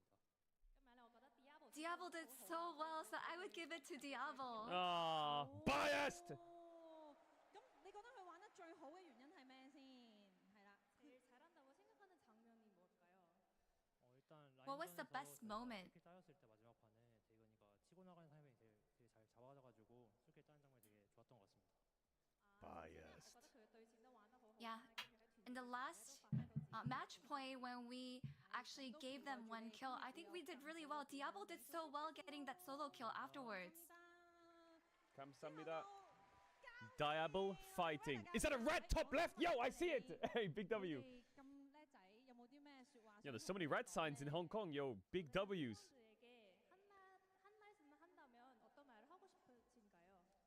And for the coach, is there anything you would like to say to your players? 내일 결승전이니까 오늘 푹 쉬고 내일도 좋은 경기 했으면 좋겠다. 今日佢哋比賽發揮得比我想象中好啊！希望今日 Thank you so much for playing your hearts out today and doing so well. Tomorrow is the final, so let's rest up, you guys, and do well. 繼續有一個好嘅成績啊！我哋都唔該晒教練 ，thank you。最緊要係唔該晒我哋 BFX 嘅咁多位成員同埋教練。 That was BNK Yay! who has won the lower finals and will advance to the finals tomorrow. And that's all from BNK Fearx, and back to the desk. Thank you. And back to the desk. All right, GG's. Thank you very much, dear Lillian and Sean, for those translations as well, as it is a clean sweep. GG's. You're gonna stream for a while? Yeah, I'm gonna stream for a long time. I'll be there tomorrow in Rat merch. Yo.